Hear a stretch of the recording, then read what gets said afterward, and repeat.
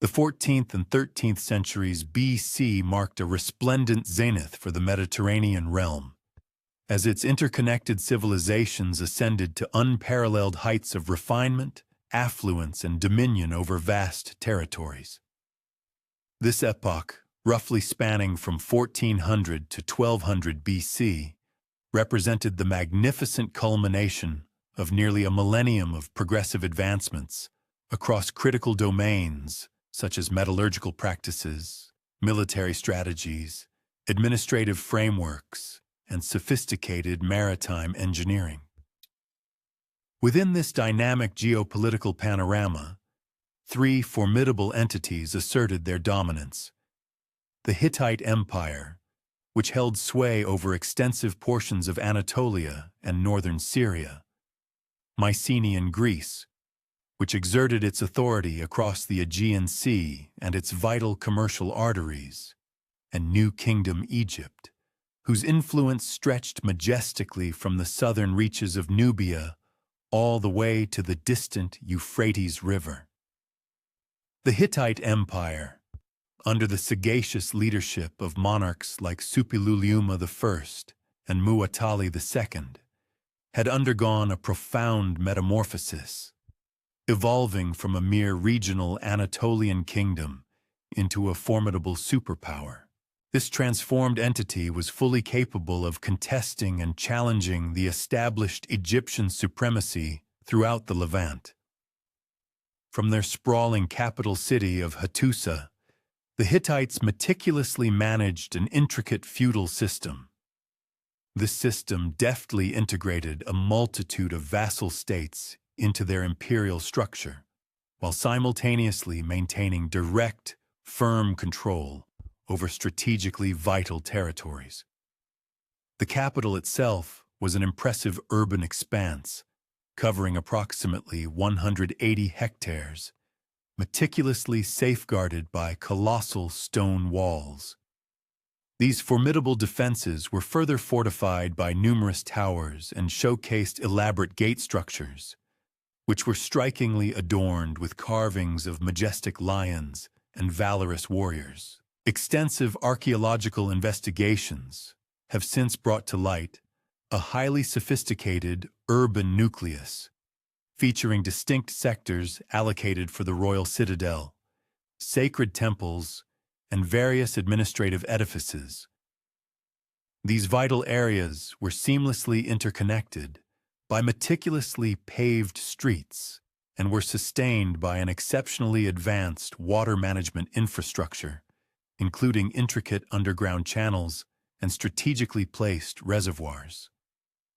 The organizational structure of the Hittite military vividly underscored their expansive imperial ambitions and the sheer magnitude of their territorial reach. The veritable backbone of their formidable army comprised professional warriors, expertly outfitted with finely crafted bronze weaponry. This core force was robustly augmented by contingents dispatched from their numerous vassal states and allied territories. The Hittite chariot forces, in particular, stood as the epitome of mobile warfare during the Bronze Age. Their vehicles were meticulously constructed, using highly advanced techniques that ingeniously balanced the critical attributes of swiftness, enduring durability, and decisive combat efficacy. These sophisticated chariots were characterized by their remarkably lightweight wooden frames, which were expertly reinforced with durable bronze fittings, and featured spoked wheels specifically engineered for superior maneuverability. They were typically manned by a skilled crew of 2 warriors, one adept driver and either a proficient archer or a formidable spearman. Infantry formations within the Hittite army encompassed both heavily armed and lightly equipped troops. The former were distinguished by their bronze-tipped spears, substantial rectangular shields, and protective bronze-scale armor, while the latter fulfilled crucial roles as agile skirmishers and accurate archers. The Hittite legal and administrative framework, whose intricate details are remarkably preserved within the thousands of cuneiform tablets unearthed at Hattusa, unequivocally unveils a meticulously organized state apparatus. The reigning king held a dual and paramount role, serving as both the supreme military commander and the revered high priest, his authority bolstered by a hierarchical structure of influential nobles, diligent provincial governors, and dedicated local administrators. Treaties forged with vassal states adhered to rigorously standardized formats, which precisely delineated mutual obligations, stipulated tribute requirements, and specified clauses pertaining to military assistance. The Hittites meticulously maintained active diplomatic correspondence with other preeminent powers of the era, including Egypt, Assyria, and Babylon, consistently employing Akkadian as the universally recognized lingua franca for all international relations. Mycenaean Greece, during this vibrant period, extended its considerable influence far beyond the confines of the Greek mainland. Its dominion stretched across the myriad Aegean islands, encompassed the coastal regions of Anatolia, and reached into various parts of the eastern Mediterranean. The Mycenaean political system was fundamentally structured around imposing fortified palace complexes, which functioned as the pivotal administrative, religious, and economic hubs for their respective surrounding territories. At Pylos, for instance, the legendary Wanax Nestor presided over the southwestern Peloponnese from an expansive palace complex. This complex notably housed extensive archives meticulously inscribed in the distinctive Linear B script. These invaluable administrative records meticulously delineate a highly sophisticated bureaucracy, which managed intricate aspects such as land tenure, tax collection, the administration of religious offerings, and the precise organization of craft production with remarkable exactitude. The majestic palace at Pylos, sprawling across an estimated 2 hectares, was distinguished by its iconic Megaron Hall, featuring a prominent central hearth encircled by 4 robust columns, supporting an elevated clerestory roof. Its walls were adorned with vibrant frescoes, vividly depicting grand processions, exhilarating hunting scenes, and captivating mythological narratives, while the floors were meticulously covered with painted plaster, exhibiting intricate geometric and naturalistic motifs. Storage chambers within the palace contained hundreds of distinctive stirrup jars, primarily used for oil and wine, alongside an array of bronze vessels, exquisite ivory objects, and various weapons, collectively indicating both robust local production and extensive, far-reaching trade networks. The palace's administrative wing meticulously housed archives containing over 1,000 Linear B tablets, which meticulously catalogued everything from detailed livestock inventories to elaborate preparations for religious festivals. The center at Tiryns stood as a testament to the impressive military engineering prowess characteristic of late Bronze Age Greece. The citadel's formidable cyclopean walls, constructed from colossal limestone blocks, each weighing several tons, soared to imposing heights of up to 8 meters and encompassed a substantial area of approximately 20,000 square meters. These monumental fortifications incorporated advanced defensive features, including ingeniously corbelled galleries, strategically placed sally ports, and a complex entrance system meticulously designed to funnel and channel potential attackers through a series of multiple, highly defensible choke points. The palace situated within these formidable defenses exhibited architectural elements akin to those found at Pylos, yet on an even grander scale, boasting a megaron measuring an impressive 11.8 by 9.9 meters and featuring elaborate bathroom facilities, notably including a distinctive terracotta bathtub. Mycenaean military organization represented a sophisticated synthesis, integrating tactical elements borrowed from the refined Minoan culture, with innovative adaptations tailored specifically to the unique conditions of mainland Greece. Chariot warfare played a notably significant role in their combat strategies. Although Mycenaean chariots exhibited distinct differences from their Near Eastern counterparts in both their construction methodology and their specific tactical deployment on the battlefield. Archaeological findings from revered shaft graves and imposing tholos tombs have unveiled bronze weaponry of exceptional craftsmanship and quality, encompassing elegant rapiers, sharp daggers, potent spearheads, and precise arrowheads. Defensive body armor included robust bronze cuirasses, helmets ingeniously reinforced with formidable boar tusks, and distinctive figure-8 shields meticulously fashioned from oxhide stretched taut over sturdy wooden frames. The Mycenaean maritime network extended its pervasive reach across the entire eastern Mediterranean, with compelling archaeological evidence of Greek traders and settlers discovered at numerous sites throughout Cyprus, along the Levantine coast, and even in southern Italy.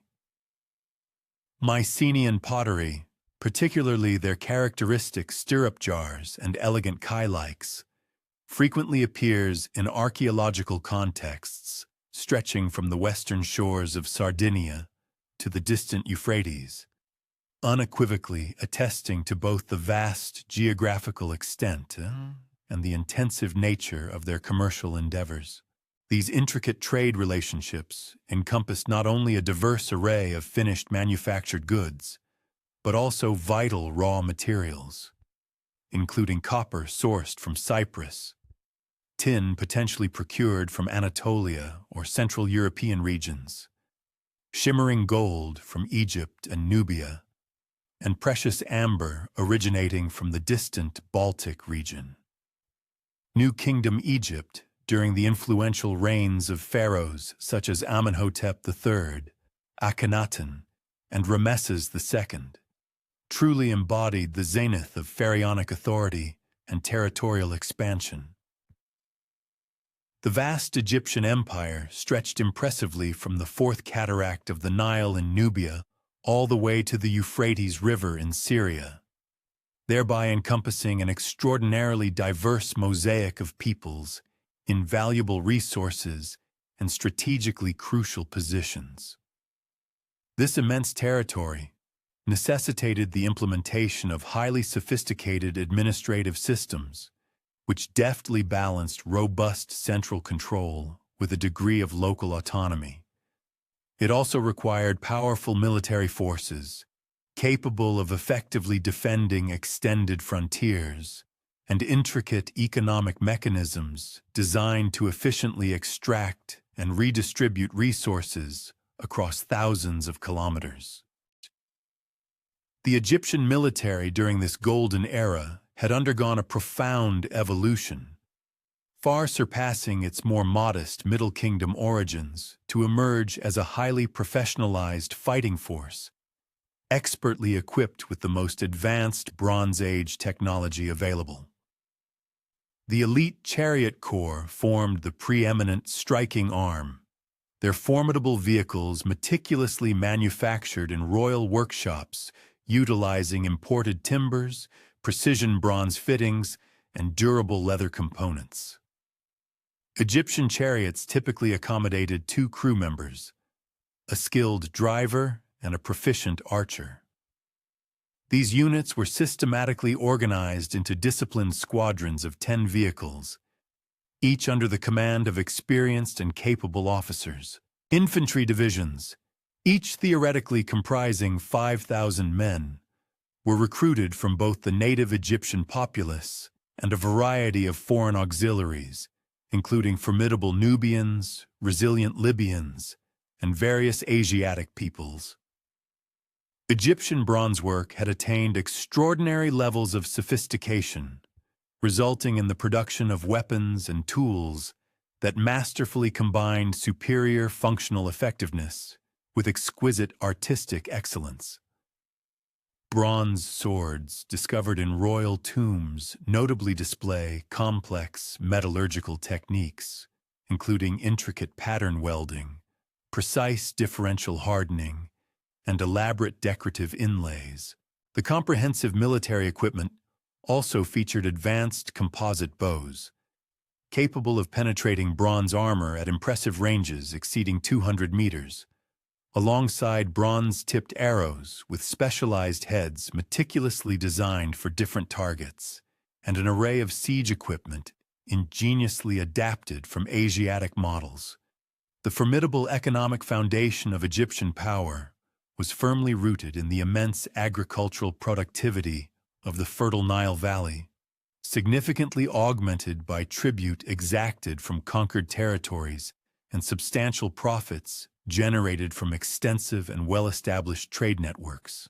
Egyptian merchants and diplomats diligently maintained commercial relationships throughout the entire eastern Mediterranean, with Egyptian gold serving as a widely accepted standard medium of exchange in crucial international transactions. The renowned Amarna letters, a trove of diplomatic correspondence exchanged between Egyptian pharaohs and foreign rulers, vividly illuminate the intricate complexity of these relationships and underscore the pivotal role of ceremonial gift exchange in solidifying and maintaining political alliances. Cyprus, during this transformative period, ascended to prominence as an indispensable intermediary within the expansive Mediterranean trade network, particularly distinguishing itself in the critical domains of copper production and distribution. The island's abundant copper deposits, predominantly concentrated within the rugged Troodos Mountains, served as a crucial source of raw material for bronze production throughout the entire region. Major urban centers such as Enkomi and Kition developed into highly sophisticated settlements, characterized by meticulously planned street layouts, substantial architectural edifices, and compelling evidence of specialized craft production. Distinctive oxhide-shaped copper ingots, each weighing approximately 25 to 30 kilograms, have been unearthed from shipwrecks and archaeological sites, spanning a vast geographical area from Sardinia in the west to the Black Sea in the east, unequivocally demonstrating the far-reaching extent of the island's commercial influence. The Levantine littoral during the Late Bronze Age was punctuated by a multitude of thriving city-states, each performing a crucial role as an intermediary between formidable empires and as vital conduits for extensive long-distance trade. Ugarit, strategically positioned on the Syrian coast, perfectly embodied this multifaceted function through its inherently cosmopolitan character and its vast, intricate commercial networks. The city's extensive archives, a treasure trove of knowledge inscribed in a plethora of languages and scripts, including the unique Ugaritic, the ubiquitous Akkadian, the enigmatic Egyptian hieroglyphs, and the formidable Hittite cuneiform, eloquently attest to its esteemed status as a vibrant crossroads where diverse civilizations converged and interacted. Ugaritic merchants, intrepid and enterprising, established and maintained trading outposts in far-flung locales such as Cyprus, Egypt, and throughout the Aegean Sea, while the bustling port of the city efficiently managed the flow of an astonishing array of goods, ranging from the shimmering Baltic amber sourced from the distant north to the lustrous pearls harvested from the depths of the Indian Ocean. Ugarit's meticulously conceived urban layout showcased remarkably advanced planning principles, featuring distinctly demarcated residential, commercial, and religious quarters, all seamlessly interconnected by a network of durable stone-paved streets. The majestic royal palace, an architectural marvel spanning an impressive area exceeding 6,000 square meters, encompassed more than 90 individual rooms. These included grand throne rooms, intimate private apartments, bustling administrative offices, and capacious storage facilities, all designed to accommodate the complex needs of the royal household and its extensive bureaucracy. The city's revered religious complex boasted temples consecrated to powerful deities such as Baal, Dagon, and other revered divinities, each adorned with elaborate ritual installations and replete with rich votive deposits, signifying profound piety and immense wealth. Private residences, particularly those nestled within the affluent residential district, frequently featured multiple stories, inviting interior courtyards and sophisticated drainage systems, underscoring a high standard of living for the city's elite. The remarkable technological advancements of this era transcended mere military applications, extending to encompass significant breakthroughs in metallurgy, sophisticated engineering practices, and innovative maritime technology. Bronze working techniques, in particular, had undergone a profound evolution, enabling the production of specialized alloys endowed with precise properties tailored for a diverse range of applications. These ranged from creating exceptionally hard cutting edges for formidable weapons and essential tools to crafting corrosion-resistant fittings indispensable for robust ships and durable architectural elements.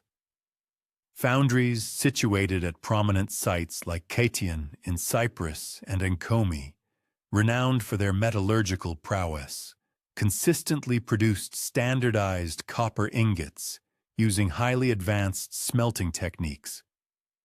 These methods were meticulously engineered to maximize yield while simultaneously minimizing fuel consumption, demonstrating an impressive understanding of resource efficiency.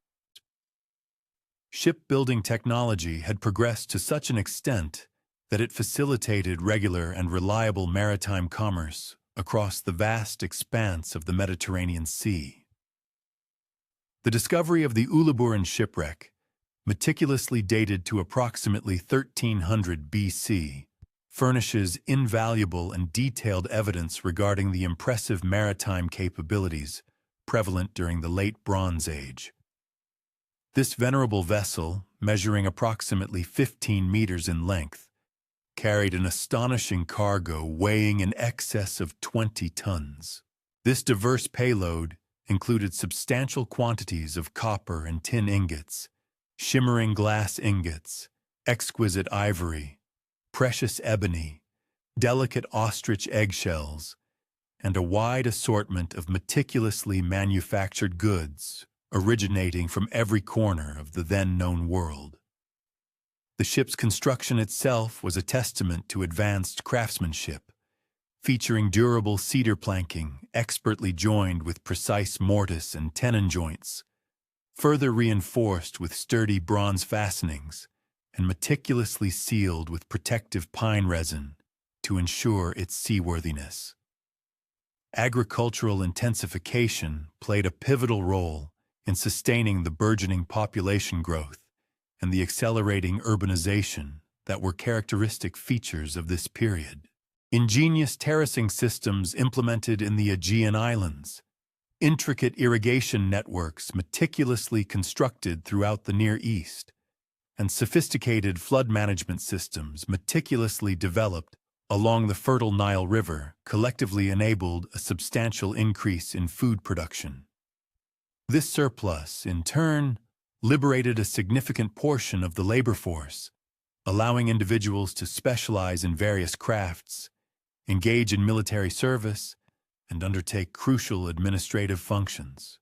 Palatial centers, acting as vital hubs, maintained vast storage facilities capable of holding provisions sufficient to last for several years.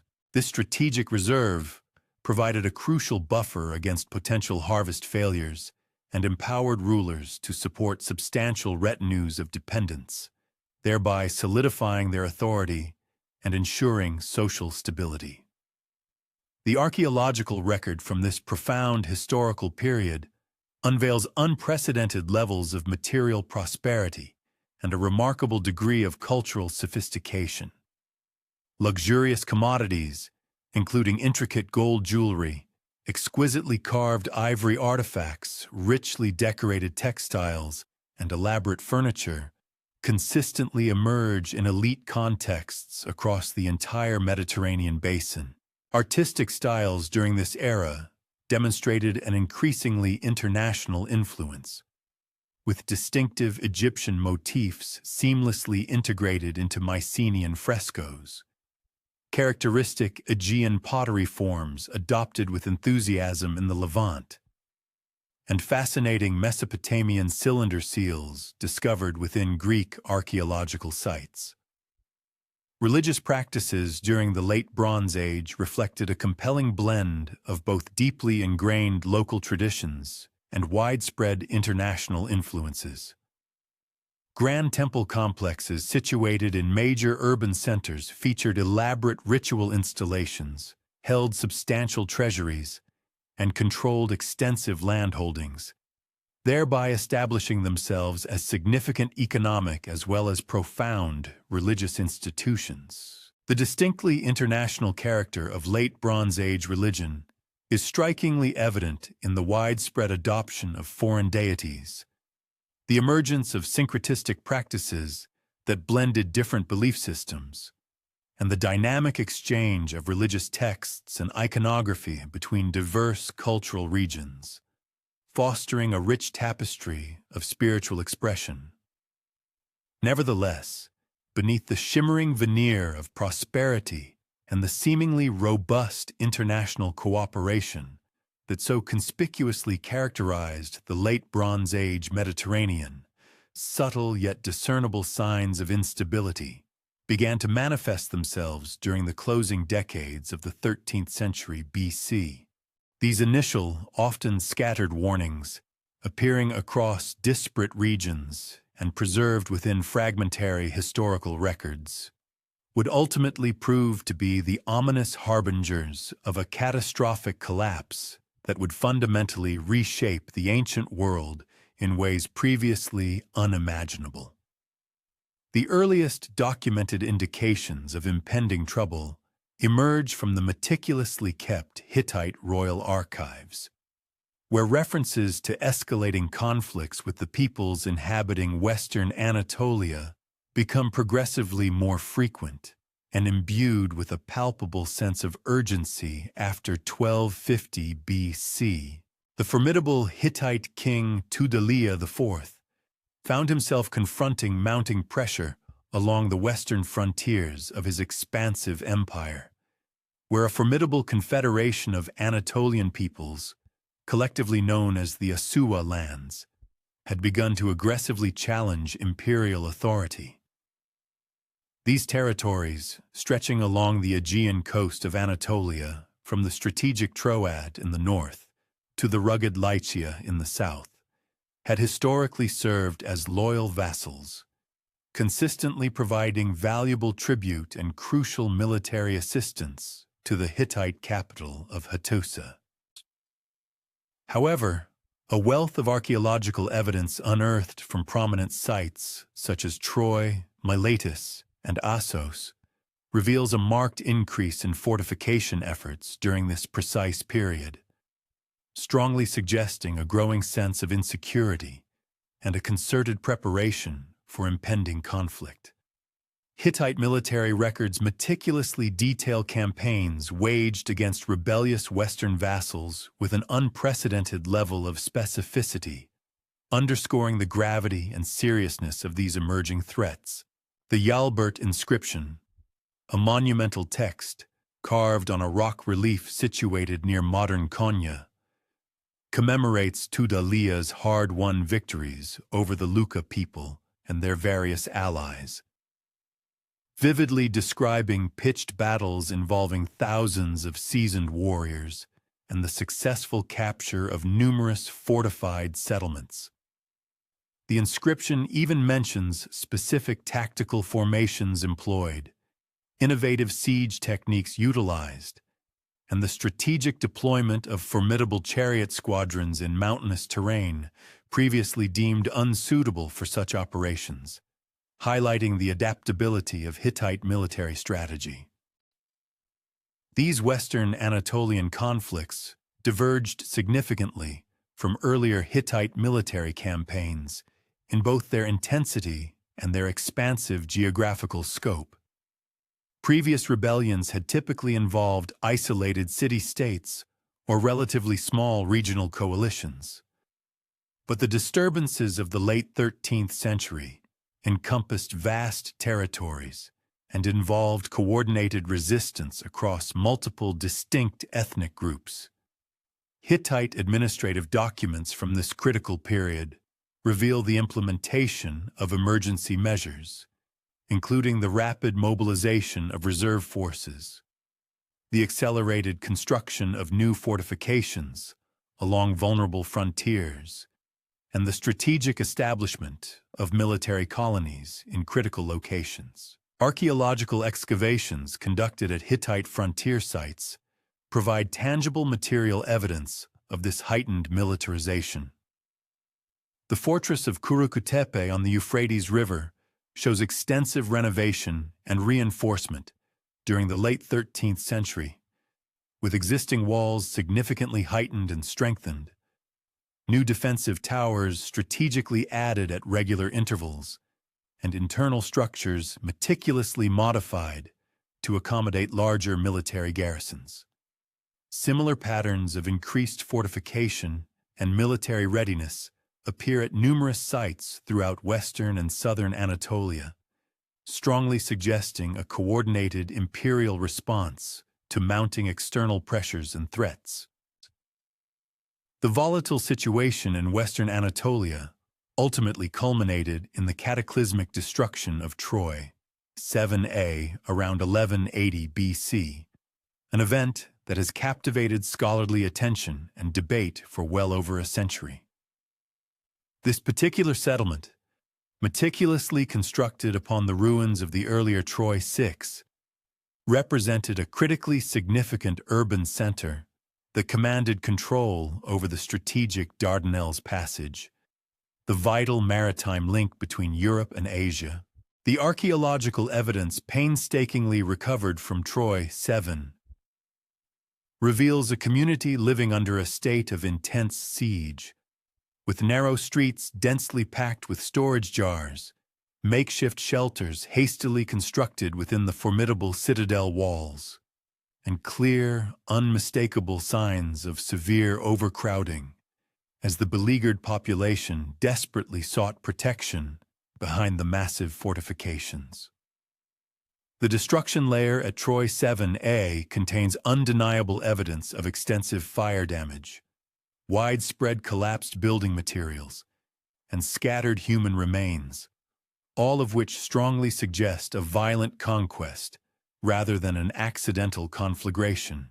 Arrowheads of various types, including some with distinctive barbed points, not typically associated with local Anatolian traditions, lie embedded in walls and scattered across floors, indicative of intense combat.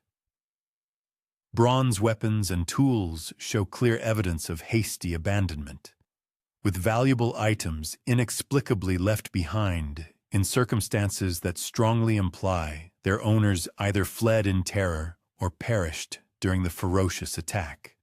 Carl Blagen's seminal excavations in the 1930s and subsequent, equally meticulous investigations by Manfred Korfmann's dedicated team reveal that Troy 7a had been rebuilt with considerable haste after the destruction of Troy 6, which occurred around 1300 BC. The new settlement, while utilizing existing fortification walls, showed distinct signs of decline in both construction quality and overall urban planning. Houses were noticeably smaller and more cramped than their predecessors. Streets were narrower and laid out with less regularity. And the overall impression conveyed is that of a community struggling desperately to maintain its former prosperity and grandeur in increasingly challenging times. The pottery assemblage recovered from Troy, 7A's destruction level includes a diverse mix of both local Anatolian wares and imported pieces originating from various Aegean sources, indicating that trade connections, though perhaps diminished, persisted despite the apparent military pressures. However, the quantity and, significantly, the quality of imported goods had markedly declined compared to earlier, more prosperous periods, strongly suggesting a pervasive economic disruption that undoubtedly preceded the final, devastating catastrophe.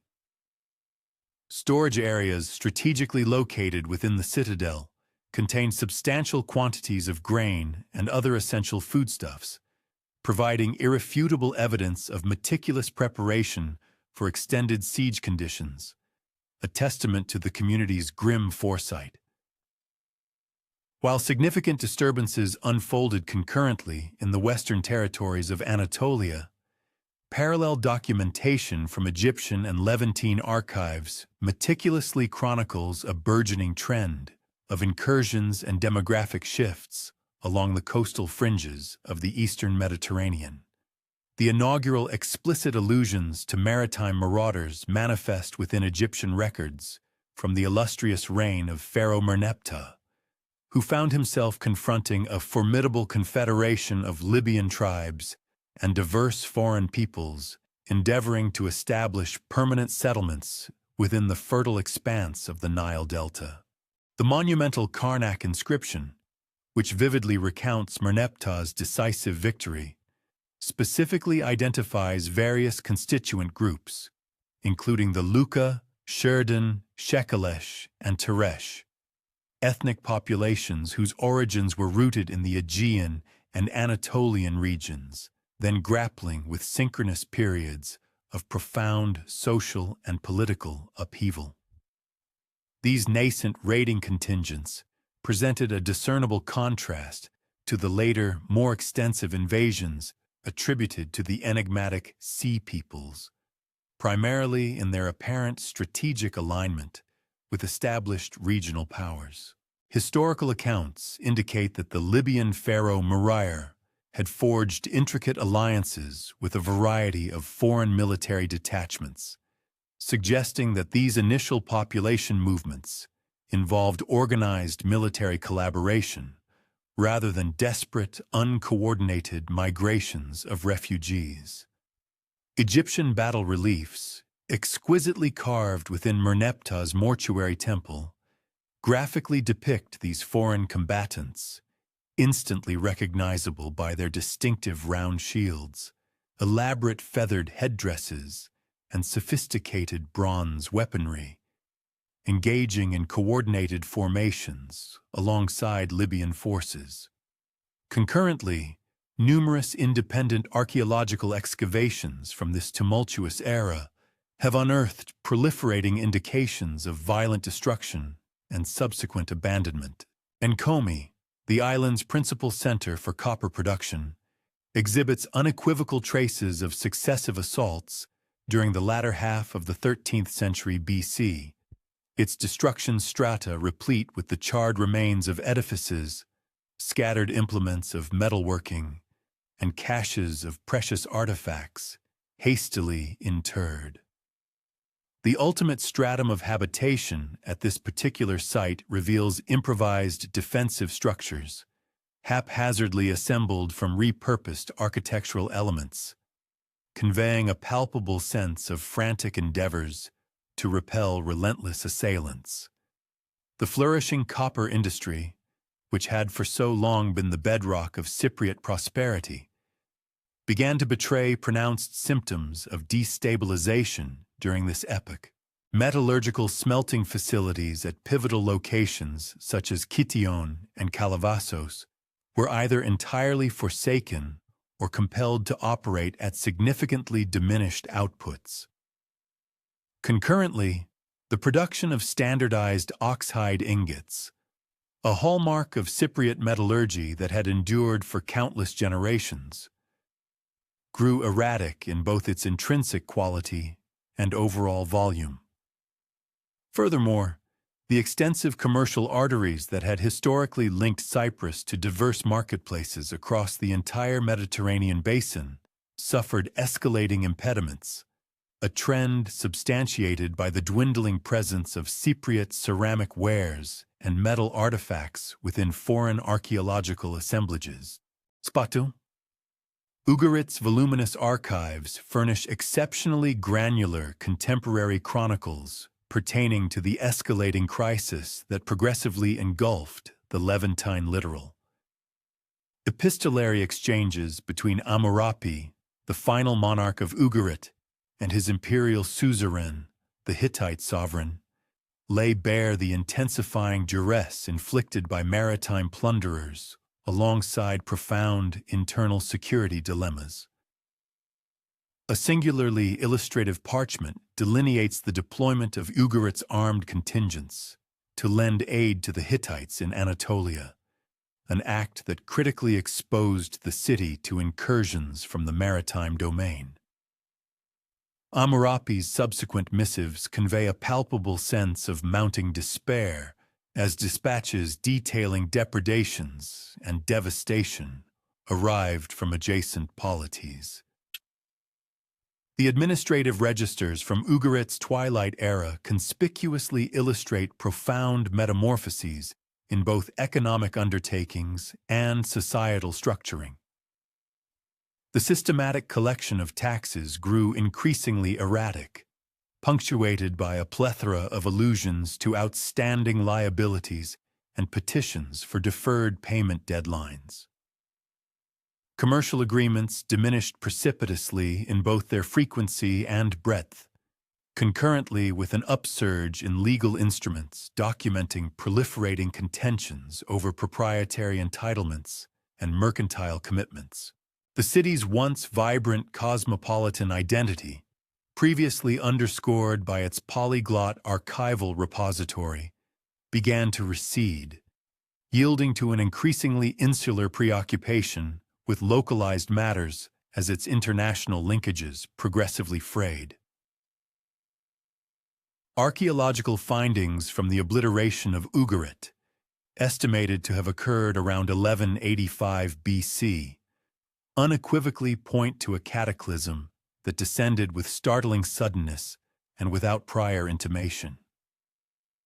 The regal palace and adjacent governmental edifices were utterly engulfed by an inferno of such ferocity that it inadvertently vitrified the cuneiform tablets within the administrative archives, thereby fortuitously safeguarding their ultimate records for posterity. Dispersed personal effects strewn across residential districts imply a precipitous evacuation. Concurrently, the conspicuous absence of systematic pillaging suggests that the aggressors were primarily intent on widespread annihilation rather than the acquisition of spoils. Climate scientists have pinpointed profound environmental transformations during the latter half of the 13th century BC, changes that likely played a pivotal role in fostering regional instability. Paleoclimatic datasets, meticulously compiled from a diverse array of origins, including dendrochronological investigations of Anatolian junipers, palynological examinations of Eastern Mediterranean lacustrine sediments, and isotopic assessments of speleothems extracted from Levantine subterranean caverns, collectively signify an epoch characterized by escalating desiccation and pronounced thermal oscillations commencing approximately 1250 BC. The dendrochronological sequence derived from Anatolian trees distinctly exhibits a succession of attenuated growth rings, directly correlating with arid conditions prevalent throughout the late 13th century, with especially acute episodes registered around 1230 and 1200 BC. Such protracted periods of drought would have inflicted crippling damage upon agricultural yields in those territories reliant upon pluvial sustenance, compelling indigenous populations to embark upon quests for alternative domains or provisions. The chronological alignment of these climatic occurrences exhibits a striking congruence with archaeological indicators of burgeoning defensive constructions and heightened hostilities across the entire region. Reconstructions of ancient lake levels from various locales spanning the eastern Mediterranean definitively illustrate substantial declines during this epoch, unequivocally signaling diminished precipitation and accelerated rates of evaporation. Lake Tiberias, nestled within the Jordan Valley, registered a conspicuous abatement of its water surface, with analogous trends discernible in numerous lacustrine bodies throughout Anatolia and the northern Levant. These pervasive hydrological alterations would have detrimentally influenced both the fecundity of agricultural land and the accessibility of potable water for burgeoning urban agglomerations. The widespread agricultural disarray stemming from climatic shifts appears to have instigated demographic shifts that, at their inception, manifested as meticulously organized incursions rather than amorphous mass migrations. Communities grappling with catastrophic crop failures and devastating losses of livestock would have found themselves compelled to procure vital resources from other locales, whether through established commercial exchanges, the imposition of tribute, or outright confiscation. The formidable warrior societies of the Aegean and Western Anatolia were uniquely equipped with both the martial prowess and the advanced nautical engineering requisite to execute such strategic endeavors across extensive maritime expanses. Concrete evidence substantiating widespread famine conditions during this epoch emanates from a multiplicity of archaeological and textual repositories. Grain storage installations at sites dispersed across the entire geographical expanse betray unequivocal signs of exhaustion, with capacious storage amphorae discovered either entirely vacant or harboring merely vestigial traces of their erstwhile contents. Osteological analyses of human remains exhumed from necropolis sites disclose a heightened prevalence of indicators for nutritional duress, notably linear enamel hypoplasia and diminished stature, thereby signaling protracted intervals of dietary insufficiency. The profound disruption of long-established commercial conduits compounded localized food deficits by impeding the reallocation of agricultural surpluses from unaffected territories.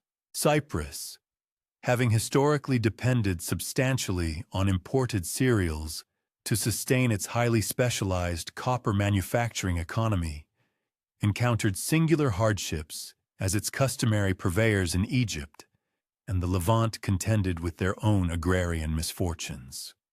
The island's archaeological stratum for this period reveals growing indications of provisions storage and stringent rationing, with domestic quarters yielding an unusually high concentration of storage receptacles.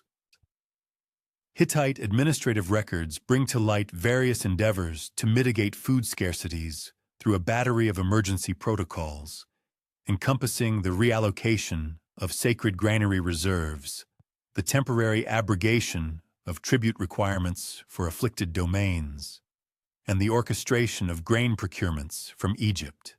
Nevertheless, these interventions seemingly offered only fleeting respite, as continuous allusions to famine persist throughout the concluding decades of Hittite dominion. The synergistic interplay of climatic shifts, widespread agricultural disarray, and the resultant demographic pressures forged circumstances that transmuted discrete, localized skirmishes into pervasive regional crises. Communities that had formerly coexisted harmoniously now found themselves locked in fierce competition for dwindling provisions. While the disintegration of established mercantile relationships eradicated conventional modalities for arbitrating such disagreements, the intricate diplomatic and economic frameworks that had underpinned stability throughout the Late Bronze Age ultimately proved insufficient to contend with challenges of this unprecedented scale and geographical purview.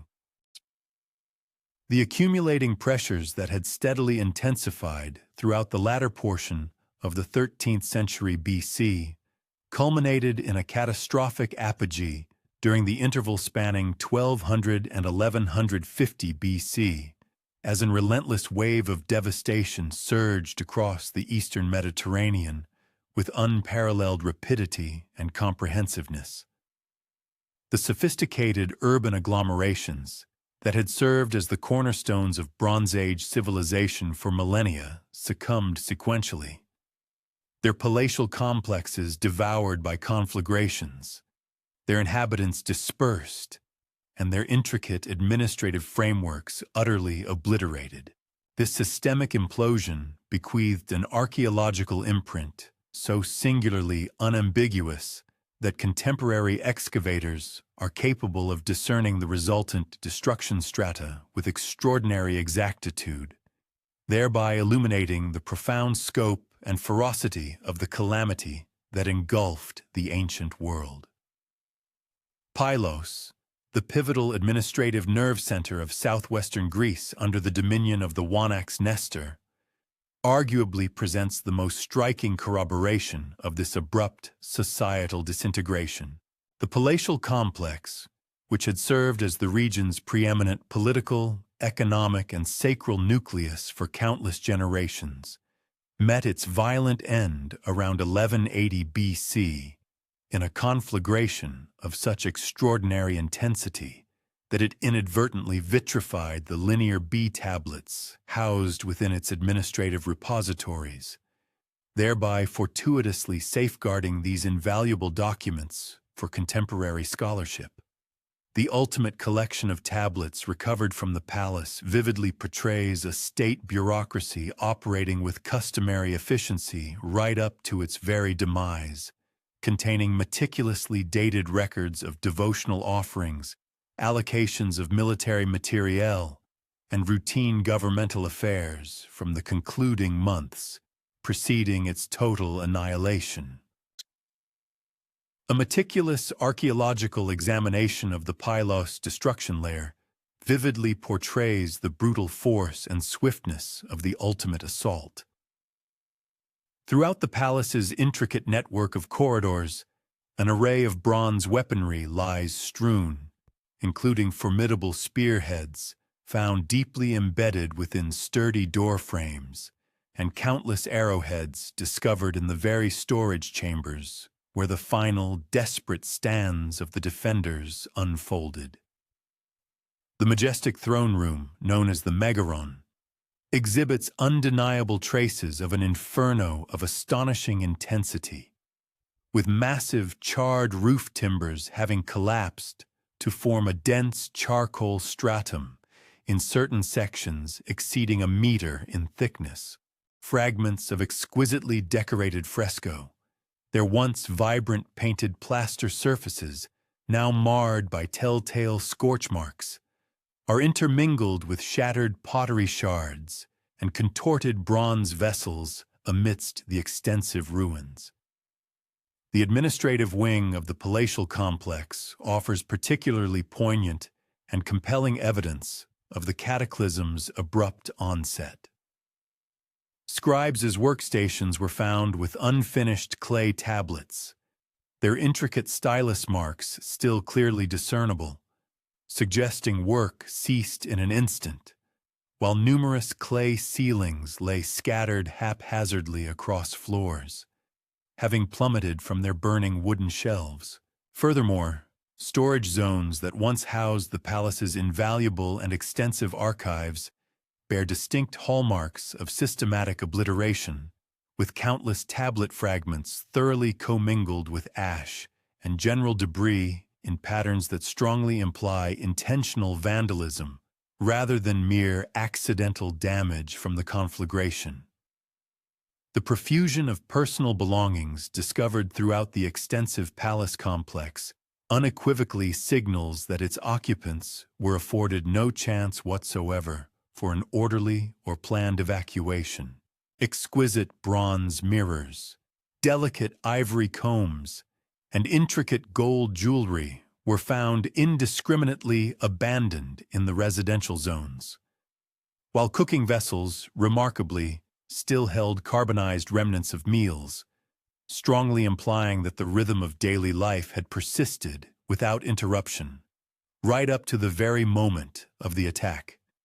Children's cherished playthings, such as miniature bronze animals and charming ceramic figurines, strewn throughout the domestic quarters, offer a profoundly haunting testament to entire families caught utterly unawares and completely unprepared for the sudden, overwhelming disaster that engulfed them. The broader settlement encircling Pylos exhibits comparable evidence of brutal destruction, with its residential districts scarred by burned houses, haphazardly scattered possessions, and numerous hastily interred caches of precious valuables. Several such hoards, comprising bronze artifacts including an assortment of weapons, practical tools, and various vessels, were unearthed in locations that strongly suggest their original owners harbored the desperate intention of returning to retrieve them once the imminent danger had subsided. The pervasive and systematic character of this widespread devastation, impacting both the central palace and its adjacent communities concurrently, powerfully indicates a meticulously coordinated assault by formidable forces possessing the capacity to completely overwhelm the entire region's established defensive infrastructure. Tiryns, renowned for its colossal cyclopean fortifications, might have reasonably been expected to heroically resist the very assaults that had utterly decimated less robustly defended settlements. Yet, to the astonishment of posterity, it too tragically succumbed to the pervasive catastrophe. The obliteration of the citadel around 1200 BC starkly demonstrates that even the most intricately designed and formidable defensive systems of the Bronze Age ultimately proved insufficient against the relentless and destructive forces unleashed during this tumultuous epoch. The opulent palace complex, nestled within the impregnable fortress walls, was consumed by a ferocious conflagration, with the resulting debris of destruction accumulating to depths of several meters in specific localities. Evidence meticulously gathered from Tiryns strongly suggests that the aggressors possessed an intimate and detailed understanding of the fortress's inherent defensive vulnerabilities. Breaches were meticulously engineered in the seemingly impenetrable cyclopean walls, precisely at those junctures where the colossal stone blocks were adjoined by smaller, more susceptible stones, unequivocally indicating that the assault was executed by forces profoundly familiar with sophisticated Bronze Age fortification engineering. The intricate entrance system, ingeniously conceived to funnel and constrain attackers through a series of multiple choke points, exhibits clear indications of having been either cleverly bypassed or decisively overcome through highly coordinated and strategic assault tactics. The lower citadel at Tiryns reveals compelling traces of frantic defensive preparations undertaken as the existential crisis loomed nearer. Residential structures adjacent to the colossal walls were systematically razed, to establish unobstructed fields of fire, while their robust stone foundations were ingeniously integrated into hastily erected supplementary defensive works. Storage facilities throughout the fortress were found densely packed with provisions, including prodigious quantities of arrows, sharp spear points, and protective bronze armor components, intimating that the valiant defenders had indeed been granted time to brace for prolonged siege conditions, but ultimately proved incapable of withstanding the ferocity of the final, overwhelming assault. Hattusa, the magnificent capital of the formidable Hittite Empire, endured perhaps the most comprehensive and utterly devastating destruction of any major Bronze Age urban center. The city's definitive abandonment, occurring around 1180 BC, did not merely signify the demise of a solitary settlement, but rather heralded the catastrophic collapse of an entire imperial system that had exerted its dominion over Anatolia and northern Syria for many centuries. Archaeological findings unequivocally demonstrate that Hattusa underwent a methodical destruction, followed by a deliberate abandonment, with its populace seemingly conducting an organized evacuation prior to the final, all-consuming conflagration. The royal citadel within Hattusa exhibits clear indications of meticulous preparation for its desertion, with precious artifacts carefully removed and crucial archives apparently relocated to secure destinations well in advance of the impending destruction.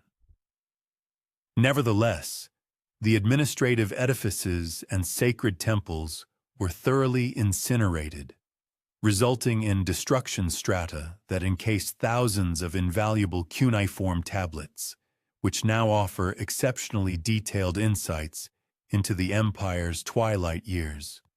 These ancient documents vividly chronicle escalating military pressures, profound economic hardships, and a pervasive administrative disintegration in the decades preceding the capital's ultimate downfall.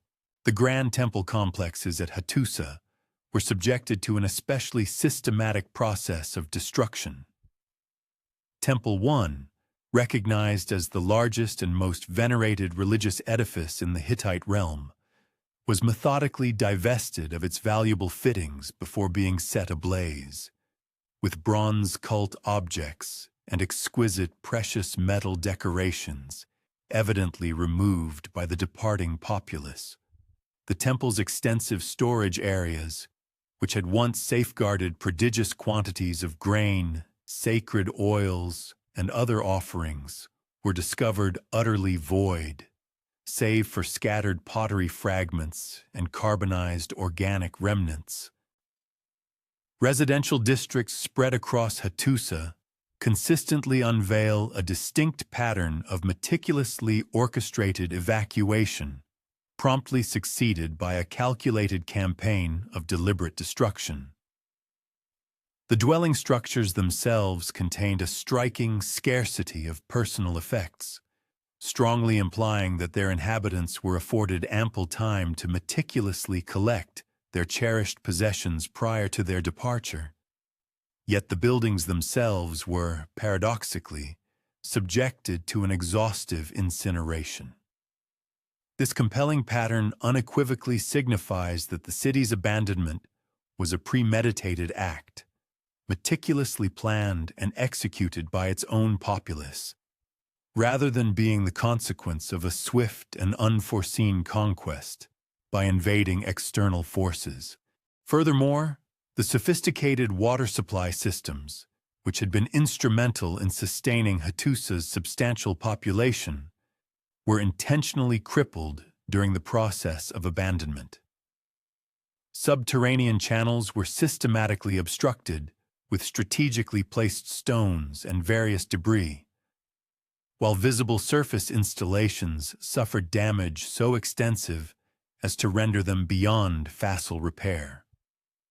These decisive actions powerfully suggest that the departing population harbored the explicit intention of precluding the site's subsequent reoccupation by inimical forces, thereby effectively nullifying the considerable strategic advantages that had historically elevated Hattusa to its esteemed status as an imperial capital.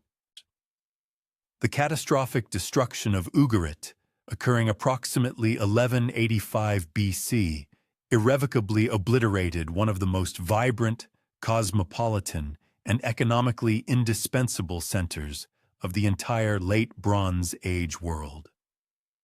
The city's pivotal strategic location, serving as a crucial intermediary nexus between the era's great powers, coupled with its expansive and sophisticated commercial networks, rendered its demise exceptionally significant for the accelerating and widespread collapse of Mediterranean civilization at large.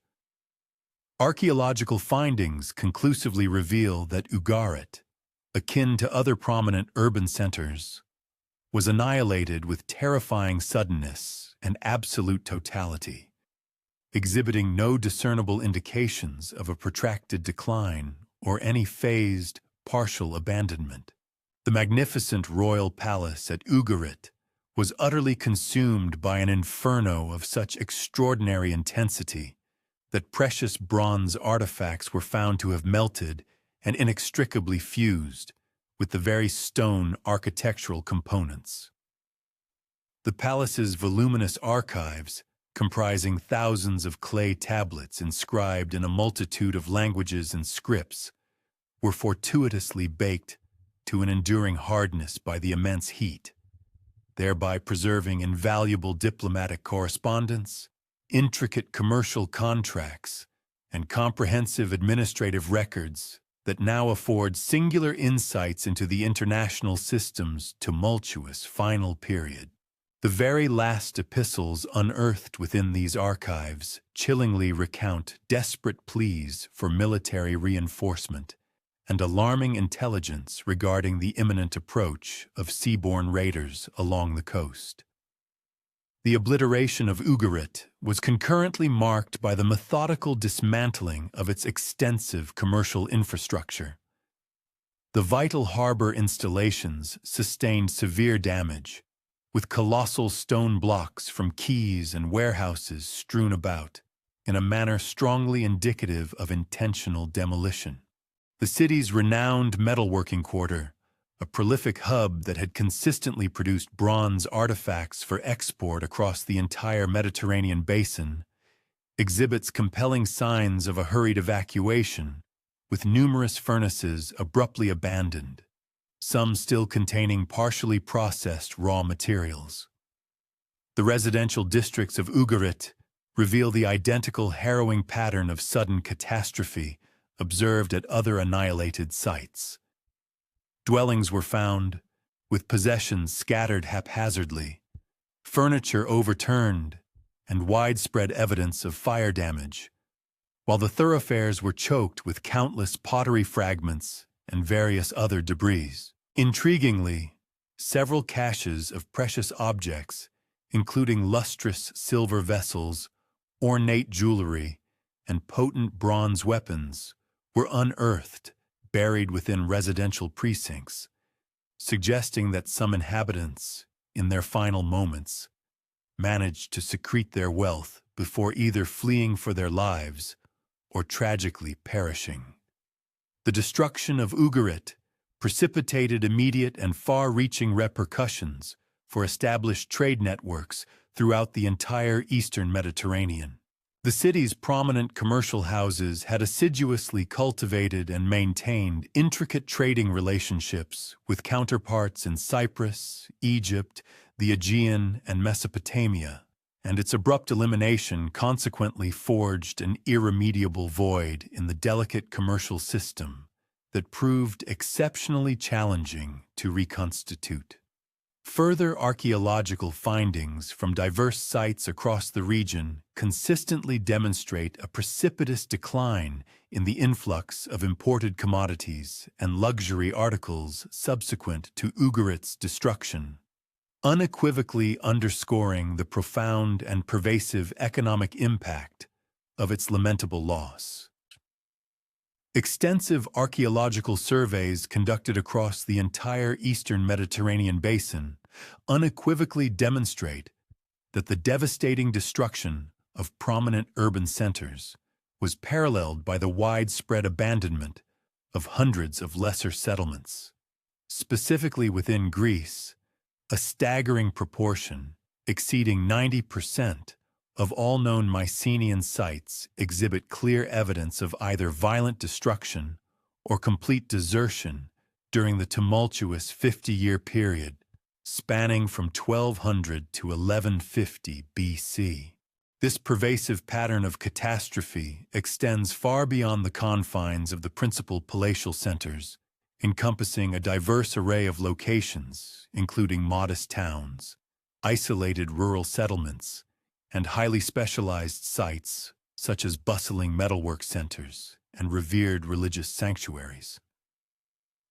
The intrinsically systematic character of this widespread and synchronized abandonment strongly suggests the execution of meticulously coordinated attacks by formidable forces possessing the logistical capacity to operate effectively across immense distances and over highly diverse geographical terrains. Coastal settlements were demonstrably rendered particularly susceptible, with irrefutable evidence of seaborne incursions discovered at numerous locales throughout the Aegean Islands, along the expansive coastal Anatolian strip, and across the entire Levantine littoral. Crucially, however, inland sites similarly endured severe destruction, a fact that powerfully indicates the aggressors were equipped with equally potent maritime and formidable terrestrial military capabilities. Evidence of hurried internment practices became apparent at numerous archaeological sites across the afflicted territories, with invaluable artifacts meticulously secreted away in locations that unequivocally suggested their proprietors harbored intentions of returning to reclaim them once the imminent peril had abated. These cached collections typically comprised formidable bronze armaments and practical implements, precious metallic objects, and occasionally unprocessed commodities such as substantial copper ingots or refined silver bars. The extensive geographical dissemination of such caches and their remarkably consistent compositional characteristics implied that disparate communities throughout the expansive region confronted analogous existential threats and, consequently, adopted remarkably similar defensive stratagems. The catastrophic disintegration of established administrative frameworks was strikingly underscored by the abrupt cessation of written documentation at archaeological loci spanning the entirety of the impacted zones. The renowned linear B clay tablets, unearthed from various Greek archaeological excavations, abruptly conclude their chronological sequence around the pivotal year of 1200 BC, while the voluminous cuneiform archives originating from significant Anatolian and Levantine urban centers exhibit similarly definitive termination dates. This profound and pervasive loss of literary capabilities exerted far-reaching repercussions upon the systematic transmission of accumulated knowledge, the intricate execution of governmental procedures, and the deeply ingrained cultural traditions that had painstakingly evolved over several centuries of the flourishing Bronze Age civilization. Furthermore, the sophisticated mercantile networks that had once intricately interconnected communities across thousands of kilometers swiftly unraveled following the devastating destruction of pivotal urban hubs. Archaeological investigations consistently reveal a precipitous diminution in the circulation and distribution of commodities that had previously enjoyed widespread exchange, encompassing Cypriot copper, distinctive Aegean pottery, opulent Egyptian gold artifacts, and intricately carved Mesopotamian cylinder seals.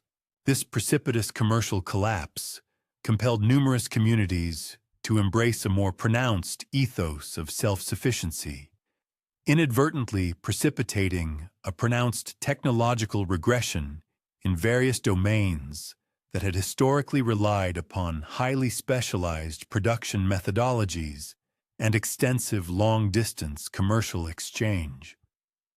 The fundamental collapse of centralized authoritative systems inevitably culminated in the severe fragmentation of previously cohesive and unified territories into numerous isolated and largely self-contained communities. Within the Hellenic geographical sphere, the once formidable and intricately organized Mycenaean palace states irrevocably yielded to a proliferation of diminutive, independent settlements, possessing severely circumscribed territorial dominion. Archaeological data consistently illustrates a dramatic and pervasive reduction in the physical dimensions of settlement sites, with post-cataclysmic habitations typically encompassing merely a small fraction of the expansive areas occupied by their Bronze Age antecedents. Furthermore, population levels experienced a precipitous and alarming decline throughout the entirety of the affected regions, with demographic projections suggesting staggering reductions of 75% or even more in numerous localities. This catastrophic demographic contraction was attributable to a confluence of devastating factors, including the immense casualties inflicted by incessant warfare, the rampant spread of virulent diseases, widespread famine, and extensive large-scale migrations as entire communities abandoned their ancestral territories in a desperate quest for security and vital resources. The subsequent demographic recuperation proved to be an agonizingly protracted process, spanning many centuries in most regions, with some areas remaining conspicuously sparsely populated well into the nascent Iron Age. Technological regression inevitably accompanied the wholesale collapse of sophisticated, specialized craft production systems. Bronzeworking, an art form that had attained truly extraordinary levels of refinement and ingenuity during the zenith of the Late Bronze Age, experienced a dramatic and pervasive decline as the intricate trade networks for essential raw materials disintegrated and invaluable specialized knowledge was irretrievably lost. Iron, a nascent metallic technology that began its developmental trajectory during this tumultuous epoch, initially yielded objects of demonstrably inferior quality. When compared to the highly advanced bronze technology, it gradually, yet inexorably, supplanted. The ubiquitous destruction layers, meticulously unearthed at archaeological sites throughout the vast expanse of the eastern Mediterranean, consistently furnish remarkably congruent evidence regarding the precise nature and chronological timing of this unparalleled catastrophe.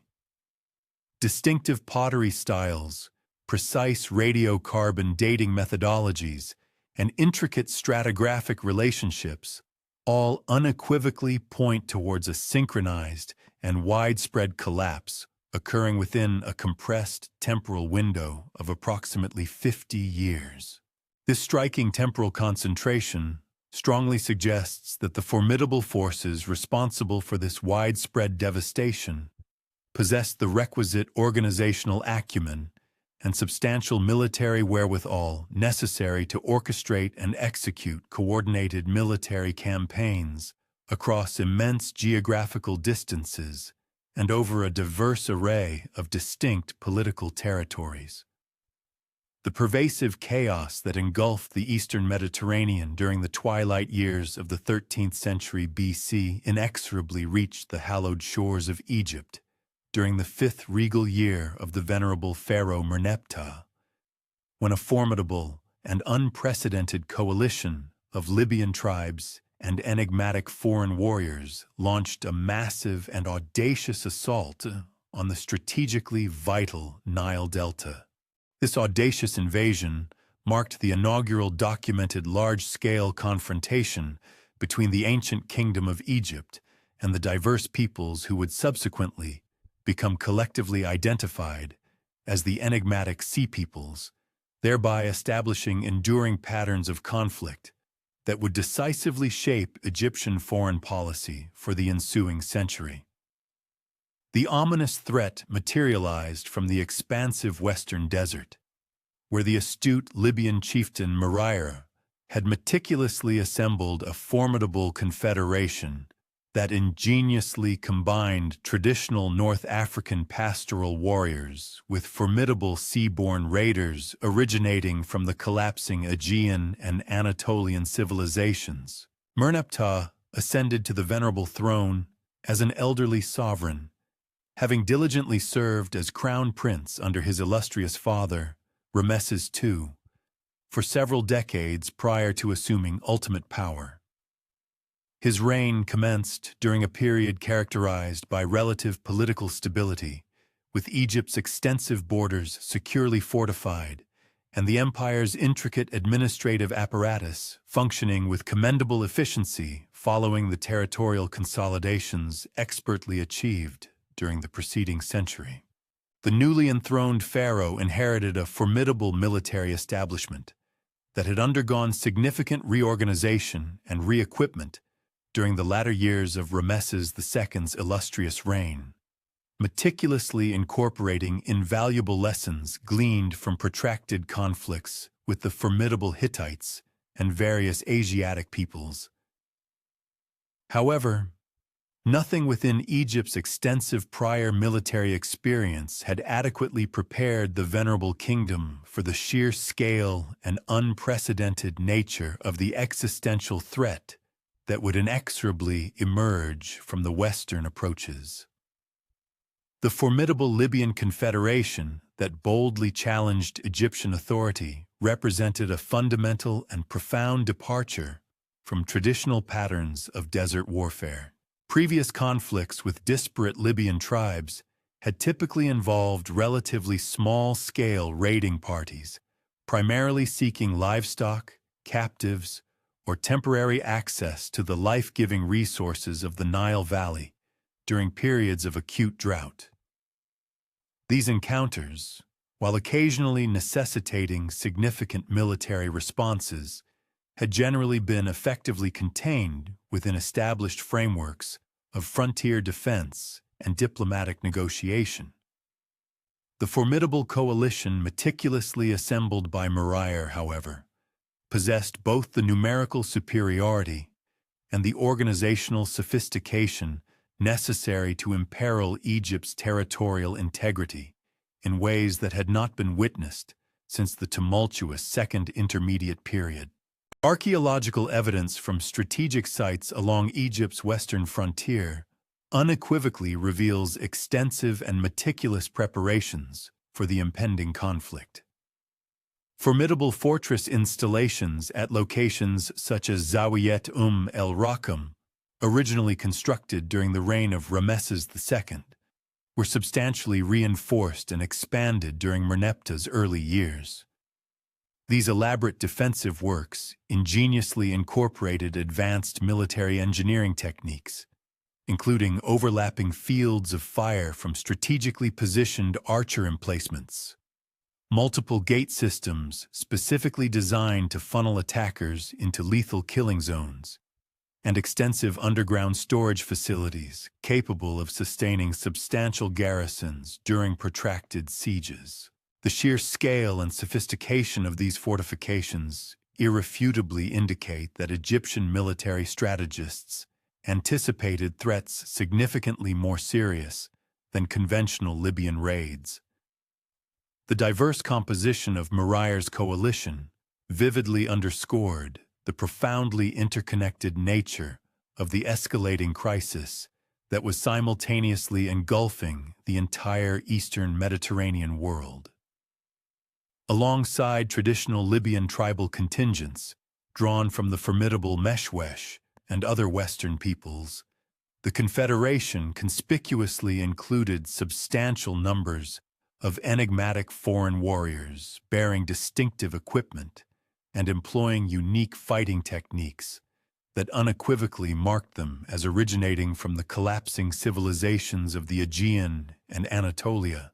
Egyptian artistic depictions of these foreign contingents provide extraordinarily detailed visual evidence of their distinctive appearance, specialized weaponry, and intricate tactical organization, thereby offering crucial and unparalleled insights into the nature of the massive population movements that were fundamentally reshaping the ancient world. The celebrated Merneptah stele, originally discovered at the ancient city of Thebes and currently housed in the venerable Egyptian Museum in Cairo, provides the most comprehensive and invaluable contemporary account of the conflict and its diverse participants.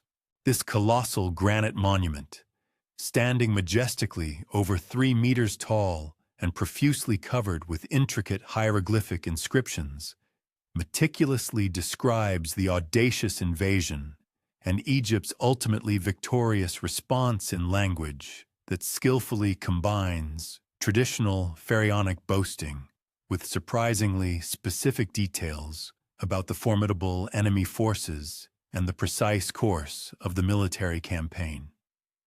The stele explicitly identifies specific foreign groups within the coalition, thereby providing the inaugural clear documentary evidence for peoples who would continue to challenge Egyptian authority for many generations to come.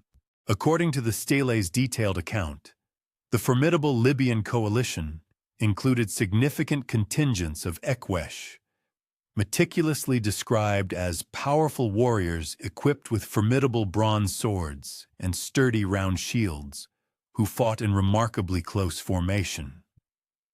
These formidable fighters are conspicuously depicted wearing distinctive kilts and carrying weapons that differed significantly from traditional Egyptian or Libyan equipment. Their tactical employment, as meticulously described in Egyptian battle accounts, involved coordinated charges specifically designed to decisively break enemy formations through sheer shock action, a sophisticated technique that strongly suggests military traditions derived from advanced Aegean or Anatolian warfare practices.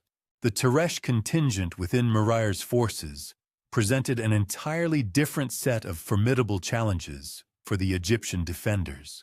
These agile warriors are meticulously described as expert archers and cunning skirmishers who adeptly employed hit-and-run tactics specifically designed to disrupt Egyptian formations before skillfully melting away into difficult and challenging terrain. Their specialized equipment included composite bows of advanced design, bronze-tipped arrows, and light armor that judiciously emphasized mobility over protection. Egyptian military records unequivocally indicate that effectively countering Teresh tactics necessitated significant modifications to traditional Egyptian battlefield procedures, including the strategic deployment of specialized light infantry units and the innovative development of novel pursuit techniques.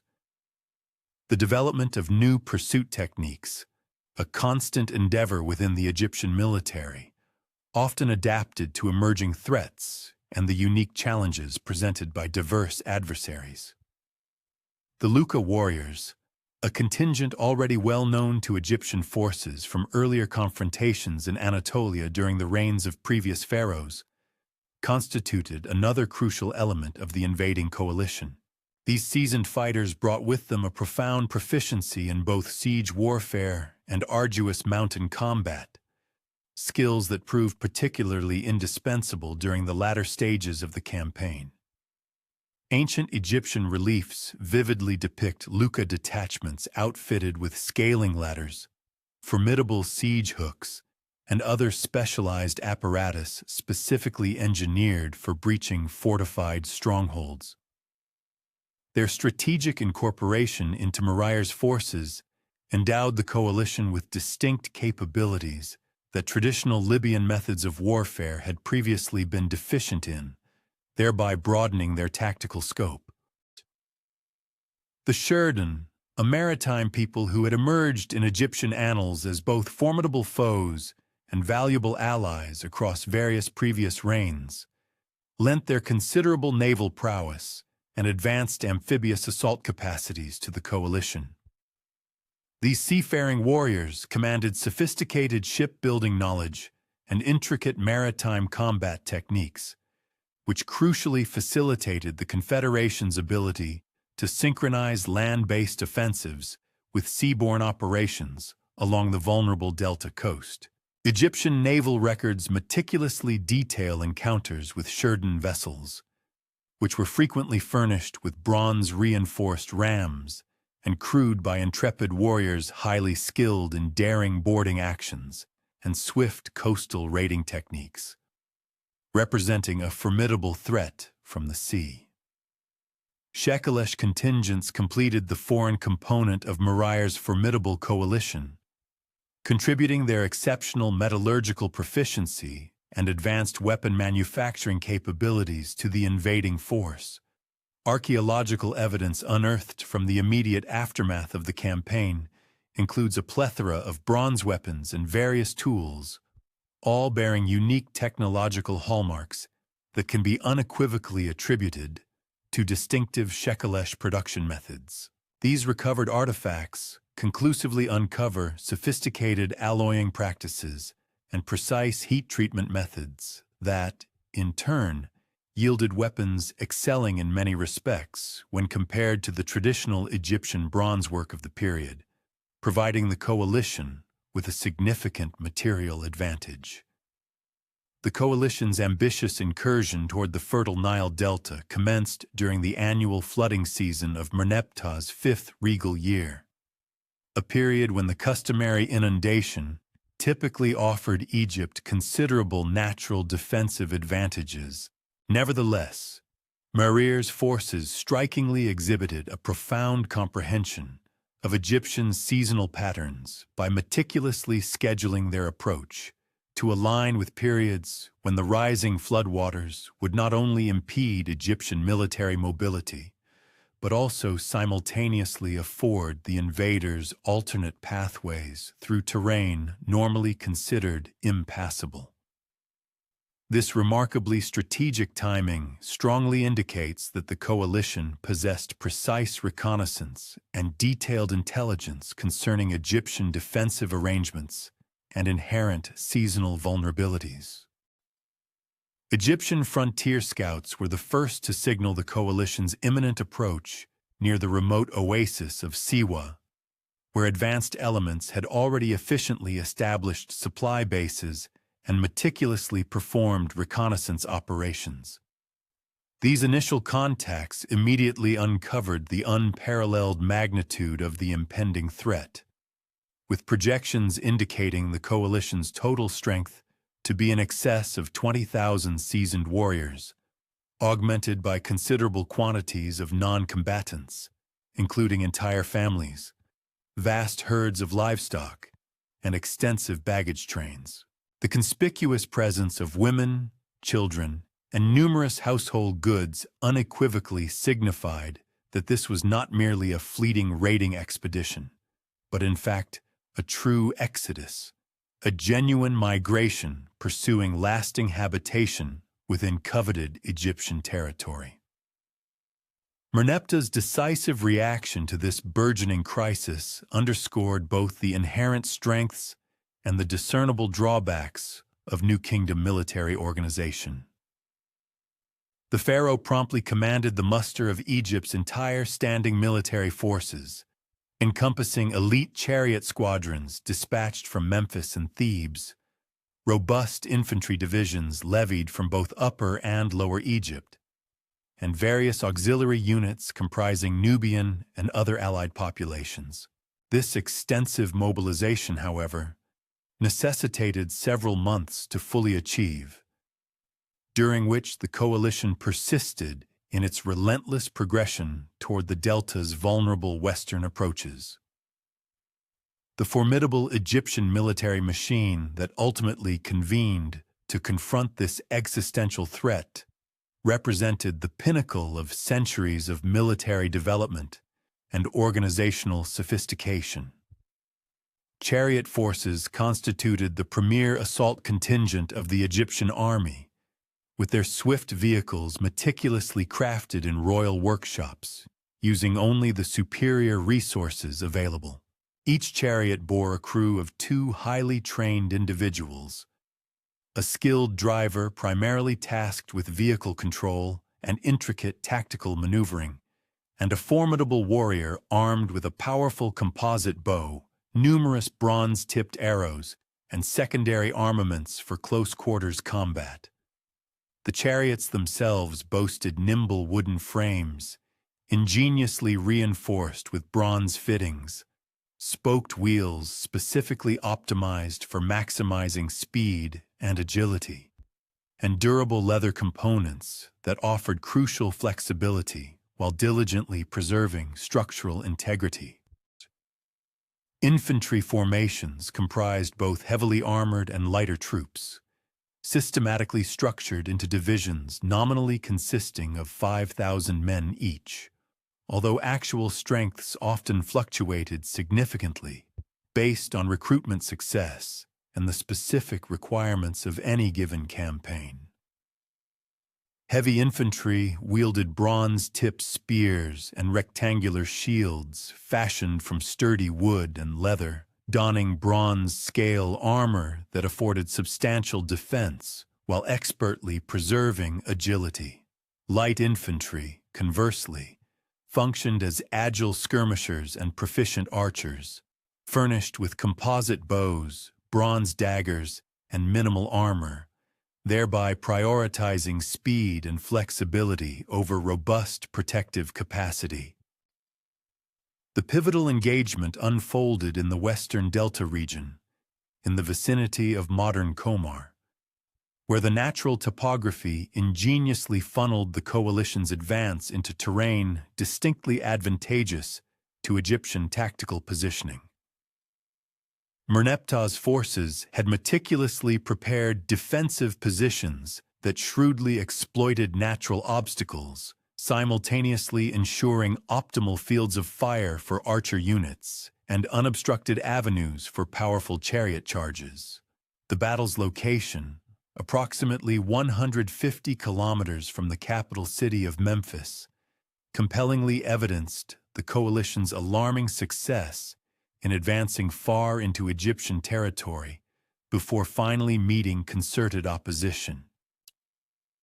Egyptian battle accounts vividly recount a protracted conflict that commenced with preliminary clashes between advance elements and rapidly intensified into a full-scale battle involving the entire strength of both opposing forces.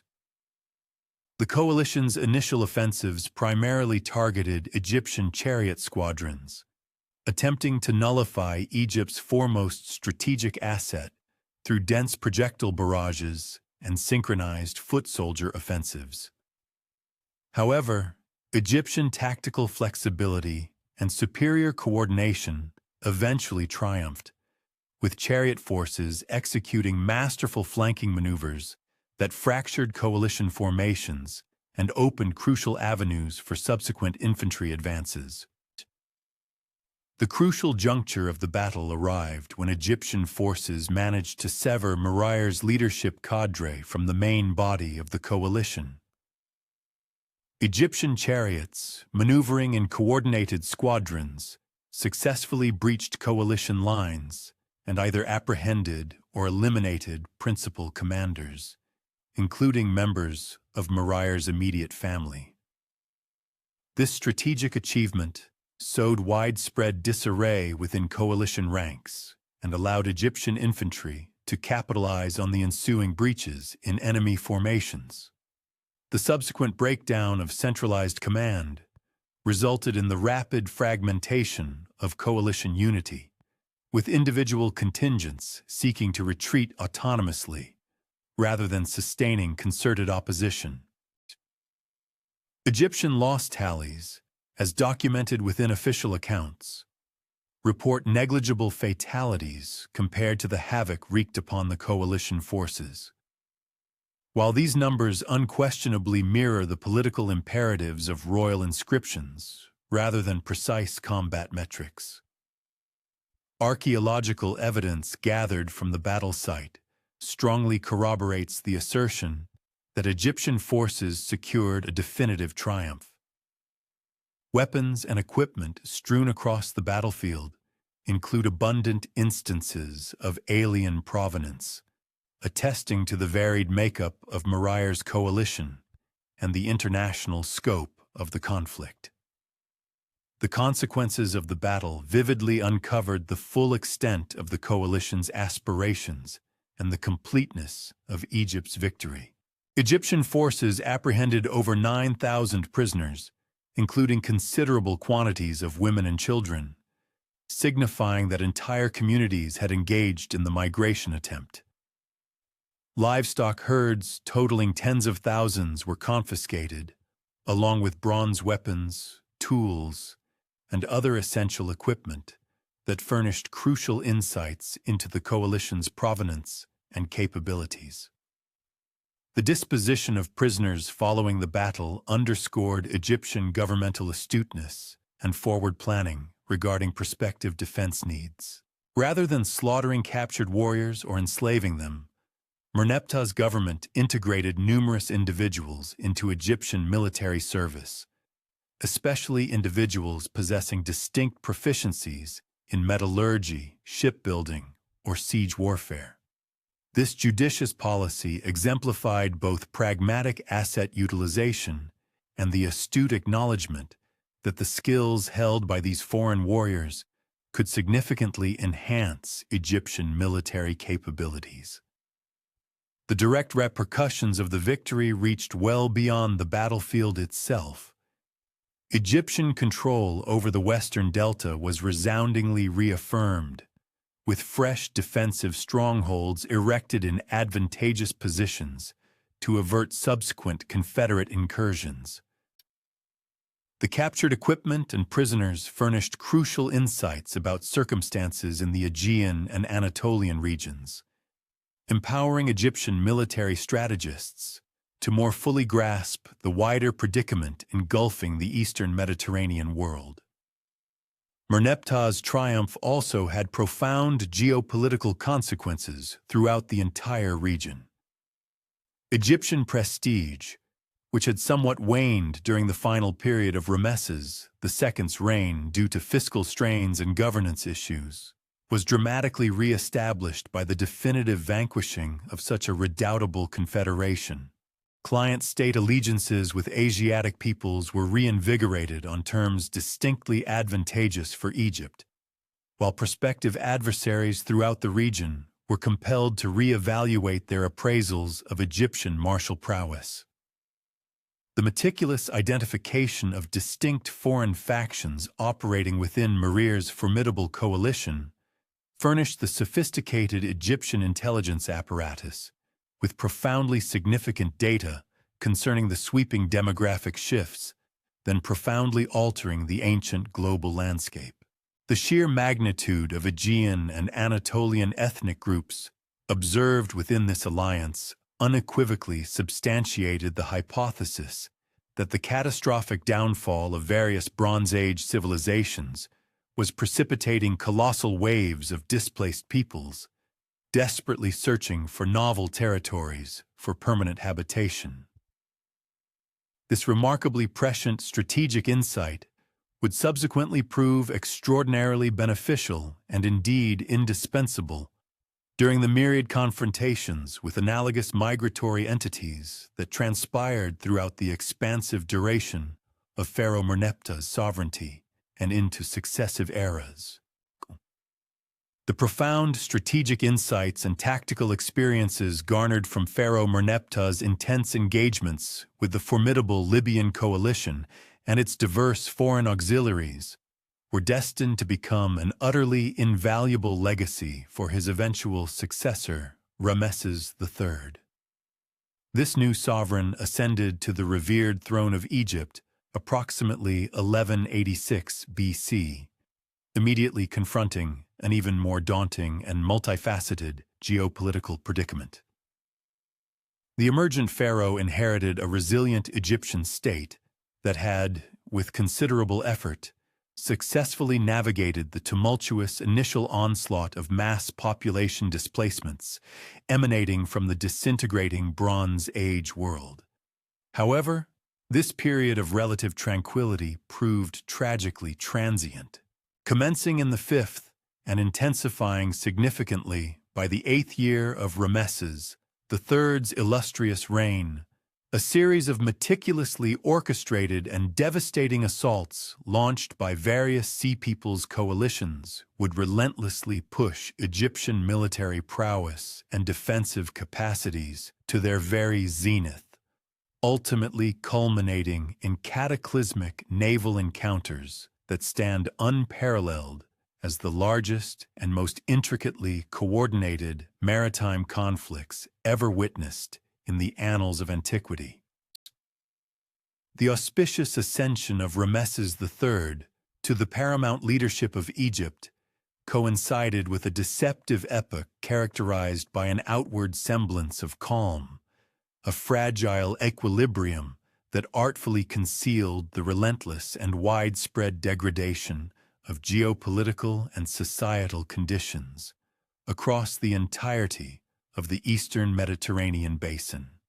The meticulously cultivated Egyptian intelligence networks, which had been judiciously enhanced and broadened in the wake of Pharaoh Merneptah's prior military triumphs, delivered exhaustive and alarmingly precise dispatches detailing the relentless devastation unfolding throughout the territories of Anatolia, across the fertile expanse of the Levant, and among the scattered Aegean islands. The sweeping and systemic disintegration of established urban centers, the rupture of vital interregional trade arteries, and the wholesale collapse of entrenched political authorities within these pivotal geographical zones concurrently unleashed immense waves of human displacement. Egyptian strategic planners, with remarkable prescience, acutely comprehended that these inexorable demographic shifts would, with absolute certainty, ultimately impinge upon the sacrosanct security and prosperity of the Nile Valley itself.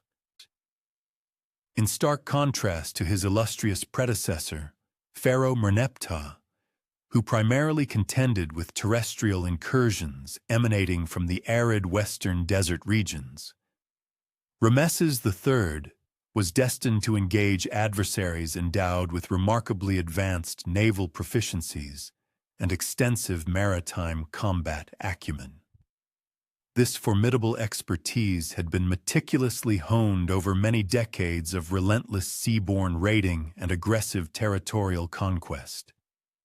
The emergent Sea Peoples coalition, which crystallized as a potent menace during Ramesses III's sovereign tenure, signified a profound and fundamental transformation from the less sophisticated forces previously encountered by Merneptah. Whereas earlier migratory groups had typically functioned as subordinate auxiliary contingents integrated within larger Libyan tribal confederations, this novel and existential peril manifested as a collection of highly organized and self-sufficient maritime powers, demonstrably capable of executing autonomous strategic operations spanning immense geographical expanses. These enigmatic peoples were characterized by their possession of highly sophisticated shipbuilding technologies, remarkably advanced metallurgical expertise, and deeply ingrained military traditions.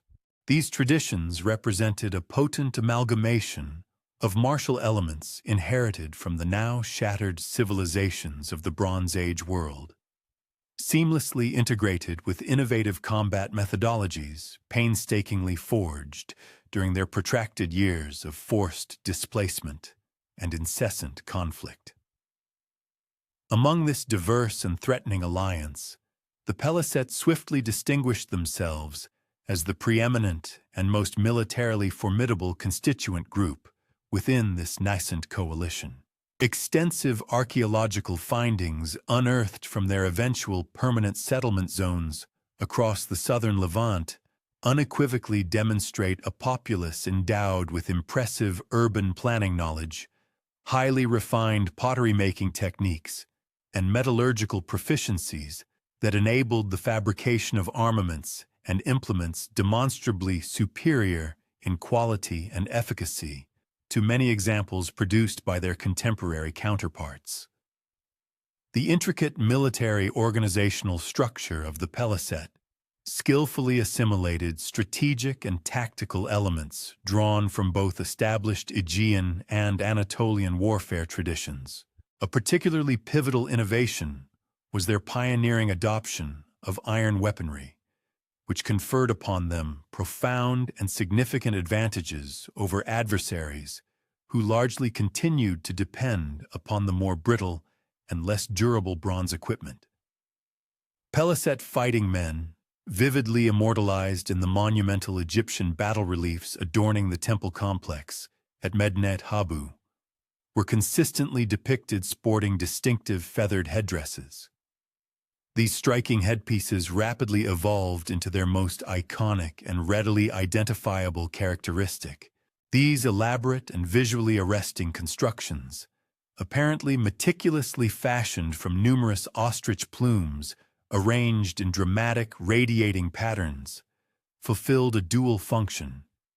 They served both profound ceremonial roles, signifying status and identity, and crucial practical objectives, effectively augmenting the perceived stature and intimidating presence of individual warriors while simultaneously facilitating unambiguous unit recognition amidst the chaotic dynamism of intricate battlefield maneuvers.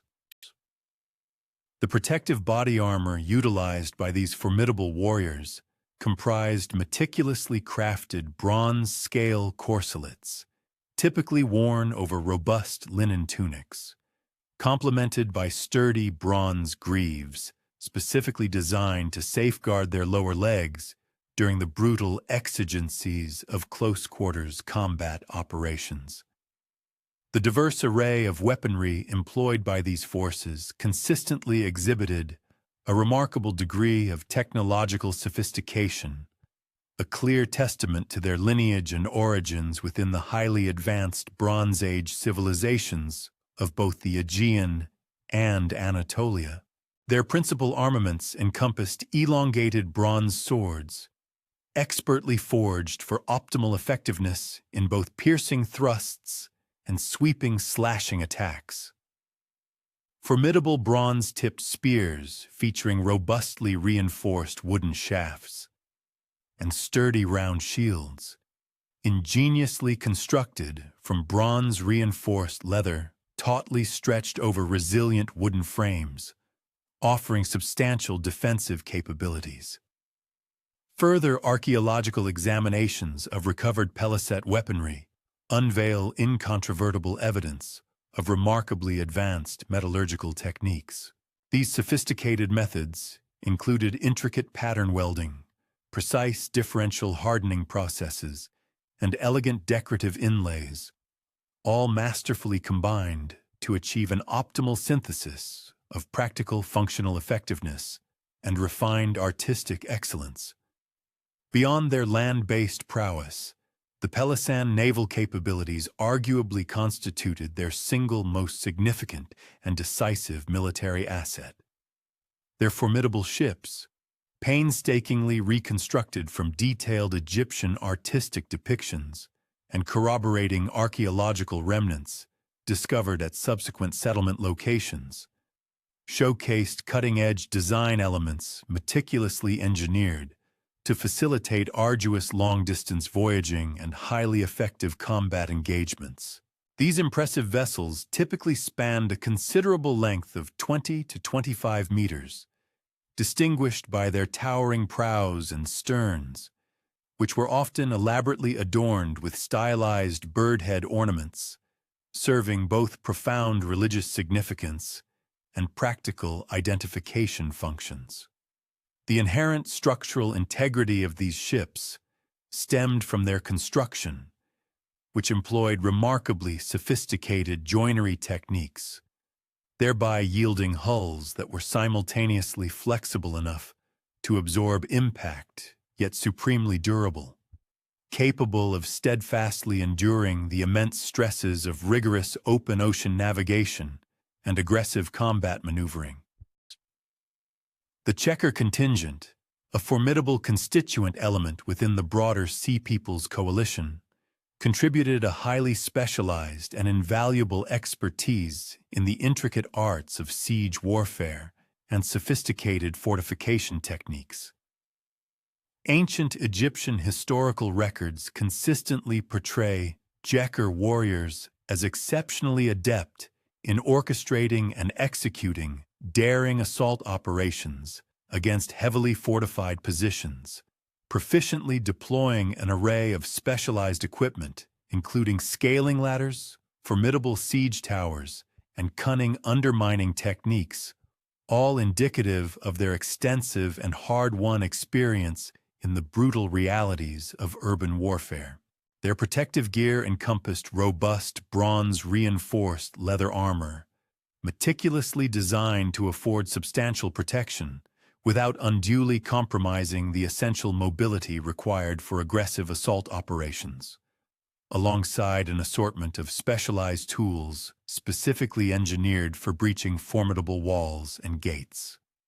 The distinctive Checker military organization placed a strong emphasis on agile small unit tactics and autonomous operational capabilities, which empowered them to function with exceptional effectiveness across a wide spectrum of diverse terrains and complex tactical scenarios. Their disciplined warriors typically operated in compact groups of 10 to 20 men, each under the direct command of seasoned and experienced leaders who possessed the critical authority to rapidly adapt and modify tactics based on immediate local conditions, without necessitating protracted approval from higher command echelons.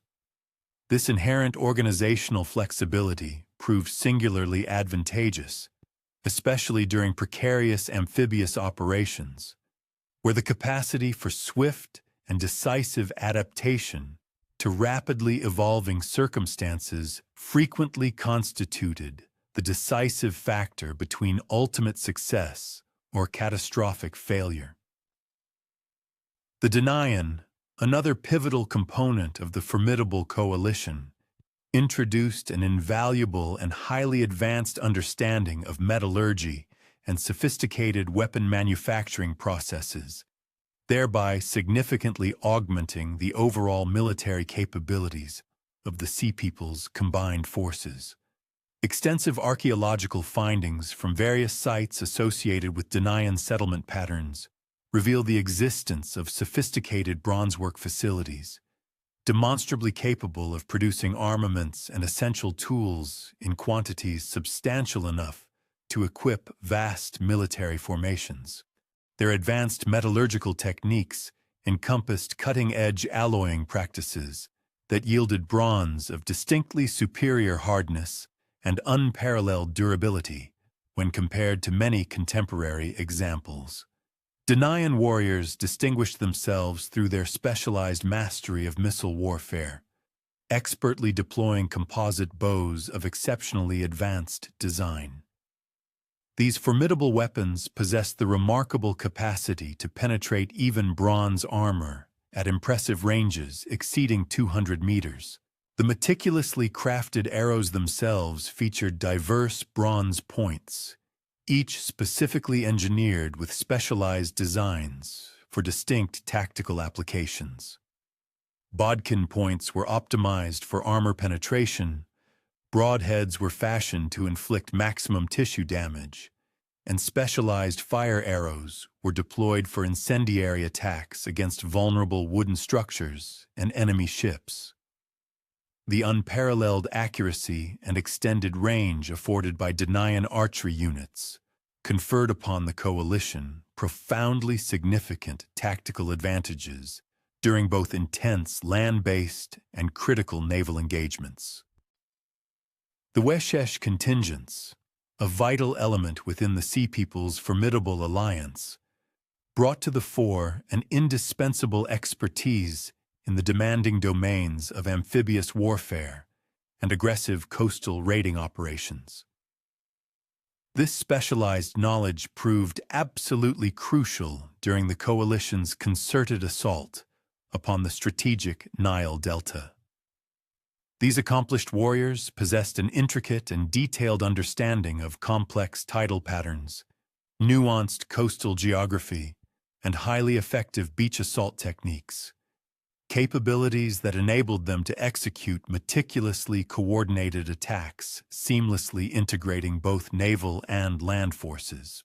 Their purpose-built ships were characterized by shallow drafts and robust, reinforced construction, design features that permitted them to operate with unparalleled efficacy within treacherous coastal waters and narrow river mouths, areas where larger and deeper-hulled vessels could not safely or practically navigate. Weshesh military equipment was thoughtfully conceived with a paramount emphasis on mobility and versatility. Their warriors typically carried lighter armor and an array of weapons specifically engineered for rapid deployment and adaptable tactical employment. Their principal armaments included bronze-tipped javelins, skillfully designed for both potent thrown attacks and decisive thrusting actions, alongside curved swords optimally shaped for the ferocity of close-quarters combat, and compact round shields that provided essential protection while preserving maximum operational mobility. This judicious equipment configuration empowered Weshesh units to function with remarkable effectiveness in diverse roles, serving equally well as aggressive naval boarding parties and agile light infantry during land-based operations. The Sherdun, a warrior people whose distinctive presence was already familiar to seasoned Egyptian forces from their earlier involvement in Pharaoh Merneptah's formidable coalition, made a significant reappearance during the subsequent reign of Ramesses III, now manifesting as a demonstrably more organized and militarily sophisticated fighting force. Their consistent and recurring participation within various Sea Peoples coalitions served as compelling evidence for the persistent and unrelenting nature of the vast population movements that continued to destabilize the Eastern Mediterranean, simultaneously highlighting the dynamic and ongoing evolution of these migratory groups' military capabilities across the passage of time. Sherdun naval forces particularly excelled in the specialized domains of commerce raiding and strategic blockade operations, meticulously targeting vital Egyptian supply lines and crucial trade routes. Their purpose-built ships were distinguished by reinforced construction and formidable bronze-reinforced rams, design features that empowered them to execute devastatingly effective attacks against unsuspecting merchant vessels and essential transport ships. The calculated economic warfare systematically waged by these Sherdun units served as a potent complement to the direct military operations undertaken by other coalition members, achieving its strategic objective by severely disrupting Egyptian logistics and significantly diminishing the kingdom's inherent capacity to effectively sustain prolonged and costly military campaigns. The formidable military campaigns, spearheaded by a powerful coalition in Ramesses III's fifth year on the throne, revealed an astonishing level of strategic foresight and intricate coordination, far surpassing any previous encounters faced by Egyptian forces. Instead of unleashing a singular, concentrated offensive, the enigmatic Sea Peoples orchestrated a sophisticated, multi-pronged assault, simultaneously imperiling Egyptian strongholds along the sun-drenched Mediterranean coastline, within the fertile expanse of the Nile Delta, and across the kingdom's distant Asiatic borders. This meticulously synchronized approach relentlessly strained Egypt's defensive capabilities, effectively thwarting any attempt to consolidate forces a tactic that had previously secured Merneptah's decisive victories. The initial thrust of this ambitious campaign commenced with a series of audacious seaborne incursions, targeting Egypt's vulnerable coastal installations and bustling trading hubs. These devastating assaults, executed with chilling precision by the combined naval might of the Peliset and Weshesh, specifically aimed at vital ports, expansive warehouses, and crucial shipbuilding facilities. The very sinews that supported Egypt's flourishing maritime commerce and formidable naval power. The raids were distinguished by their surgical accuracy and remarkable coordination, with the attackers demonstrating an intimate knowledge of Egypt's coastal defenses and the precise locations of its most valuable assets. The formidable Egyptian coastal fortifications, primarily erected to repel traditional land-based incursions, proved woefully inadequate against the innovative seaborne assault tactics employed by the Sea People's forces. The robust fortress installations that had successfully repelled Libyan raids conspicuously lacked the essential naval support and specialized equipment necessary to effectively counter amphibious attacks. Even the vigilant coastal watchtowers, designed to offer early warnings of approaching adversaries, found their efficacy severely curtailed by the sheer speed and unparalleled mobility of the Sea People's formidable naval fleets. The relentless advance of the Sea Peoples towards the verdant Nile Delta represented the pivotal and most critical juncture of the entire campaign, as a successful penetration would grant them unfettered access to Egypt's agricultural heartland and its vital administrative centers. Confidential intelligence reports reaching the pharaoh Ramesses III painted a dire picture of a colossal coalition force relentlessly pushing southward along the Levantine coast, systematically dismantling or subjugating Egyptian client states and allied territories in its wake.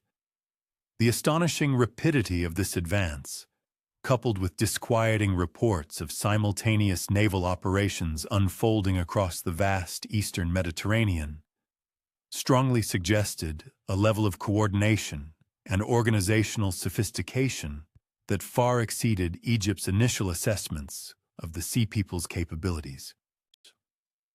In response to this unprecedented and existential threat, Ramesses III was compelled to orchestrate a monumental mobilization of Egypt's entire military apparatus, while concurrently pioneering innovative tactical approaches specifically engineered to neutralize the distinctive capabilities of the Sea Peoples.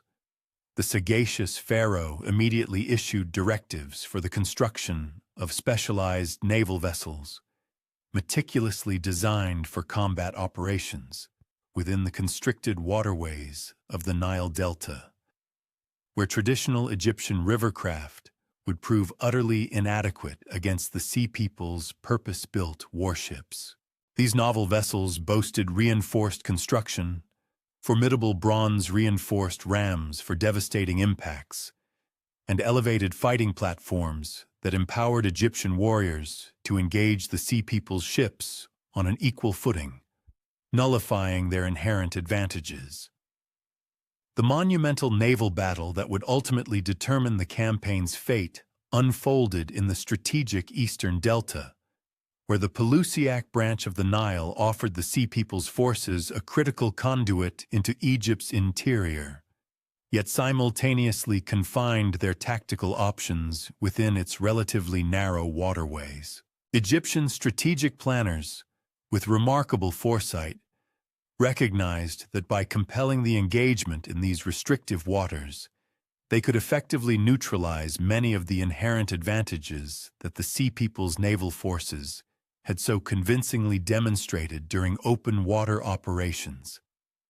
The meticulous selection of this battle site eloquently reflected a profound understanding of naval tactical principles and showcased Egypt's impressive adaptability in forging innovative strategic approaches. The Titanic engagement commenced as the Sea People's naval forces, advancing in meticulously coordinated formations, unexpectedly encountered Egyptian defensive positions that had been cunningly established at critical choke points along the waterway. The Egyptian forces had painstakingly prepared elaborate defensive works, including insidious underwater obstacles, strategically positioned fire ships poised for release at the most opportune moments, and formidable archer positions meticulously arrayed on both banks, creating lethal, overlapping fields of fire across the water. These extensive preparations were the culmination of months of meticulous planning and vividly demonstrated Egypt's remarkable engineering capabilities in ingeniously adapting traditional siege warfare techniques to the demanding requirements of naval combat.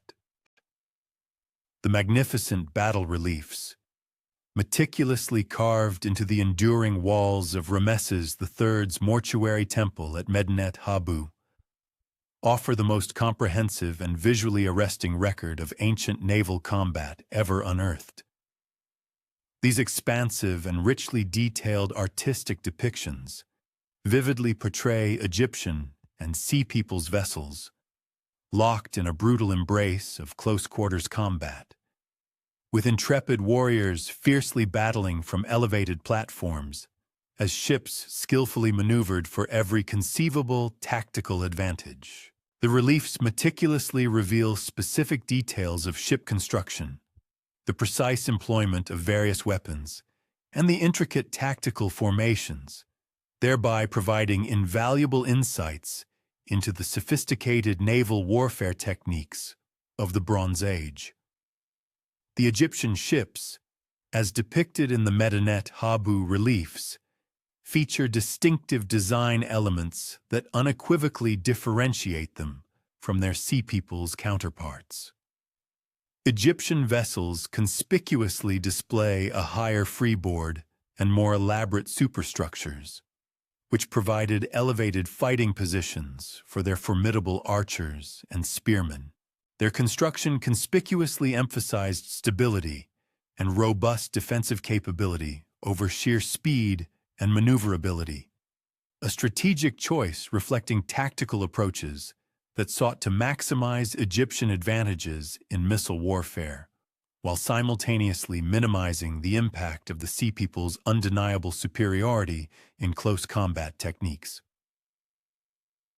In stark contrast, the Sea People's vessels exhibit lower profiles and a more streamlined construction, overtly emphasizing speed and unparalleled agility. Their ships feature prominent, menacing rams positioned at the waterline and elevated prow and stern sections, elegantly adorned with distinctive bird head ornaments. The vessel's construction appears unequivocally optimized for devastating ramming attacks and swift boarding operations, with minimal superstructure designed to reduce weight while providing expansive, unobstructed deck space for the fluid movements of their warriors during the maelstrom of combat. The diverse array of weapons and equipment visibly portrayed in the Medinet Habu battle scenes furnishes detailed and compelling evidence of the advanced technological capabilities possessed by both formidable adversaries. Egyptian warriors are depicted skillfully employing composite bows, lethal bronze-tipped arrows, and formidable long spears meticulously designed for powerful thrusting attacks from their elevated positions. Their equipment unequivocally emphasizes missile warfare and aggressive offensive combat from prepared, fortified positions, reflecting tactical approaches that shrewdly maximized Egyptian organizational advantages while judiciously minimizing exposure to the Sea People's renowned expertise in close-quarters combat. The Sea People's warriors, as immortalized in the reliefs, brandish the distinctive weapons and specialized equipment that are the hallmarks of their unique military traditions, Peliset fighters conspicuously display their characteristic feathered headdresses, sturdy round shields, and fearsome long bronze swords, while other disparate groups exhibit specialized equipment meticulously tailored to their specific tactical roles. The artistic depictions vividly reveal the remarkable diversity of weapons and intricate fighting techniques employed by the various Sea Peoples groups, simultaneously demonstrating their astonishing coordination in complex, multi-unit operations.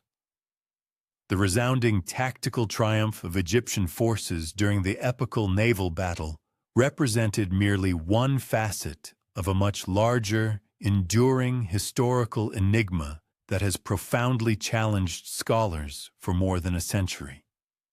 While Ramesses III's decisive victory undeniably preserved Egyptian independence and unequivocally demonstrated the kingdom's remarkable military adaptability, the precise identity and mysterious origins of the Sea Peoples themselves have remained tantalizingly enigmatic, even to contemporary observers.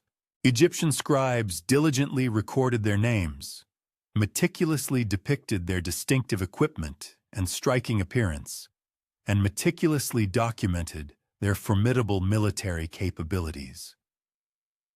Yet, the fundamental and perplexing questions of where these enigmatic peoples originated and how they were historically connected to known historical groups continue to ignite fervent scholarly debate and persistent archaeological investigation. The Peliset, unequivocally identified as the most militarily formidable constituent of the Sea Peoples' formidable coalition, present perhaps the most compelling argument for establishing a definitive link between these formidable maritime raiders and established historical populations. Extensive archaeological evidence unearthed from their eventual settlement areas in the sun-drenched southern Levant reveals distinctive material culture patterns that strongly suggest a definitive identification with the Philistines, a people well documented in biblical and other ancient Near Eastern sources. Excavations meticulously conducted at pivotal sites such as Ashkelon, Ekron, and Gath have painstakingly uncovered pottery assemblages, impressive architectural remains, and unique burial practices that clearly demonstrate profound continuities with Aegean traditions, while simultaneously showcasing a remarkable adaptation to the distinct Levantine conditions. The compelling pottery evidence meticulously recovered from early Philistine sites provides particularly potent support for their Aegean origins. Ceramic vessels discovered in the 12th century BC contexts at Ashkelon, for instance, include a diverse array of cooking pots, expansive storage jars, and elegant drinking vessels that conspicuously display technological and stylistic features directly traceable to the sophisticated late Helladic IIC pottery traditions originating from mainland Greece and the Aegean Islands. These vessels exhibit distinctive tempering techniques, unique surface treatments, and intricate decorative motifs that had absolutely no precedent in Canaanite ceramic traditions, but demonstrate clear and undeniable continuities with Mycenaean pottery-making practices. Mycenaean stirrup jars, characterized by their distinctive false spout and iconic basket handle configuration, appear in subtly modified forms at Philistine sites throughout the 12th and 11th centuries BC. While these vessels undeniably show a clever adaptation to local functional requirements and readily available raw materials, their fundamental construction techniques and proportional relationships remain remarkably consistent with their Aegean prototypes. The enduring persistence of these ceramic traditions across multiple generations of settlement unequivocally indicates that Philistine communities assiduously maintained cultural practices directly derived from their pre-migration homeland, despite their dramatically altered geographical and political circumstances. The architectural evidence unearthed within Philistine settlements offers a compelling narrative of cultural endurance and adaptive ingenuity. Excavations at prominent locations, such as Tel Kassil and Ekron, have revealed distinctive megaron-style edifices, showcasing an architectural knowledge rooted in Aegean construction practices, a style entirely foreign to the prevailing traditional Levantine building methods.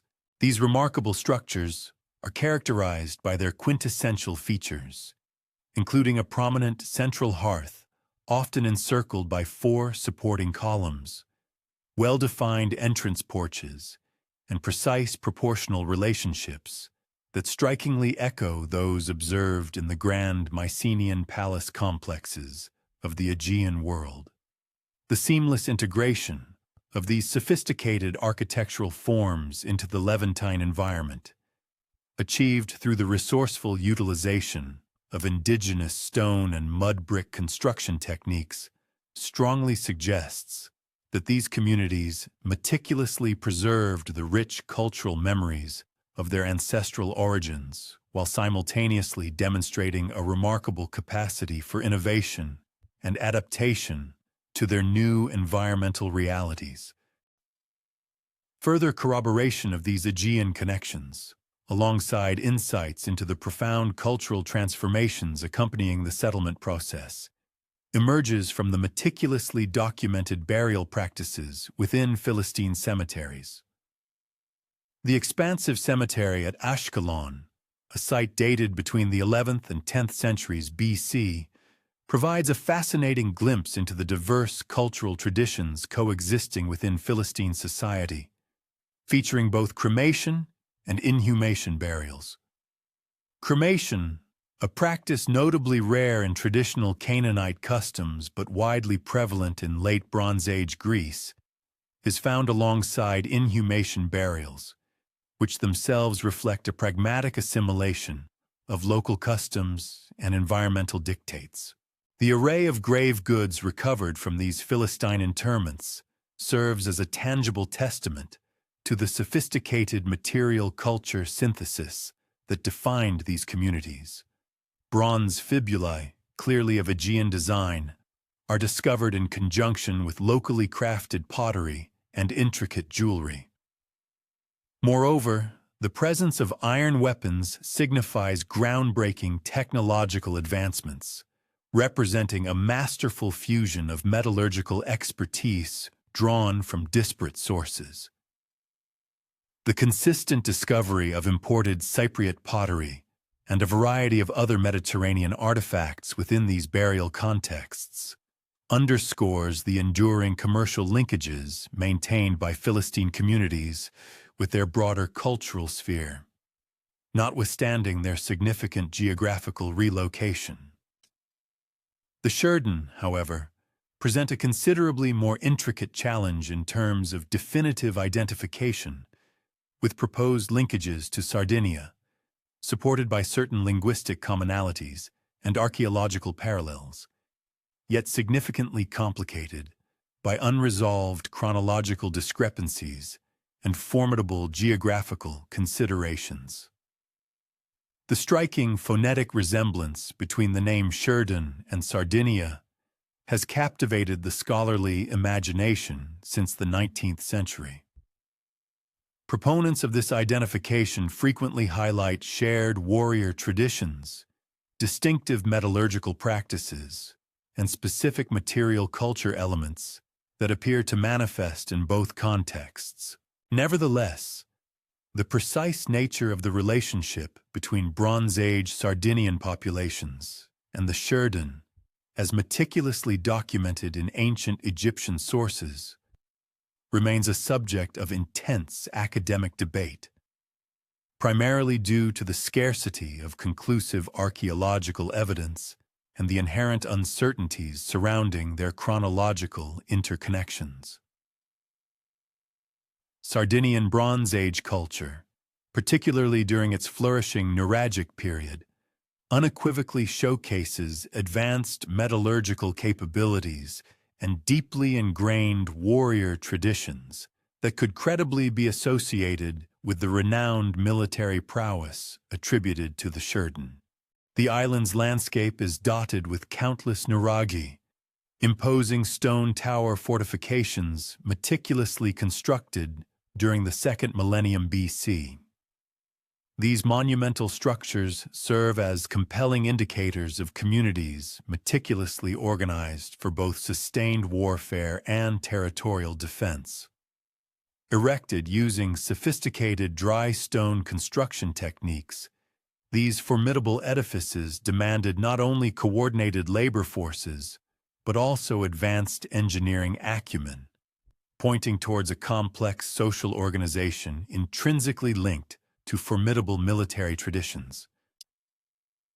Bronze figurines unearthed from various Sardinian archaeological contexts vividly portray warriors adorned with distinctive weaponry and armor, displaying notable resemblances to the Egyptian artistic renditions of Sheridan fighters.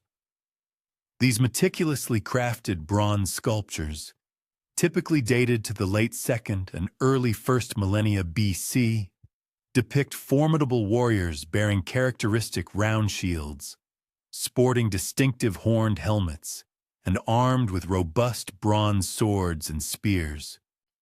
While these artistic representations chronologically post-date the documented appearances of the Sheridan in Egyptian records, they may nonetheless serve as powerful reflections of cultural traditions that meticulously preserved memories of earlier warrior practices and their associated equipment. Comprehensive metallurgical analysis of Sardinian bronze objects has brought to light highly sophisticated alloying techniques and advanced production methodologies that could have very well provided the robust technological underpinning for the Sheridan's formidable military capabilities. Sardinian bronzesmiths were masters of their craft, producing an array of weapons and tools using cutting-edge techniques, including the intricate lost wax casting, resilient pattern welding, and exquisite decorative inlaying, resulting in artifacts of exceptional quality and craftsmanship. The island's rich copper deposits and its strategically advantageous position in the Western Mediterranean would have furnished both the essential raw materials and abundant commercial opportunities, thereby supporting warrior communities adept at maritime raiding and offering mercenary services. However, the considerable geographical distance separating Sardinia from the eastern Mediterranean regions, where the Sheridan are explicitly documented, introduces significant chronological and logistical hurdles to any straightforward, direct identification. Indeed, the logistical undertaking of transporting substantial warrior populations from Sardinia to the distant Levant would have necessitated maritime capabilities and organizational resources that very likely surpassed the operational capacities of typical Bronze Age communities. Consequently, alternative theoretical frameworks have emerged, suggesting that Sheridan may have functioned as a generalized Egyptian appellation for various Western Mediterranean peoples, rather than denoting a specific ethnic designation. Another perspective posits that the name similarity is merely a linguistic coincidence, devoid of any profound historical connection. In stark contrast, the Luca perhaps present the most compelling argument for direct identification with a historically established population, given the remarkably close correspondence of their name to ancient Lycia in southwestern Anatolia. Both Egyptian and Hittite textual sources extensively document the presence of Luca peoples within Anatolian contexts throughout the entire Late Bronze Age, thereby firmly establishing their geographical origins and cultural characteristics decades, if not centuries, prior to their notable appearance as participants in the Sea Peoples' confederations. This substantial documentation provides a remarkably clear historical trajectory, seamlessly connecting the Lucas' pre-migration homeland with their subsequent prominent roles within various maritime raiding coalitions. The venerable Hittite archives, meticulously preserved at Hattusa, contain numerous invaluable references to protracted conflicts with Luca peoples during the 14th and 13th centuries BC. These ancient documents vividly portray them as exceptionally skilled warriors, particularly adept in the challenging domains of mountain warfare and sophisticated naval operations. Furthermore, these historical records precisely identify Luca territory as encompassing the rugged coastal and dramatically highland regions of southwestern Anatolia. Areas that would have naturally served as ideal training grounds for cultivating the formidable military skills that rendered them both invaluable allies and formidable adversaries. The persistent difficulties encountered by the Hittites in asserting full control over Luca territories strongly suggest the existence of communities imbued with deeply entrenched warrior traditions and highly effective resistance strategies.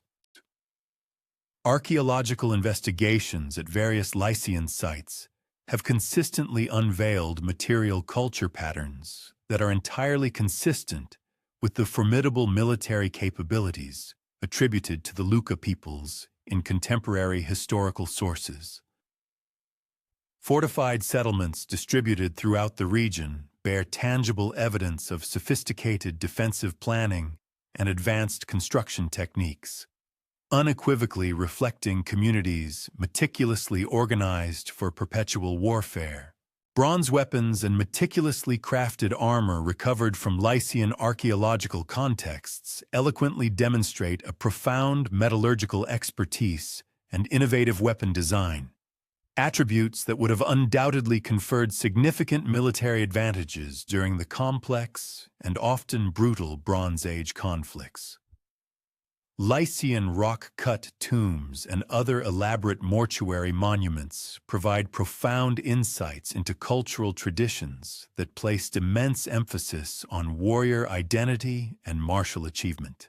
These truly elaborate burial installations, often majestically carved directly into sheer cliff faces and adorned with intricate relief sculptures, frequently depict armed warriors and dynamic battle scenes that eloquently celebrate military prowess and heroic accomplishment. The considerable investment of both resources and labor required for the creation of these monumental structures undeniably indicates communities that not only highly valued warrior status, but also meticulously maintained cultural memories of their illustrious military traditions across multiple generations. The linguistic evidence that establishes a clear connection between the Luca and later populations offers additional, robust support for their historical continuity. Lycian inscriptions dating from the 1st millennium BC, composed in an Indo-European language closely related to Hittite and other Anatolian languages, meticulously preserve personal names and place names that exhibit direct connections to earlier Luca designations documented in various Bronze Age sources. This remarkable linguistic continuity strongly suggests that Lycian communities steadfastly maintained cultural and ethnic identities directly derived from their Bronze Age predecessors. Despite the profound political and social upheavals that characterized the tumultuous late Bronze Age collapse, the rigorous linguistic analysis of the names attributed to the Sea Peoples has spurred extensive scholarly inquiry, primarily aimed at precisely determining their ethnic and geographical origins. The invaluable preservation of these names within Egyptian hieroglyphic transcriptions offers crucial evidence regarding their original pronunciation and intrinsic linguistic characteristics. Although the inherent limitations of hieroglyphic writing systems inevitably introduce certain uncertainties in phonetic reconstruction, a comprehensive comparative analysis with established Indo-European, Anatolian, and Aegean languages has yielded a variety of proposed etymologies, each suggesting distinct possible origins for the diverse Sea Peoples groups. Notably, Indo-European linguistic connections appear particularly strong for several of the Sea Peoples' names. The Danaian, for instance, exhibit compelling possible connections to the Greek Danaoi, a renowned Homeric term frequently used to refer to Greeks, which may very well preserve Bronze Age ethnic designations. Such an identification would strategically position the Danaian squarely within the broader context of Aegean population movements that ensued following the dramatic collapse of Mycenaean civilization. Similarly, the Ekwesh have been plausibly linked to the Homeric Achaeans, another prominent Greek ethnic designation, which could effectively reflect the direct participation of mainland Greek populations in the complex and multifaceted movements of the Sea Peoples. Anatolian linguistic connections offer another perspective for understanding the nomenclature of several Sea Peoples. The Teresh, for instance, exhibit plausible links to Teruisha, an ancient designation for Troy that appears in Hittite archival sources from the Bronze Age. This particular association would firmly embed the Teresh amidst the significant population displacements occurring in northwestern Anatolia, especially following the devastating fall of Troy and other prominent regional hubs. Similarly, the Weshesh reveal prospective ties to Anatolian geographical locations and tribal identifications, suggesting their genesis within the expansive domain of the Hittite Empire. The ongoing scholarly discourse concerning the political and social architecture of the Sea Peoples fundamentally revolves around pivotal questions regarding their intrinsic character as historical entities. A segment of academics posits the existence of cohesive, overarching confederations, characterized by synchronized leadership frameworks and shared strategic goals that spanned numerous military campaigns and disparate geographical territories. This particular viewpoint underscores the evident synchronization of the Sea Peoples' assaults, their remarkably uniform martial prowess, and their demonstrated capacity to execute intricate operations demanding considerable logistical provisioning and meticulous forethought. Supporting arguments for these confederation hypotheses encompass the recurrent manifestation of various Sea Peoples contingents within ancient Egyptian annals, strongly implying the existence of enduring pacts and collaborative associations. The strategic synchronization vividly displayed during engagements against Egyptian armies further points to sophisticated command structures, adept at amalgamating diverse martial customs and specialized proficiencies into highly efficacious combined operations. Furthermore, the sustained engagement of Sea Peoples' endeavors over several decades attests to a remarkable structural endurance, which would have necessitated robust governing bodies and mutually embraced strategic objectives for such prolonged activities. Conversely, other perspectives portray the Sea Peoples as beleaguered, displaced communities, impelled by dire necessity rather than coalesced by shared political agendas. This particular viewpoint highlights the widespread dislocation and devastation that distinctly marked the late Bronze Age collapse, asserting that these extensive population movements represented societies escaping catastrophe rather than methodically pursuing coordinated conquest strategies. The discernible heterogeneity of the Sea Peoples' artifactual remains, their varied military accoutrements, and their distinct settlement patterns lend credence to interpretations that underscore their multifarious composition rather than a singular, unified organizational structure. Archaeological findings from the regions inhabited by the Sea Peoples uncover trends that lend credence to either viewpoint, contingent upon particular historical settings and temporal intervals. Initial phases of settlement frequently exhibit indications of harmonized urban design and systematic resource distribution, suggesting the presence of structured governance and communal aims. Subsequent eras, however, often disclose a growing cultural differentiation and regional specificity, which points towards the dissolution of wider collaborative ties as these communities progressively adapted to their novel environmental and social circumstances, becoming more localized.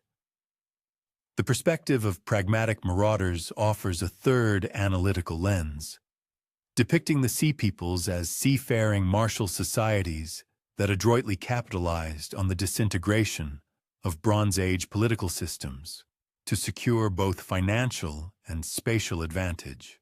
This particular approach underscores the formidable martial prowess and navigational acumen that empowered these Sea Peoples' contingents to undertake lucrative predatory incursions, simultaneously circumventing the perils inherent in outright territorial domination.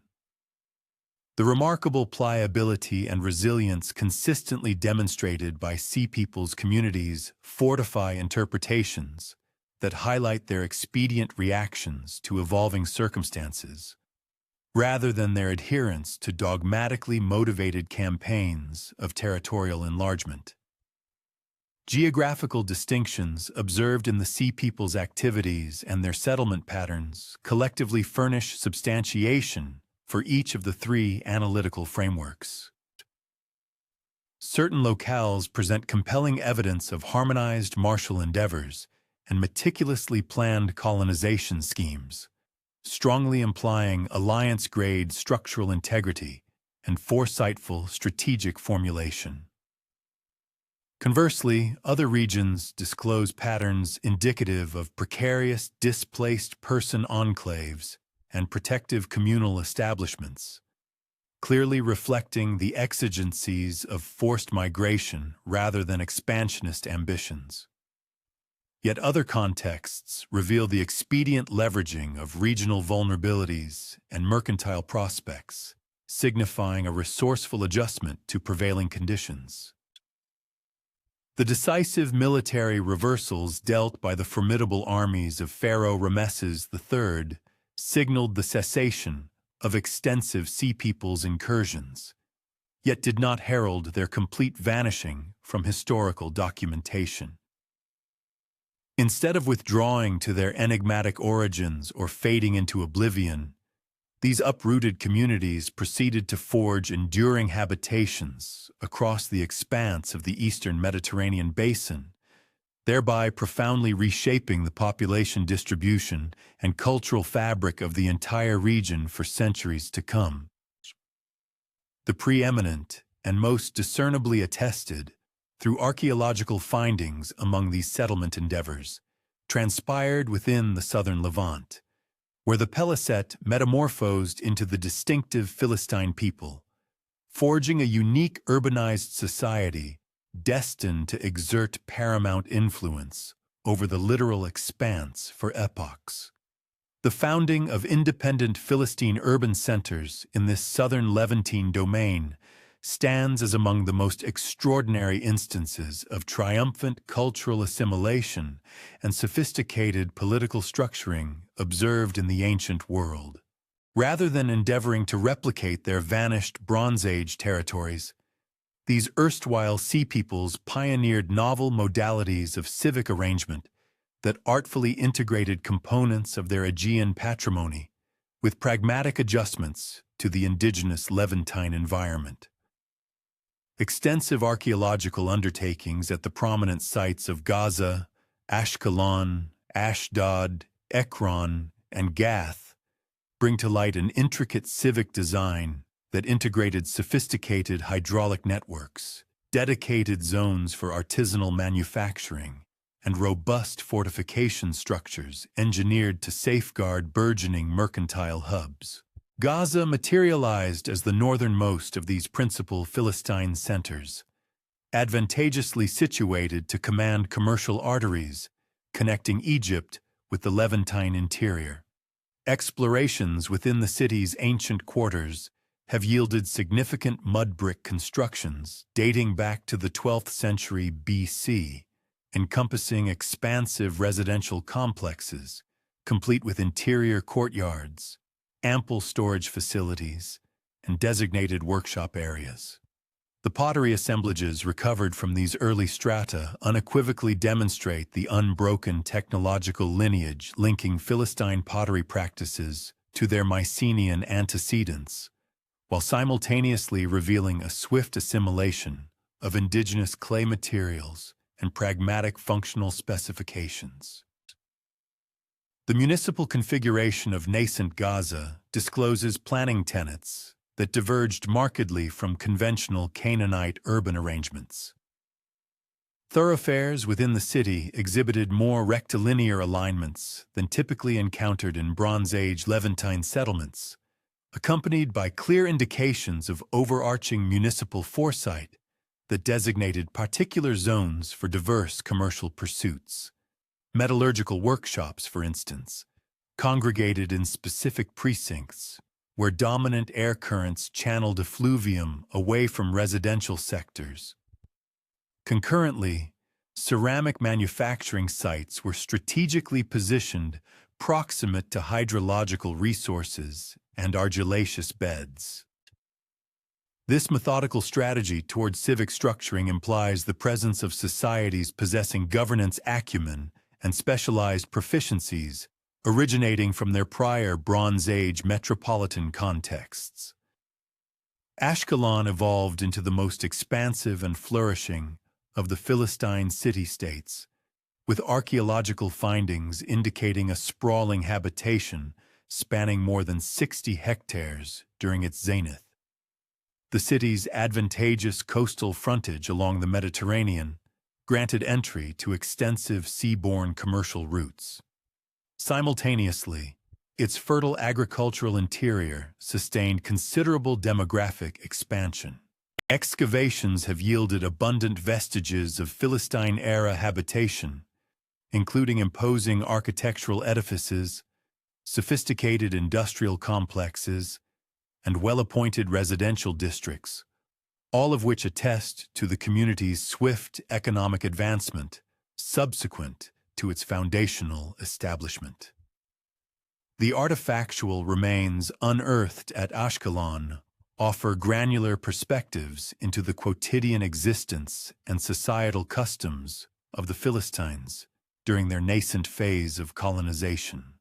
Culinary vessels, characterized by unique rim configurations and distinctive surface finishes, exhibit an unequivocal lineage from Aegean archetypes, yet were fabricated from indigenous argillaceous materials and modified for Levantine culinary methods. Amphorae and other receptacles demonstrate analogous trajectories of enduring cultural heritage and practical adjustment. With container shapes that preserved the characteristic proportional harmonies of Mycenaean ceramic conventions while integrating pragmatic adjustments tailored to indigenous storage exigencies. Structural vestiges at Ashkelon divulge building methodologies that synthesized insights from Aegean construction legacies with utilitarian adjustments to indigenous resources and ambient factors. Substructure frameworks employed lithic construction paradigms that evinced an awareness of Mediterranean tectonic instabilities, while superimposed edifices adopted sun-dried brick methodologies, affording efficacious thermal regulation against the region's climatic severities. The amalgamation of these varied technological heritages engendered architectural aesthetics unequivocally Philistine, simultaneously ensuring practical suitability for their novel topographical environment. The archaeological annals of Ashdod chronicle the metamorphosis of an unassuming Bronze Age habitation into a preeminent Philistine metropolitan hub across the span of the 12th and 11th centuries BCUU. Excavations there uncovered copious indications of Philistine residency, encompassing significant architectural vestiges, comprehensive ceramic collections, and advanced artisanal manufacturing complexes, all of which attest to the community's accelerated economic prosperity and population expansion. The site's advantageous geographical placement, enabling command over terrestrial commercial pathways, augmented its function in seaborne mercantile exchange, thereby generating unparalleled financial prospects that underpinned civic expansion on a magnitude previously unobserved within the territorial confines. The archaeological discoveries at Ashdod have unveiled profound insights into Philistine ceramic production, revealing an unprecedented scale of activity for the region. The numerous pottery workshops unearthed at this significant site furnish unparalleled evidence regarding Philistine ceramic manufacturing techniques and their intricate evolution across various historical periods. Initial kiln constructions notably mirrored sophisticated Aegean pottery firing technologies, incorporating ingenious updraft designs and meticulous temperature control systems. These advanced methods were instrumental in facilitating the creation of exceptionally high-quality ceramic wares. Over the span of succeeding generations, a discernible and gradual modification of these industrial installations became evident. This transformation vividly illustrates the dynamic process of technological adaptation, as Philistine potters assiduously mastered the utilization of indigenous clay sources and concurrently innovated novel vessel forms, specifically tailored to meet the burgeoning demands of the regional marketplace. Within Ashdod, the religious architectural manifestations of the Philistines eloquently demonstrate the intricate cultural synthesis that profoundly characterized these distinctive communities. Their temple installations, for instance, artfully combined quintessential elements derived from established Aegean religious traditions with astute adaptations to prevailing Levantine cult practices. This remarkable amalgamation resulted in the creation of truly hybrid forms, meticulously crafted to serve the diverse spiritual needs of a culturally heterogeneous populace. Among the sacred artifacts meticulously recovered from these hallowed contexts are both imported items, which evidently maintained profound connections to their ancestral, pre-migration religious traditions, and a significant array of locally produced pieces. These indigenous creations, in turn, distinctly reveal the pervasive influence emanating from Canaanite iconographic traditions, underscoring a dynamic process of cultural integration. Ekron, definitively identified with the archaeological site of Tel Mikne, stands as arguably the most thoroughly excavated Philistine city, furnishing an exceptionally comprehensive body of evidence pertaining to its urban development, remarkable economic specialization, and the profound cultural changes it underwent across several centuries of continuous occupation. The meticulous excavations conducted at this pivotal site have successfully unearthed extensive and remarkably preserved remains from the Philistine period settlement. These include well-defined residential quarters, bustling industrial areas indicative of specialized crafts, and imposing public buildings. Collectively, these discoveries meticulously document the community's intricate evolution, tracing its trajectory from its nascent stages of initial settlement through to its eventual and significant incorporation into the broader regional political systems of the ancient Near East. The remarkable olive oil production facilities unearthed at Ekron powerfully demonstrate the advanced economic specialization that proved instrumental in enabling Philistine communities to achieve unparalleled prosperity within their newly adopted homeland. Archaeological investigations have, with striking clarity, revealed the presence of more than 100 distinct olive oil installations, all meticulously dated to the 7th century BC. This extraordinary concentration unequivocally establishes Ekron as the largest known olive oil production center throughout the entire ancient world. These sophisticated facilities employed advanced pressing technologies, which ingeniously combined time-honored traditional Mediterranean olive processing techniques with groundbreaking innovations. This synergistic approach was specifically designed to maximize production efficiency and simultaneously elevate the superior quality of the resultant product.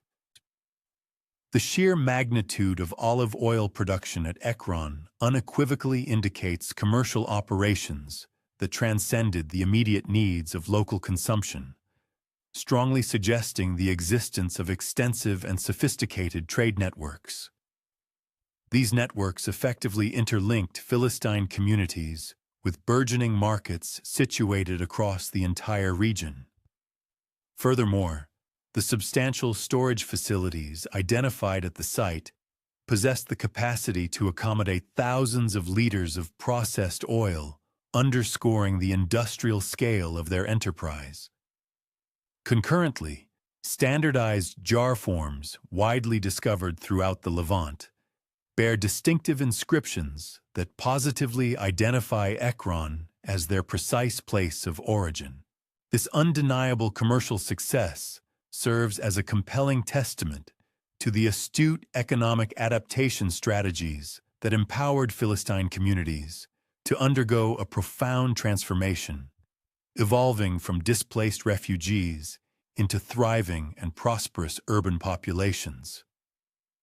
Gath, consistently referenced as the largest of the Philistine cities in venerable biblical sources, has been definitively identified with the archaeological site of Tel Es-Safi, where assiduous and ongoing excavations persist in unveiling compelling evidence of extensive Philistine occupation and significant cultural development. The site's inherently strategic geographical position, commanding vital routes situated between the fertile coastal plain and the rugged Judean hills, rendered it an undeniably pivotal center for both flourishing commercial endeavors and critical military activities. The archaeological remains unearthed thus far are remarkably comprehensive, encompassing substantial and formidable fortification walls, well-organized residential quarters, and specialized craft production areas. Collectively, these discoveries eloquently demonstrate the community's formidable military capabilities and its remarkable economic prosperity.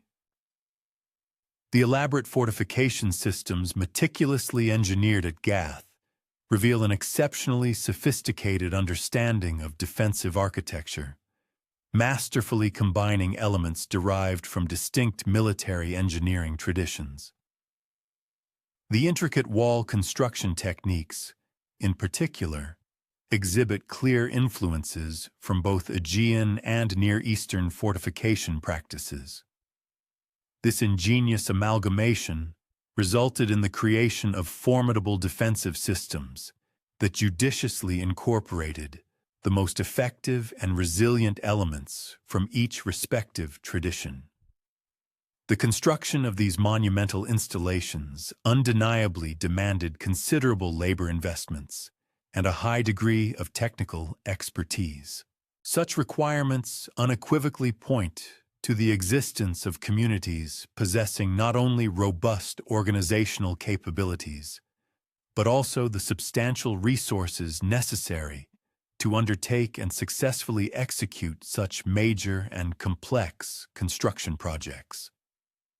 Archaeological evidence pertaining to Philistine material culture extends its pervasive reach far beyond the confines of the 5 widely recognized major city-states, encompassing a myriad of smaller settlements dispersed throughout the southern Levant. These numerous subsidiary sites collectively reveal the broader geographical scope of Philistine settlement and illuminate the gradual, yet profound, cultural transformation that steadily unfolded as these communities assiduously adapted to their new homeland. Pottery assemblages meticulously recovered from these smaller sites consistently exhibit similar patterns of cultural continuity and dynamic adaptation, mirroring those observed with clarity at the prominent major centers.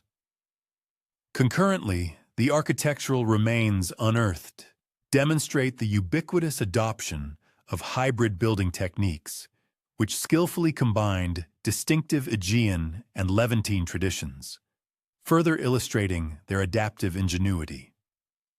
The distinctive Mycenaean II IIC pottery traditions stand as the foremost archaeological marker, offering the clearest means for meticulously tracing Philistine cultural origins and their subsequent development. These particular ceramic styles, readily characterized by their highly distinctive decorative motifs, unique vessel forms, and specialized production techniques, make their ubiquitous appearance throughout Philistine settlement areas, primarily during the 12th century BC.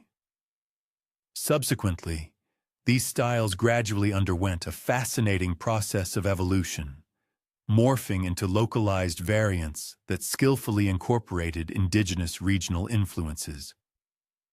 The enduring persistence of specific decorative elements, notably including intricate bird motifs, precise geometric patterns, and vibrant painted designs, eloquently demonstrates a profound cultural continuity.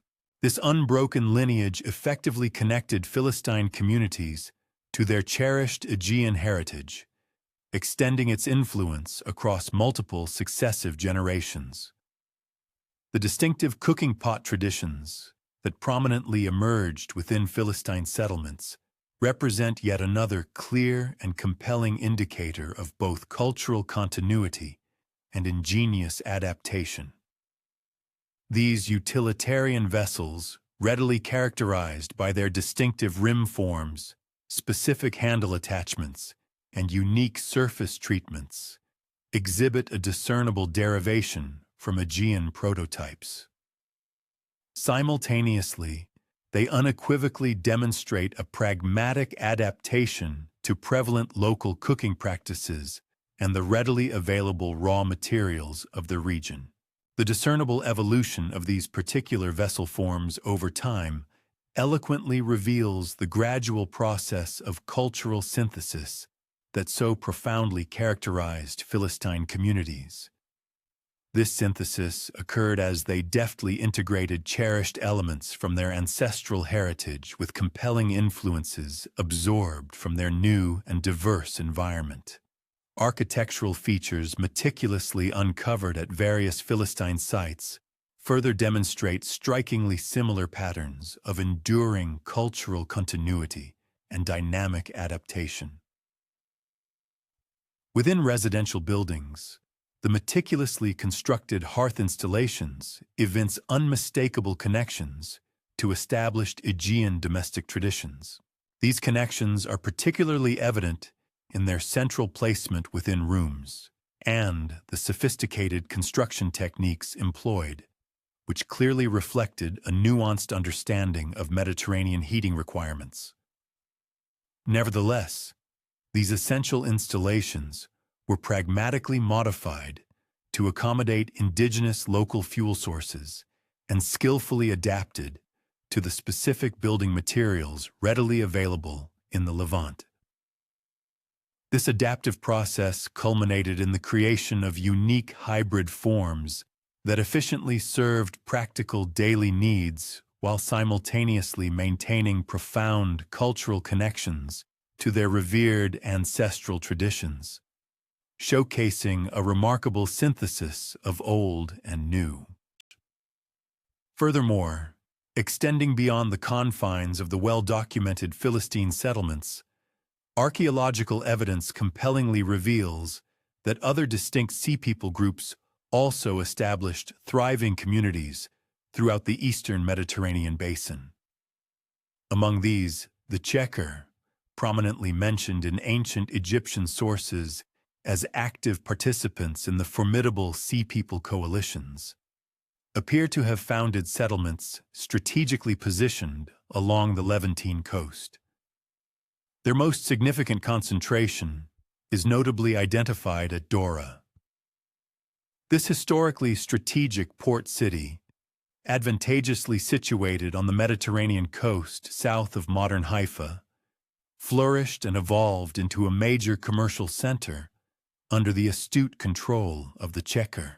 It consequently developed extensive and intricate interregional trade networks that effectively connected the Levant with distant Cyprus, Anatolia, and the Aegean world. The diligent excavations conducted at Dora have yielded substantial and well-preserved remains of Iron Age occupation, which unequivocally demonstrate tangible connections to the distinctive material culture traditions of the Sea People. Specifically, the pottery assemblages recovered from the site encompass numerous vessels that exhibit clear technological and stylistic affinities with Aegean ceramic traditions.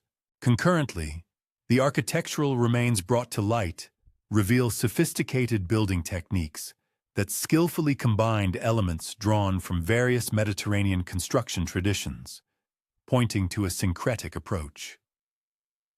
The site's impressive development into a preeminent major commercial center powerfully attests to the considerable economic success achieved by the Checker communities within their newly established homeland.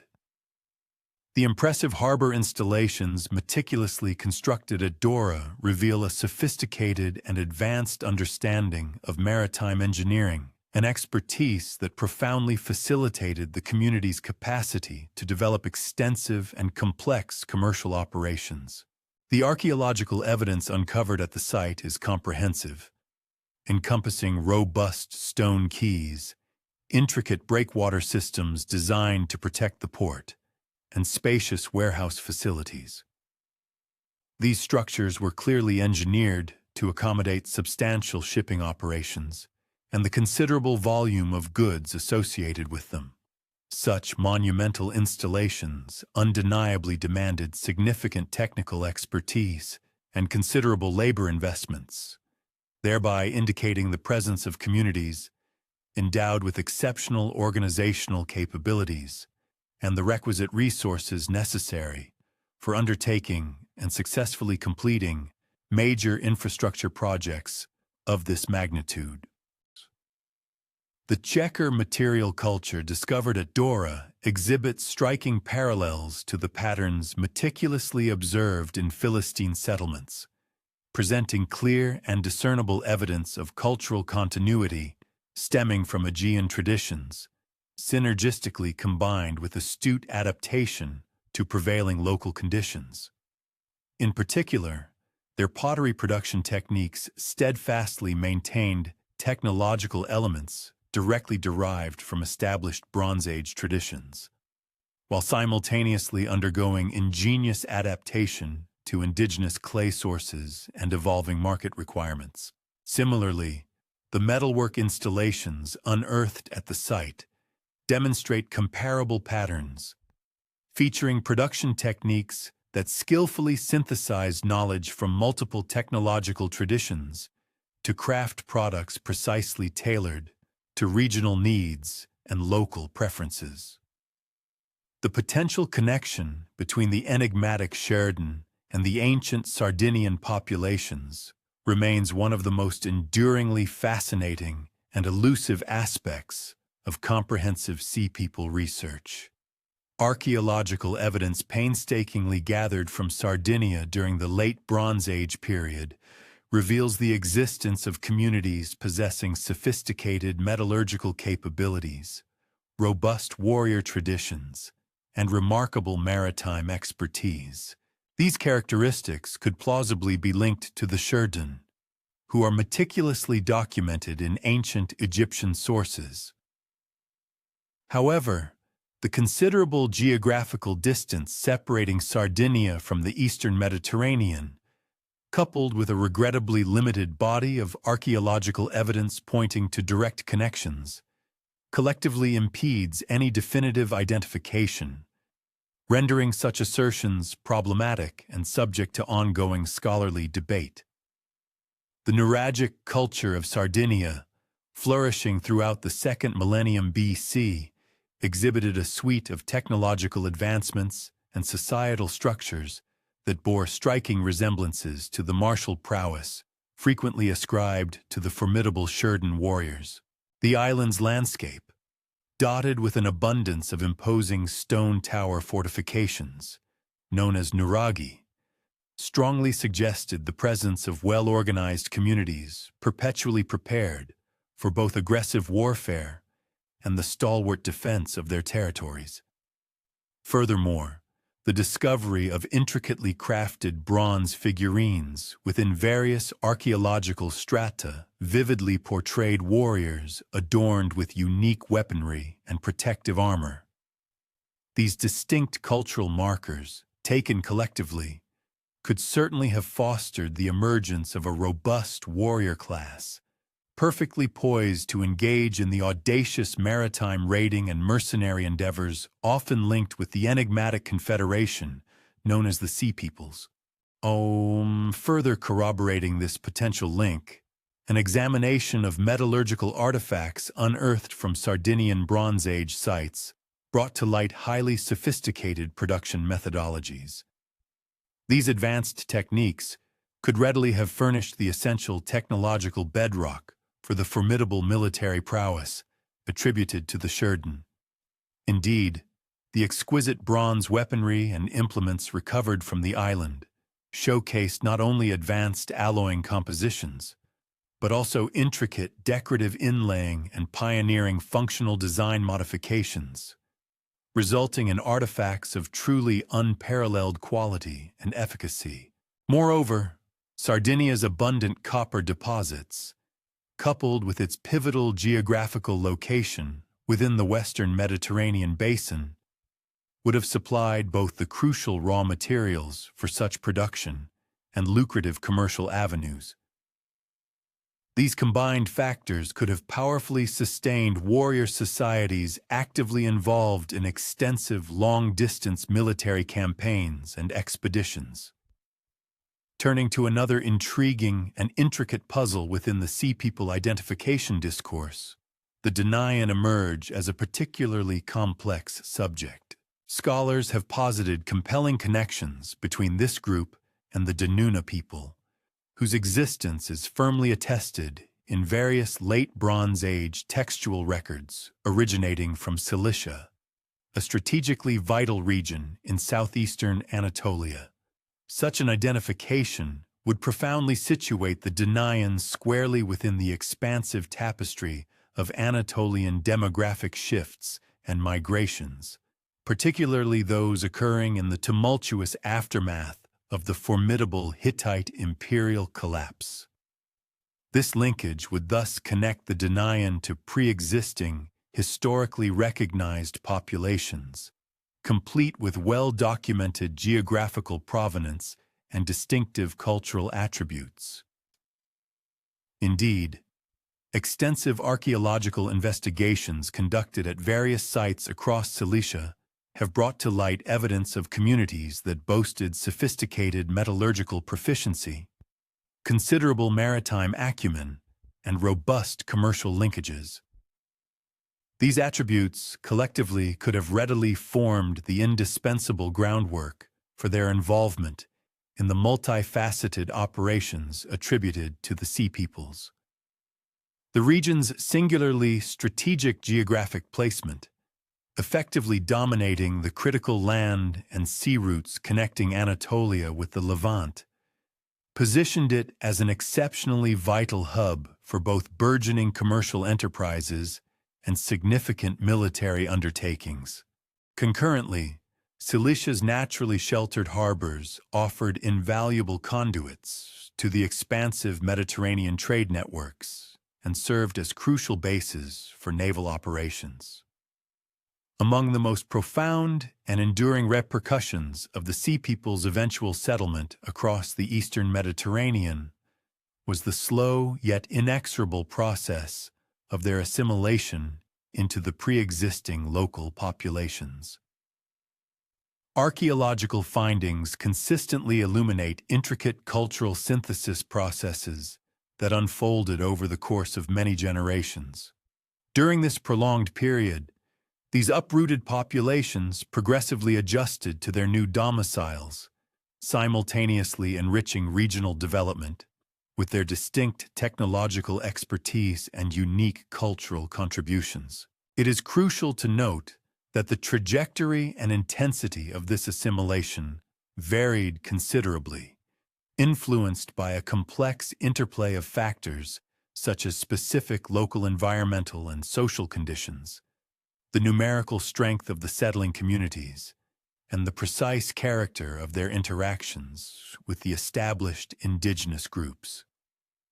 Of all the Sea People groups, the Philistine communities offer the most lucid and extensively documented archaeological testament to these assimilation dynamics.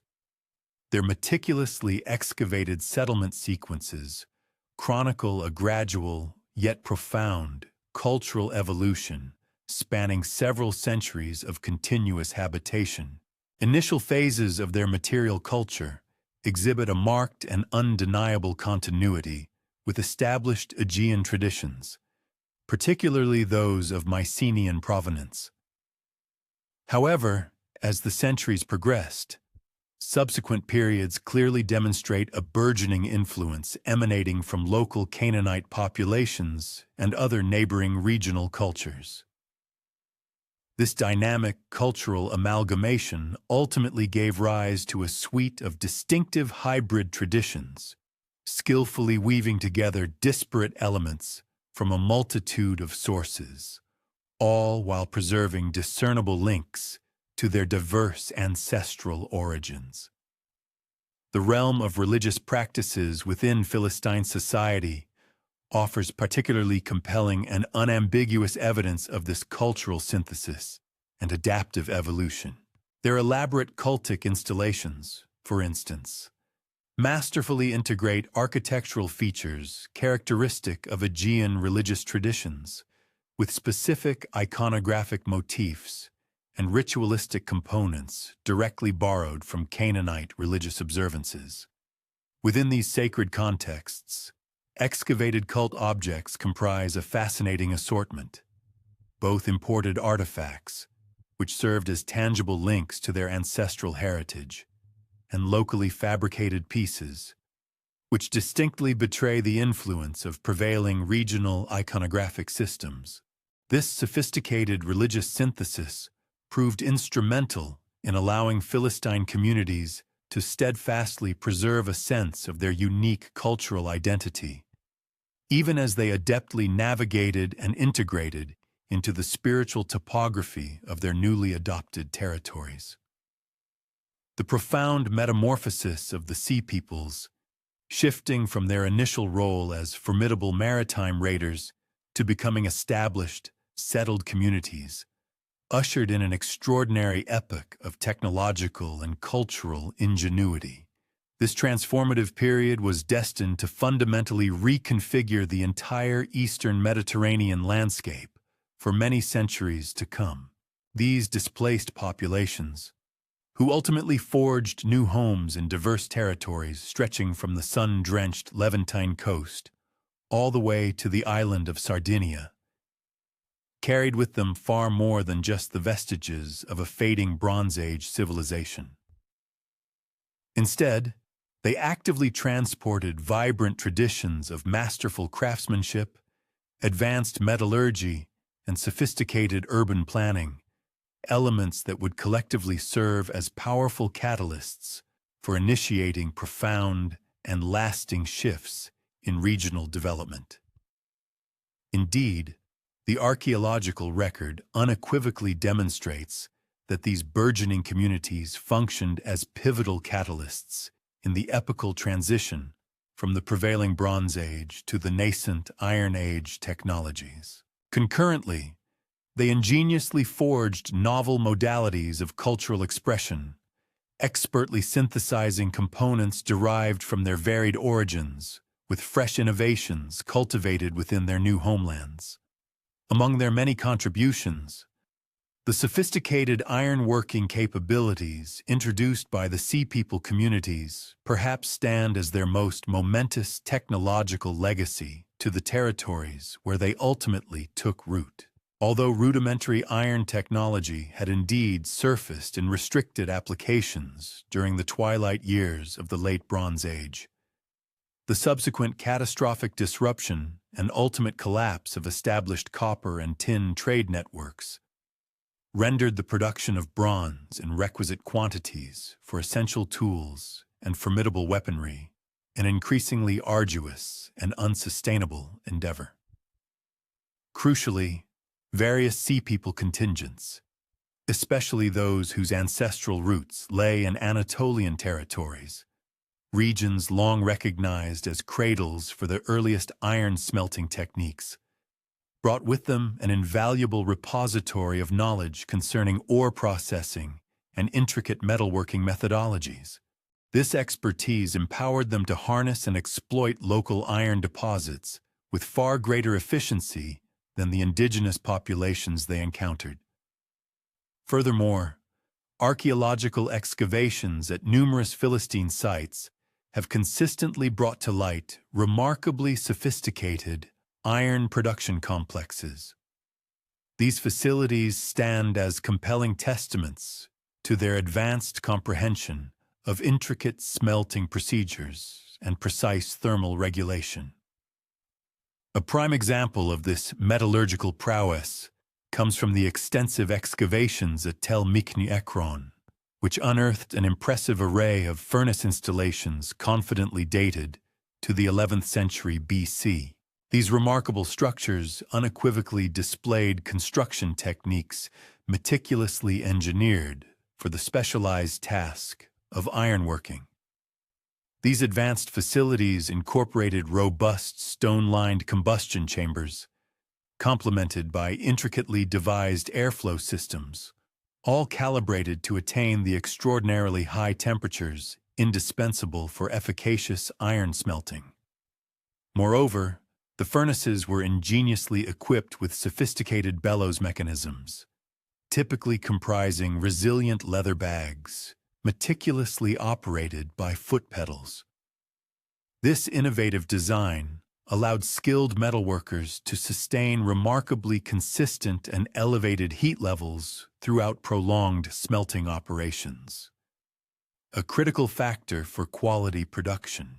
Consequently, the iron artifacts meticulously fashioned within these Philistine workshops consistently demonstrated a level of technological refinement that conspicuously surpassed the capabilities of most contemporary regional artisans. The practical applications of this iron technology were particularly evident in the realm of agriculture. A diverse array of implements, encompassing sturdy plowshares, sharp sickles, and robust hoes, all clearly exhibited sophisticated forging techniques. These methods allowed for the creation of tools featuring exceptionally hardened cutting edges and a far more durable construction compared to their bronze predecessors.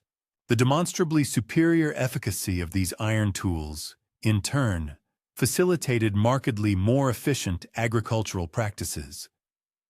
This enhanced productivity played a crucial role in significantly boosting food output, thereby providing vital sustenance for the burgeoning urban populations thriving within the Philistine domains.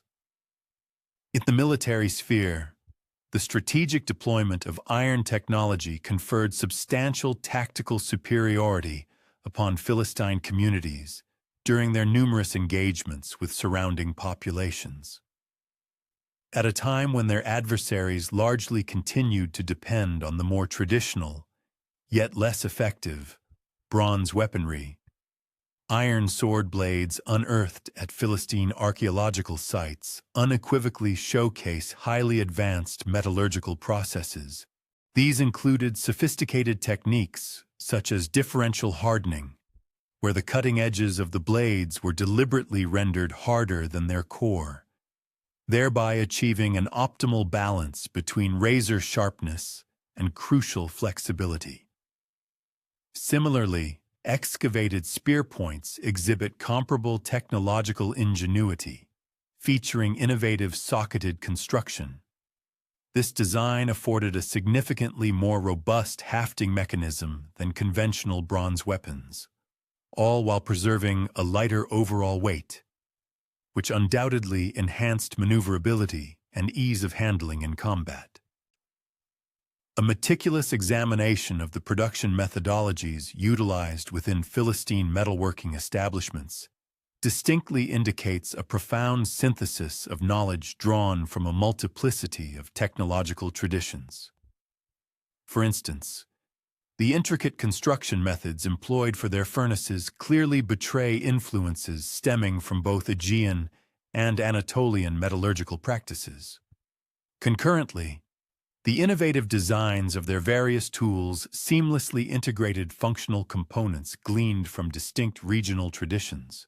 This remarkable technological amalgamation empowered Philistine artisans to conceive and implement truly pioneering solutions, not only refining and enhancing their inherited ancestral techniques, but also ingeniously adapting them to the specific characteristics of locally accessible materials and the prevailing demands of the market.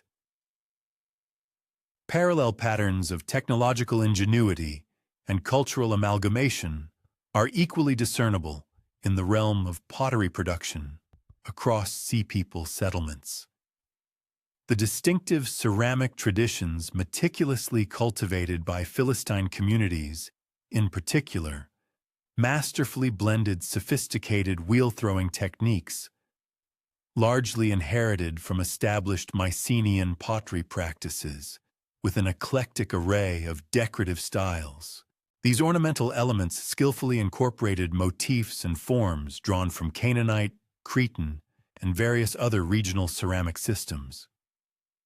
This profound synthesis ultimately yielded unique and immediately recognizable pottery styles that eloquently fulfilled both practical utilitarian functions and significant cultural roles.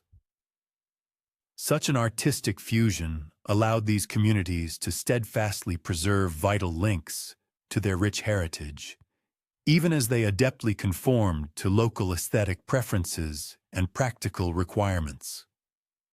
Delving into the technical intricacies of Philistine pottery manufacturing, one uncovers a remarkably sophisticated grasp of ceramic technology, a mastery that frequently surpassed the capabilities of many contemporary regional producers. Kilns unearthed during archaeological expeditions at prominent Philistine centers like Ashkelon, as well as other significant sites, exhibit highly advanced construction methodologies. These designs were specifically engineered to facilitate extraordinarily precise temperature regulation and to ensure remarkably efficient fuel utilization. Characteristically, these impressive installations incorporated innovative updraft designs, featuring distinctly separate combustion and firing chambers. This ingenious architectural arrangement afforded skilled potters the ability to achieve consistently stable firing conditions, which in turn resulted in the production of exceptional quality ceramics, distinguished by their uniform coloration and outstanding durability. The ceramic wares crafted by the Philistine artisans consistently exhibited a remarkable uniformity in their coloration and an impressive degree of inherent durability. This consistent quality in their pottery not only underscored their sophisticated production methods, but also ensured that their vessels were both aesthetically pleasing and exceptionally long-lasting, a testament to their mastery of the craft and their commitment to robust utility in everyday items. The ornamental methodologies utilized by Philistine ceramicists showcased an extraordinary degree of artistic ingenuity, seamlessly blending design elements drawn from a multitude of cultural origins. For instance, avian imagery, clearly traceable to the venerable Mycenaean artistic heritage, frequently adorned their creations. These depictions often coexisted harmoniously with intricate geometric motifs, which in turn evinced clear influences from both the sophisticated Cretan and the indigenous Levantine decorative paradigms.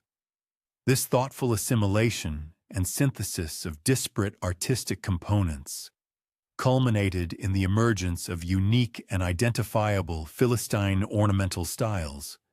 These styles, while distinctly Philistine, simultaneously possessed an inherent appeal and comprehensibility for diverse regional communities, thereby fostering broader cultural acceptance and exchange. The various shapes and configurations of vessels originating from Philistine production centers mirrored these aforementioned trends of cultural amalgamation and pragmatic modification. Their culinary containers, for example, retained the characteristic proportional integrity synonymous with Aegean ceramic legacies, yet ingeniously integrated distinct rim profiles and handle designs that were specifically tailored to indigenous cooking methodologies and culinary traditions. Similarly, their capacious storage jars masterfully blended the established volumetric benchmarks of Mycenaean pottery with innovative construction approaches.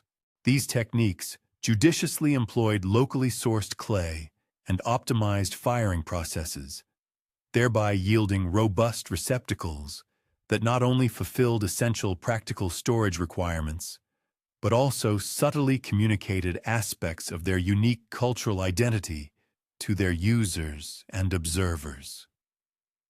An examination of Philistine pottery dispersal across the southern Levant uncovers the existence of sophisticated and far-reaching commercial arteries, effectively linking the nascent Sea People communities with established regional marketplaces. Extensive archaeological reconnaissance has systematically pinpointed Philistine ceramic artifacts at numerous locations, spanning the entire coastal plain and permeating deep into the inland valleys. This widespread presence serves as compelling evidence of commercial engagements that significantly transcended the immediate geographical confines of their primary settlement zones. Such undeniable commercial ascendancy unequivocally underscores the substantial economic benefits accrued from their advanced production methodologies and the undeniable allure that their novel and aesthetically pleasing decorative aesthetics held for consumers. The groundbreaking architectural advancements pioneered by the Sea People communities similarly evinced patterns of technological transference and nuanced cultural assimilation.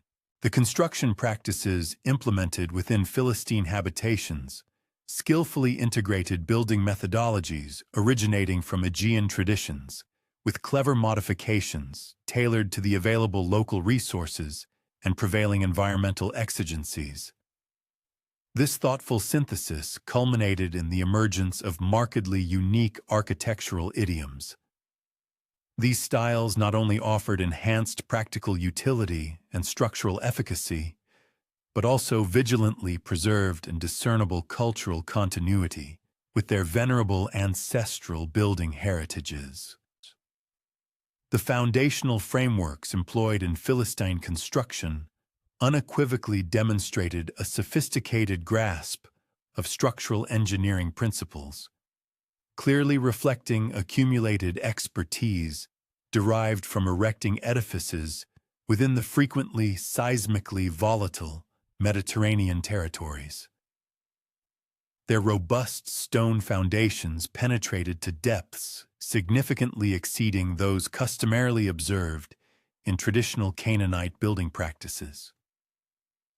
Furthermore, meticulous consideration was dedicated to the implementation of elaborate drainage systems, specifically designed to avert water ingress and consequent damage to the vulnerable mud brick superstructures. These pivotal technical enhancements facilitated the erection of substantially larger and inherently more resilient buildings, capable of accommodating burgeoning urban demographics and supporting the vigorous expansion of commercial enterprises. The arrangement of internal spaces within Philistine structures conspicuously displayed architectural influences stemming from Aegean domestic designs, concurrently demonstrating astute adaptations to the specific Levantine climatic parameters and prevailing social customs. Central hearths, integral to their dwellings, steadfastly upheld a link to ancestral traditions, yet were cleverly re-engineered to efficiently utilize indigenous fuel sources and cater to local culinary methodologies. Moreover, the thoughtful configuration of rooms within these buildings afforded superior ventilation and more effective temperature regulation when contrasted with conventional Canaanite domestic architecture. This resulted in the establishment of significantly more agreeable living environments, which, in turn, fostered enhanced communal well-being and augmented overall productivity. The realm of public architecture within Philistine settlements unveiled evidence of highly refined urban planning proficiencies, ingeniously synthesizing components from various Mediterranean urban heritages. Their imposing temple complexes, for instance, prominently featured architectural motifs and structural elements drawn from both Aegean and Near Eastern religious building conventions. This deliberate amalgamation culminated in the creation of unique, hybrid sacred forms, meticulously designed to cater to the spiritual exigencies of their culturally heterogeneous inhabitants.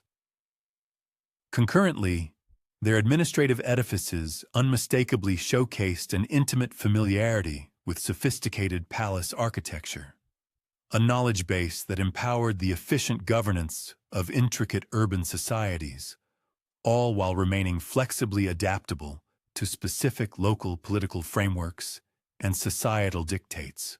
The profound religious and cultural syncretism that blossomed within the Sea People enclaves stands as arguably one of the most captivating dimensions of their enduring cultural heritage. Meticulous archaeological findings compellingly illuminate intricate processes of religious acclimatization. These adaptations permitted the displaced populations to steadfastly uphold profound spiritual bonds with their venerable ancestral customs, concurrently and seamlessly incorporating distinctive elements from indigenous religious frameworks. This dynamic, syncretistic methodology not only forged novel avenues of religious expression, effectively addressing the spiritual requirements of their culturally variegated communities, but also significantly contributed to the broader trajectory of regional religious evolution and diversification. Sacred cultic installations unearthed at Philistine archaeological sites distinctly illustrate an architectural synthesis, expertly blending components from Aegean religious construction traditions, with characteristic features originating from Canaanite temple architecture. A prime example is the temple discovered at Tel Kasil, which exhibits a clear rectangular ground plan along with a prominent central hearth installation. These particular elements unequivocally echo Aegean religious architectural conventions. Yet, simultaneously, the structure incorporates specific cultic fixtures and ornamental motifs that overtly demonstrate an influence from prevailing local religious practices. This ingenious hybrid architectural design thus facilitated religious ceremonies and devotional acts that successfully honored both their venerable ancestral spiritual inheritances and the specific religious expectations of the local populace. The sacred imagery, or religious iconography, unearthed at various Sea People settlements, similarly unveils consistent patterns of profound cultural synthesis and astute adaptation. Numerous figurines and an array of cultic artifacts intricately weave together artistic components drawn from a multiplicity of origins, thereby forging a unique and identifiable religious art. This distinctive art form expertly catered to the diverse spiritual requirements of their culturally heterogeneous communities. Notably, the female figurines frequently exhibit a compelling blend of influences, drawing from both the revered Aegean goddess traditions and the fervent Canaanite fertility cult practices. Conversely, the depictions of male warrior figurines powerfully underscore the enduring significance of a martial identity deeply embedded within the religious frameworks of the Sea People societies. The mortuary customs meticulously recorded at Sea People necropolises furnish comprehensive insights into the intricate processes of religious syncretism and cultural adaptation. The expansive cemetery at Ashkelon, for instance, offers compelling evidence through its inclusion of both cremation and inhumation burials, vividly illustrating how disparate cultural traditions were thoughtfully integrated and accommodated within a singular community. Furthermore, the grave goods accompanying these interments represent a fascinating juxtaposition. Artifacts that steadfastly preserve links to ancestral heritage are frequently found alongside locally manufactured items, unequivocally demonstrating a pragmatic adaptation to regional customs and the resourceful utilization of readily available materials. Cremation interments discovered at Philistine archaeological locations unequivocally attest to the enduring vitality of Aegean religious traditions, yet simultaneously reveal a pragmatic responsiveness to indigenous environmental conditions and available resources. The ceramic urns, meticulously crafted to contain the cremated remains, exhibit unique and recognizable forms directly traceable to the esteemed Mycenaean pottery traditions. Crucially, these vessels were produced using locally sourced clays and employing regional firing methodologies. Moreover, the specific placement of these cremation burials within broader cemetery zones illustrates a thoughtful integration with prevailing local burial customs, all while diligently upholding distinctive practices that serve to safeguard and perpetuate their unique cultural identity. The pervasive artistic influences discernible across their pottery, figurines, and various decorative motifs serve as compelling indicators of the profound and widespread cultural interchange that defined Sea People settlements. Ornamental components, for example, disseminated widely through robust trade networks and continuous cultural interactions, thereby significantly shaping artistic evolution across the entire eastern Mediterranean basin. The singularly distinctive artistic idioms cultivated by these Sea People communities not only enriched and contributed to broader regional artistic traditions, but also assiduously preserved clear and recognizable links to their multifaceted origins. The sophisticated pottery painting methodologies pioneered within Philistine workshops exerted a considerable influence on ceramic manufacturing practices across the entirety of the southern Levant. The characteristic application of striking red and black painted designs upon the warm, buff-colored surfaces of their pottery yielded highly distinctive decorative outcomes. These captivating effects were subsequently embraced by indigenous potters, who then ingeniously adapted them to align with specific regional aesthetic preferences. Such innovative techniques propagated extensively through vigorous commercial networks and sustained cultural interactions, ultimately catalyzing the emergence of novel regional pottery styles that skillfully amalgamated elements from a diverse array of artistic traditions. The production of figurines within Sea People settlements similarly showcased analogous trajectories of artistic inventiveness and widespread cultural impact.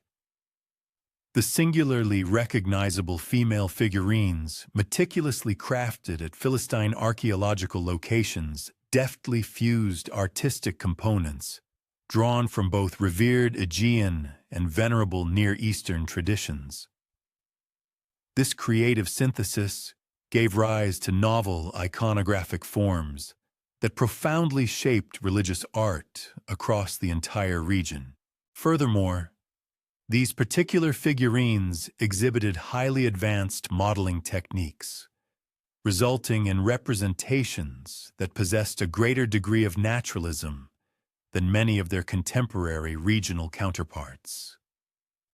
This artistic excellence significantly contributed to broader artistic developments, setting precedents that would continue to influence Mediterranean art for many centuries to come.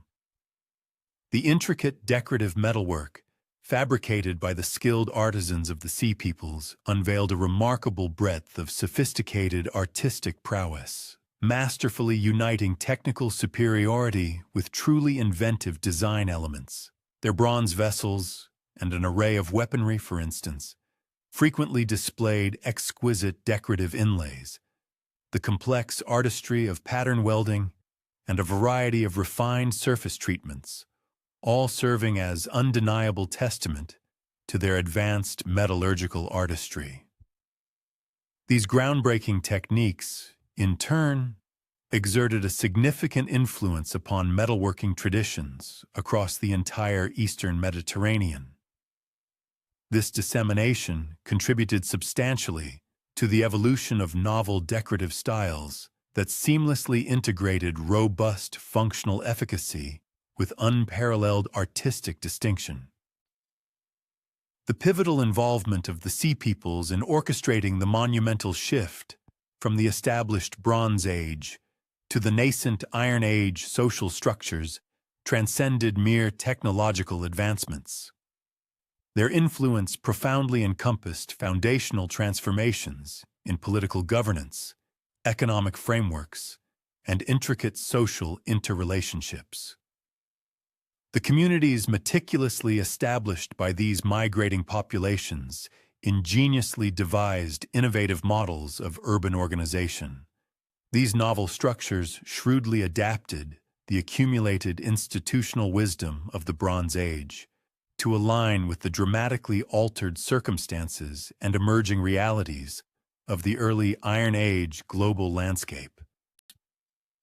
The governmental frameworks that emerged within the settlements established by the Sea Peoples illustrate a remarkable evolution, transitioning from the elaborate, often rigid palace-centric administrations characteristic of the preceding Bronze Age into more distributed and adaptable modes of governance.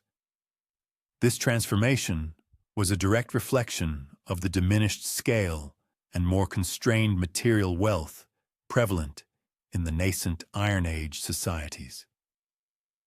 Extensive archaeological findings, particularly from the Philistine urban centers, indicate that these nascent city-states shrewdly preserved certain aspects of a core, centralized dominion, concurrently fostering highly agile and responsive administrative mechanisms. Such systems were expertly designed to address the unique circumstances encountered within their immediate vicinities and to tackle the broader geopolitical complexities that arose across the wider region, allowing for swift adjustments to unforeseen pressures and opportunities. Regarding their economic structures, the communities founded by the Sea Peoples showcased remarkable ingenuity in their commercial operations and manufacturing methodologies, significantly spurring regional economic advancement. The meticulous records of highly specialized artisanal production, particularly evident at prominent archaeological locations such as Ekron, vividly portray a sophisticated comprehension of market dynamics and intricate commercial frameworks. This astute understanding empowered these societies to cultivate substantial affluence through vibrant trade and skilled manufacturing enterprises, thereby reducing their sole dependence on traditional agrarian yields or the often precarious extraction of tribute from subjugated territories, a common practice in earlier eras.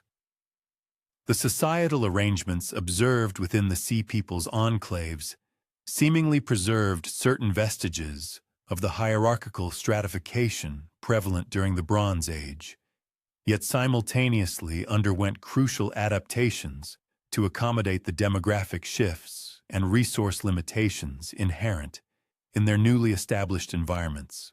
Extensive archaeological findings furnish compelling indications of the enduring presence of a formidable warrior aristocracy, whose martial prowess and leadership were integral to defense and order.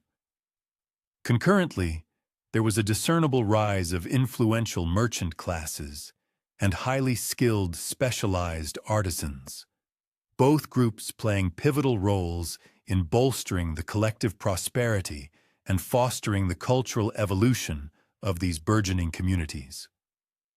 The groundbreaking technological advancements, the rich tapestry of cultural amalgamation, and the shrewd institutional adjustments pioneered by the communities of the Sea Peoples collectively forged enduring legacies that profoundly impacted Mediterranean civilization for many subsequent centuries.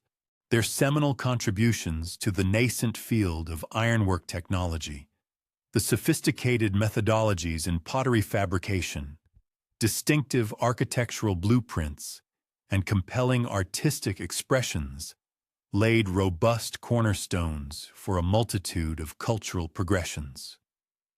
These innovations were instrumental in molding the ancient world throughout the entire span of the Iron Age and even beyond. The remarkable success of these uprooted populations in acclimating to their new territorial abodes vividly exemplified an extraordinary degree of cultural fortitude and a prodigious capacity for innovation, allowing them to transcend their initial status as mere refugees and evolve into the architects of unique and profoundly influential civilizations.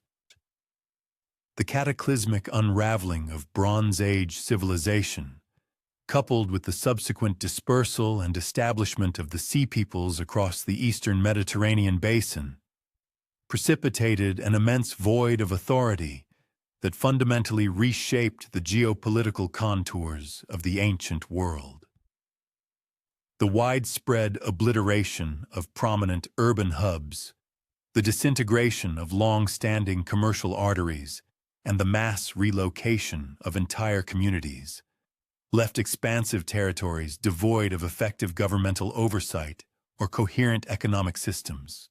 This unparalleled period of upheaval, far from being solely destructive, simultaneously presented fertile ground for nascent powers to extend their dominion, whilst compelling the remnants of established states to profoundly reconfigure their strategic approaches and institutional frameworks in a desperate bid for survival within a drastically altered global milieu.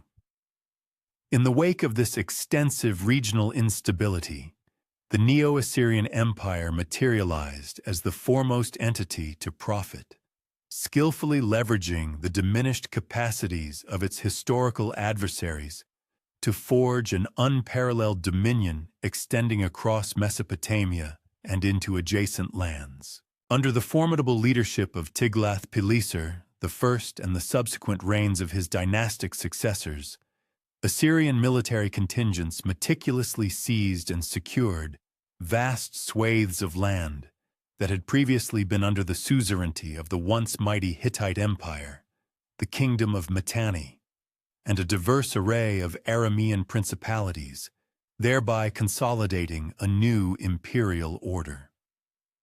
The formidable Assyrian military apparatus, already renowned for its prowess throughout the Middle Assyrian epoch, underwent a strategic evolution, meticulously refining its tactical approaches and organizational frameworks to fully capitalize on the strategic openings presented by the collapse of the Bronze Age. Concurrently, it engineered novel administrative architectures specifically designed to effectively govern the heterogeneous populations now integrated into the expanding imperial domain. This phase of Assyrian expansion distinguished itself markedly from preceding Mesopotamian imperial undertakings, not merely in its sheer geographical magnitude, but also in its meticulously systematic mode of organization. Earlier empires had generally prioritized the collection of tribute from their subjugated regions, typically allowing existing local administrative frameworks to remain largely undisturbed. The distinctive methodology adopted by the Neo-Assyrian Empire encompassed a comprehensive strategy involving direct territorial governance, large-scale population transfers, and deliberate cultural assimilation initiatives. These policies were meticulously crafted with the overarching objective of forging an enduring imperial dominion, a stark contrast to the fleeting influence or temporary hegemony often characteristic of earlier regional powers. Extensive archaeological discoveries unearthed across the vast and expanding Assyrian territories consistently unveil a pervasive standardization in administrative methodologies, architectural aesthetics, and patterns of material culture. This uniformity serves as compelling proof of the empire's highly systematic and integrated approach to the absorption and consolidation of newly acquired lands. The remarkable military innovations that underpinned this extensive Assyrian expansion were significantly shaped by crucial insights gleaned from their confrontations with the Sea Peoples and other dislocated communities. Notably, iron weaponry was integrated as standard issue for Assyrian troops many decades prior to its general adoption across other regions, furnishing a critical tactical superiority that consistently proved decisive in engagements against adversaries who largely continued to depend on less robust bronze armaments. Furthermore, Assyrian siege warfare strategies underwent substantial refinement, purposefully evolving to counteract the enhanced fortification designs developed by communities striving for security in the tumultuous aftermath of the Bronze Age collapse. This evolution involved the deployment of highly specialized siege apparatus and ingenious tactical maneuvers, enabling them to breach even the most formidable and intricately engineered defensive structures. The sweeping administrative reforms meticulously enacted by the Neo-Assyrian monarchs established sophisticated governmental frameworks robust enough to effectively oversee a vast dominion stretching from the shores of the Persian Gulf all the way to the Mediterranean coastline. In these newly subjugated lands, the authority of indigenous rulers was systematically supplanted by provincial governors, who were directly nominated and dispatched by the king, ensuring unwavering allegiance and centralized control. Concurrently, a rigorously standardized system of taxation was instituted, efficiently siphoning the essential resources required to sustain the empire's formidable military and extensive bureaucratic machinery. Furthermore, strategic deportation policies were systematically employed to relocate skilled artisans, experienced agricultural laborers, and potential instigators of rebellion to various distinct regions within the empire. This calculated redistribution served the dual purpose of fragmenting entrenched local allegiances while optimally allocating valuable human capital to areas where their expertise and labor were most critically needed. The profound cultural repercussions of Neo-Assyrian expansion transcended mere political domination, instigating foundational shifts across religious observances, artistic conventions, and technological advancements throughout the entire region. Central to this transformation was the formidable Assyrian royal ideology, which meticulously depicted the monarch as the direct terrestrial embodiment of the deity Ashur, divinely ordained to govern all territories. This potent theological construct furnished a compelling rationale for boundless territorial acquisition, simultaneously fabricating cultural paradigms that robustly legitimized the imperial authority. Such an influential ideological framework deeply permeated political philosophy across the ancient Near East, establishing enduring precedents for imperial legitimacy that would continue to resonate and shape governance for countless generations. Concurrently, the disintegration of the intricate Bronze Age maritime trade routes inadvertently paved the way for the Phoenician city-states to secure an unparalleled commercial supremacy across the entire Mediterranean Sea. The widespread devastation of critical trading hubs, exemplified by the obliteration of Ugarit, effectively removed formidable, long-established rivals from the economic arena. Furthermore, the fragmentation of centralized political authority in numerous regions generated a pressing need for the specialized commercial services that Phoenician traders were uniquely equipped to furnish. Consequently, urban centers such as Tyre, Sidon, and Byblos rapidly evolved from being merely localized trading posts into the vibrant epicenters of expansive commercial networks, destined to stretch their influence from the Atlantic seaboard of Iberia to the distant Black Sea coasts of Anatolia. During this transformative epoch, Phoenician maritime engineering underwent significant advancements, integrating novel solutions specifically conceived to address the altered dynamics of Mediterranean trade in the wake of the Bronze Age collapse. Their vessels, meticulously designed for extensive deep-sea voyages, boasted superior hull construction, ensuring enhanced durability and seaworthiness. Furthermore, the adoption of more streamlined sail arrangements and innovative specialized equipment for cargo management facilitated highly lucrative operations across immense geographical spans. Compelling archaeological findings derived from ancient shipwrecks and the remnants of harbor infrastructure conclusively demonstrate the existence of ships capable of transporting considerable volumes of merchandise, all while preserving the crucial attributes of speed and agility essential for successful commercial endeavors in maritime zones frequently devoid of centralized political authority.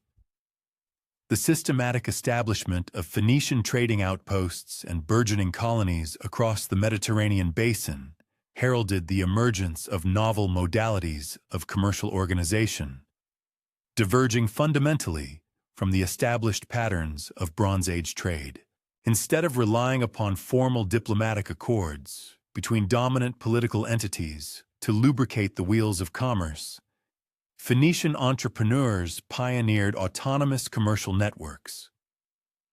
These networks were anchored by enduring settlements designed to serve as secure logistical hubs for their extensive trading activities. These diverse installations, spanning from rudimentary warehousing depots to meticulously planned, fully fledged urban centers, collectively laid the groundwork for a robust infrastructure.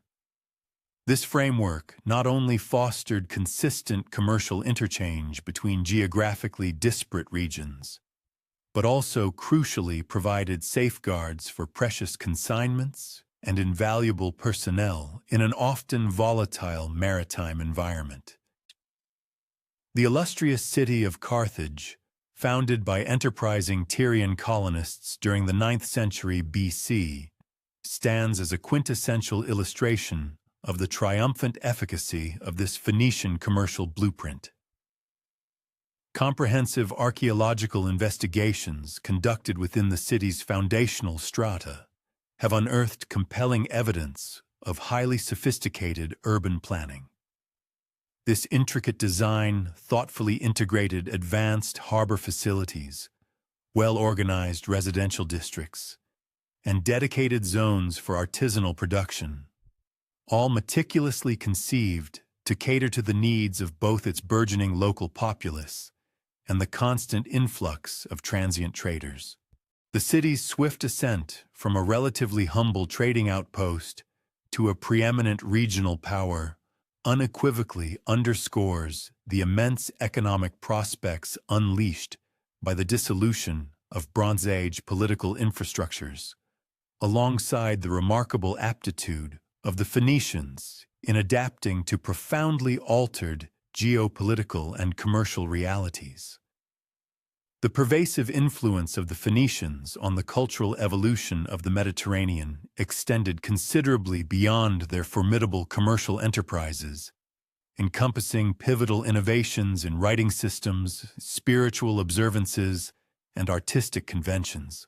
The revolutionary alphabetic script, meticulously devised by Phoenician scribes, offered a vastly more streamlined and readily approachable method of written communication compared to the intricate syllabic and logographic scripts that characterized the Bronze Age. This groundbreaking invention profoundly democratized literacy, rendering written expression accessible to a significantly wider cross-section of society. Moreover, it proved indispensable in streamlining commercial record-keeping and enabling efficient long-distance correspondence, both absolutely vital components for the flourishing, interconnected trade networks spanning the entire Mediterranean.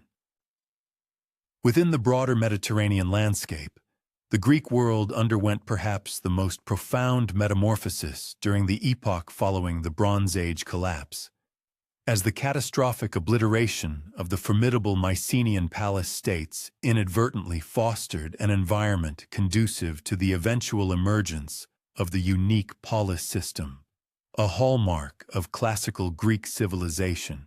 The sudden disintegration of central governance, the wholesale unraveling of intricate administrative frameworks, and the calamitous demographic contraction that invariably followed this Bronze Age cataclysm compelled the scattered, surviving communities to meticulously forge novel paradigms of political and social structuring, ingeniously tailored to their significantly diminished circumstances and the often meager resources at their disposal.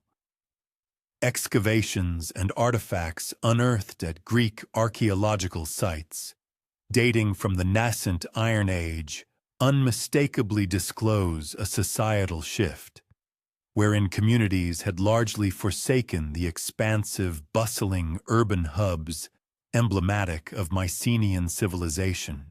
Instead, they gravitated towards more compact, manageable settlements, strategically chosen for their inherent ease of defense and logistical provisioning. These nascent Iron Age enclaves frequently commandeered elevated hilltop positions, benefiting immensely from their inherent topographical advantages for protection. Although their tangible cultural artifacts exhibit a marked simplification when juxtaposed with the sophisticated benchmarks of the Bronze Age, with advancements in ceramic craftsmanship, metallurgy, and structural engineering all betraying indications of technological decline, this regression stemmed from the erosion of specialized expertise and a pragmatic communal pivot towards fundamental subsistence over the pursuit of elaborate cultural refinement. The measured regeneration of Greek communities throughout the 10th and 9th centuries BC was intricately linked to the pioneering establishment of novel social and political frameworks, which would, in due course, mature into the distinctive classical polis. Archaeological findings strongly intimate that these nascent communities were structured primarily around familial kinship groups and formidable warrior contingents, a stark departure from the rigid bureaucratic stratifications that had so distinctly defined the Mycenaean palace states. Leadership within these emerging societies seemingly derived its legitimacy from individual magnetic appeal, demonstrable martial skill, and a proven capacity to safeguard and provision the populace, rather than from the arbitrary prerogative of inherited royal lineage. The burgeoning of Greek mercantile endeavors during the 8th century BC serves as a compelling testament to both their resilience in recovering from the dire post-collapse environment and their astute adaptability to the burgeoning commercial prospects across the wider Mediterranean. Greek traders adeptly forged robust commercial alliances with the well-established Phoenician mercantile networks, concurrently pioneering autonomous maritime pathways that seamlessly linked the Aegean Sea with lucrative markets stretching from Anatolia and the Black Sea region, eventually extending their reach into the Western Mediterranean. These vigorous commercial undertakings facilitated crucial access to essential raw materials and coveted luxury commodities, profoundly underpinning communal advancement while simultaneously generating substantial prosperity that in turn fueled significant political evolution and sophisticated cultural flourishing.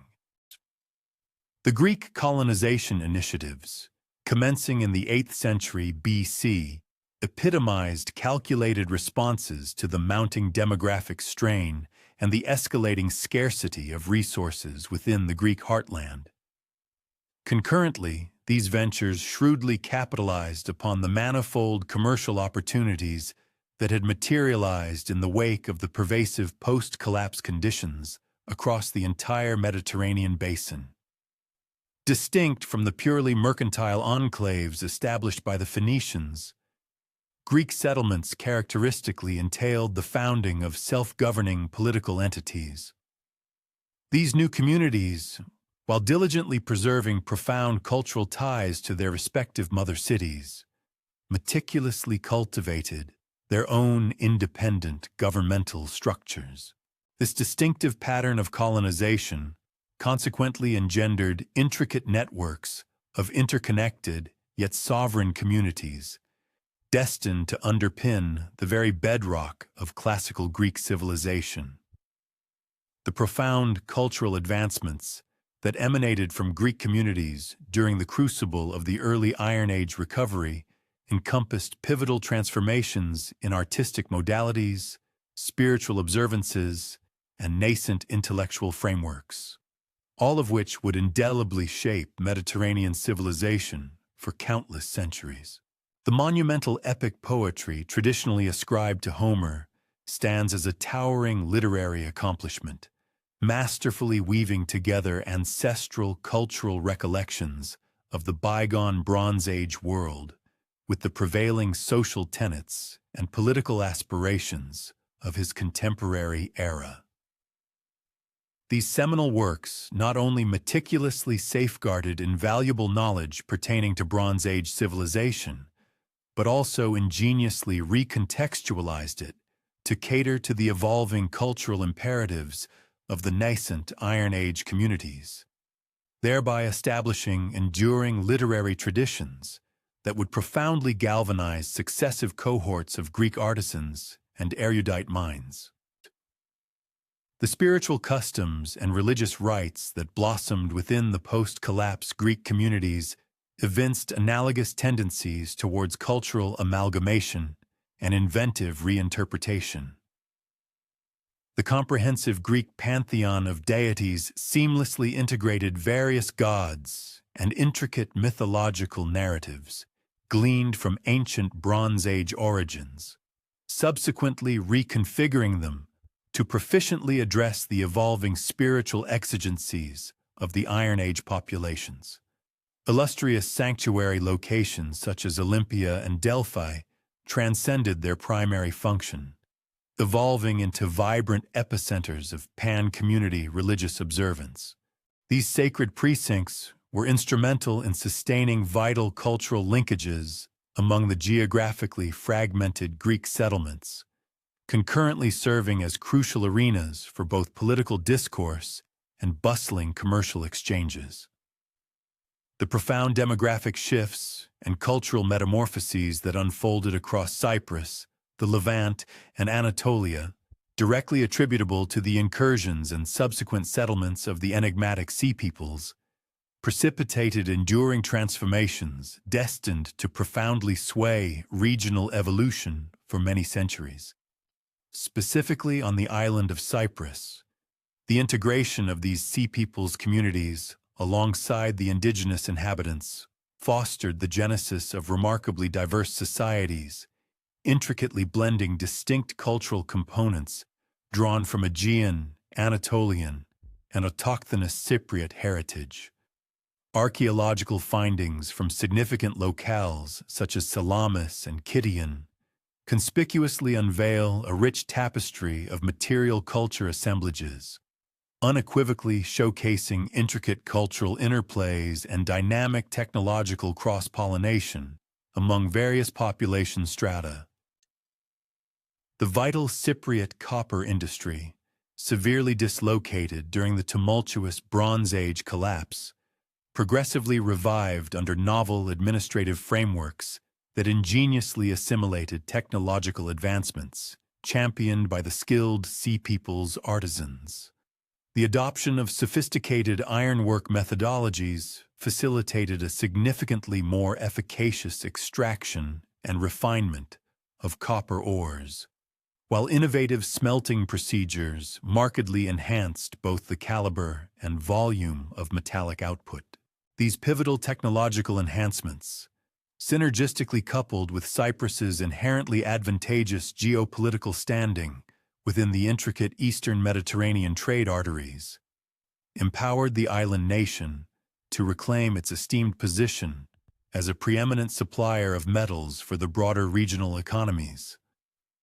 The profound cultural amalgamation that transpired on Cyprus forged unique artistic and architectural legacies, which skillfully blended components from a myriad of diverse origins while simultaneously accommodating local exigencies and aesthetic predilections. Ceramic craftsmanship, for instance, conspicuously displayed influences derived from Aegean, Anatolian, and Levantine pottery traditions, yet steadfastly preserved its unmistakable Cypriot hallmarks, eloquently mirroring indigenous clay compositions and distinctive firing methodologies. Surviving architectural vestiges similarly unveil construction paradigms that thoughtfully integrated building techniques culled from various Mediterranean traditions, always with a discerning adaptation to the available local materials and the specific environmental parameters. Spiritual observances within post-settlement Cyprus similarly manifested intricate patterns of cultural syncretism, evident in cultic installations that ingeniously fused architectural motifs drawn from disparate traditions, all while assiduously catering to the spiritual aspirations of its heterogeneous populace.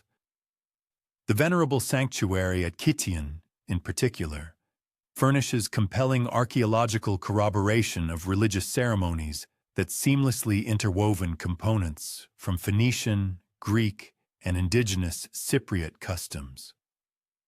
This synthesis culminated in the genesis of truly syncretic religious practices, which in turn facilitated the meaningful engagement of communities stemming from varied cultural antecedents in collective spiritual rites.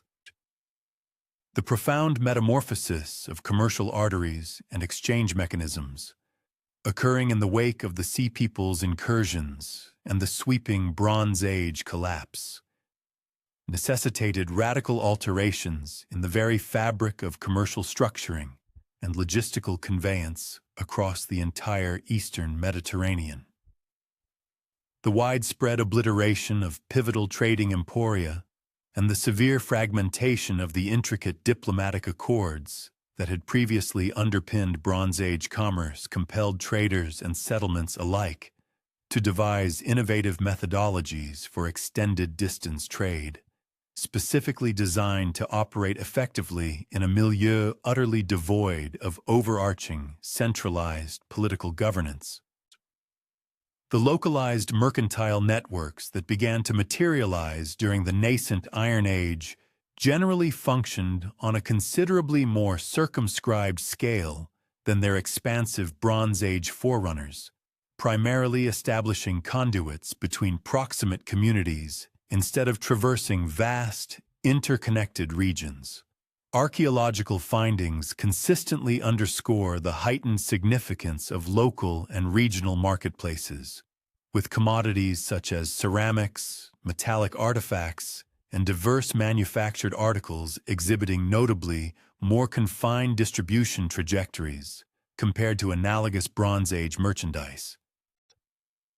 This pronounced localization of trade activities was a direct consequence of both diminished transportation capacities and the exacerbated perils inherently linked with extensive travel through politically volatile territories. The measured resurgence of Mediterranean commercial activity throughout the 9th and 8th centuries BSC was intricately bound to the pioneering formulation of innovative mercantile methodologies and novel institutional frameworks, meticulously designed to operate robustly within the dramatically altered geopolitical landscape. Trading communities strategically founded enduring commercial outposts at pivotal geographical junctures, thereby establishing secure operational hubs for their enterprises, while concurrently furnishing essential provisions and amenities to the indigenous inhabitants. These burgeoning installations frequently blossomed into prominent urban centers, which subsequently functioned as vital nuclei for both regional economic advancement and vibrant cultural interchange. Significant advancements in maritime technology during this epoch crucially facilitated a more efficacious and safeguarded conveyance of commodities across the expansive Mediterranean. Innovations in shipwrighting methodologies led to the integration of superior construction techniques, thereby enhancing both the resilience and freight-carrying capacity of vessels, concurrently mitigating demands for larger crews and curtailing operational expenditures. Port infrastructure at principal trading hubs boasted upgraded amenities for the seamless loading and discharging of consignments, whilst sophisticated warehousing systems offered robust protection for precious merchandise throughout prolonged commercial ventures. Furthermore, the systematic establishment of uniform weights, standardized measures, and coherent currency frameworks greatly streamlined commercial dealings among diverse communities possessing distinct cultural heritages and varied governmental structures. Excavated artifacts brought to light a growing uniformity in ceramic containers, metallic ingots, and a variety of other marketable commodities, unequivocally signaling the development of sophisticated mercantile operations capable of transcending diverse cultural and governmental systems. This concerted push towards consistency, for instance, when the dimensions or purity of goods significantly diminished the expenses associated with exchanges by simplifying appraisal and negotiation processes. Concurrently, it substantially bolstered the trustworthiness and foreseeability of mercantile engagements, allowing traders to operate with greater confidence in distant markets. The vibrant interchange of ideas propelled by reinvigorated commercial arteries, played a pivotal role in disseminating groundbreaking technological advancements, distinctive artistic aesthetics, and profound spiritual doctrines across the entire expanse of the Mediterranean basin.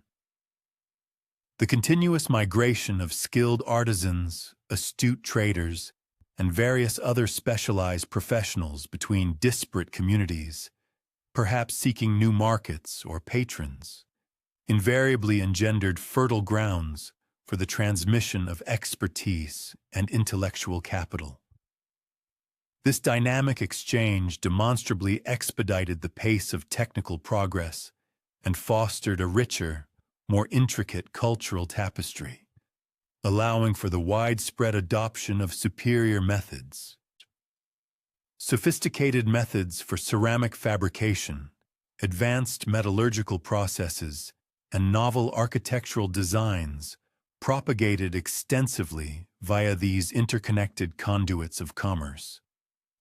These developments, for instance, the adoption of a faster potter's wheel or new alloying techniques, thereby significantly enriched the indigenous cultural evolution of various locales, leading to more refined products and structures.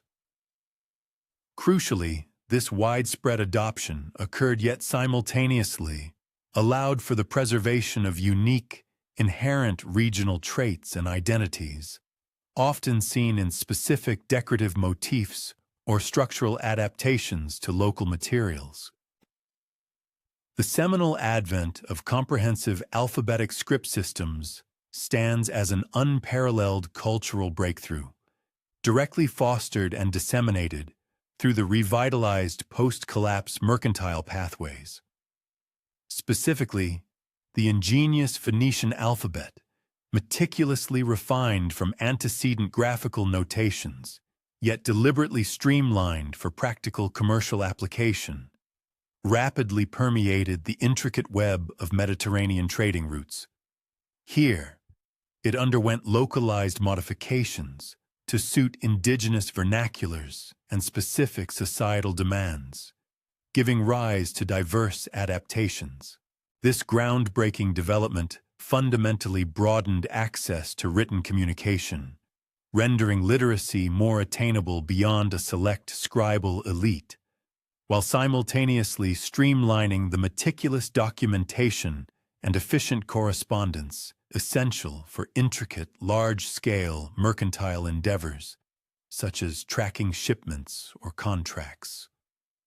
Furthermore, profound spiritual tenets and ritualistic observances similarly diffused across these expansive commercial conduits, thereby generating fertile ground for profound cultural amalgamation and novel creative departures whose enduring impact would indelibly shape the trajectory of Mediterranean civilization for countless generations.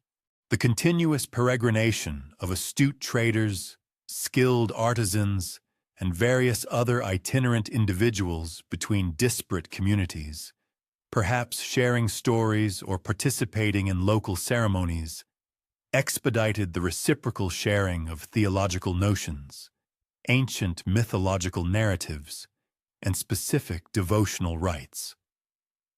This rich cross-pollination, in turn, fostered the evolution of innovative modes of spiritual articulation, meticulously tailored to resonate within a mosaic of culturally heterogeneous societies, often blending elements from various pantheons.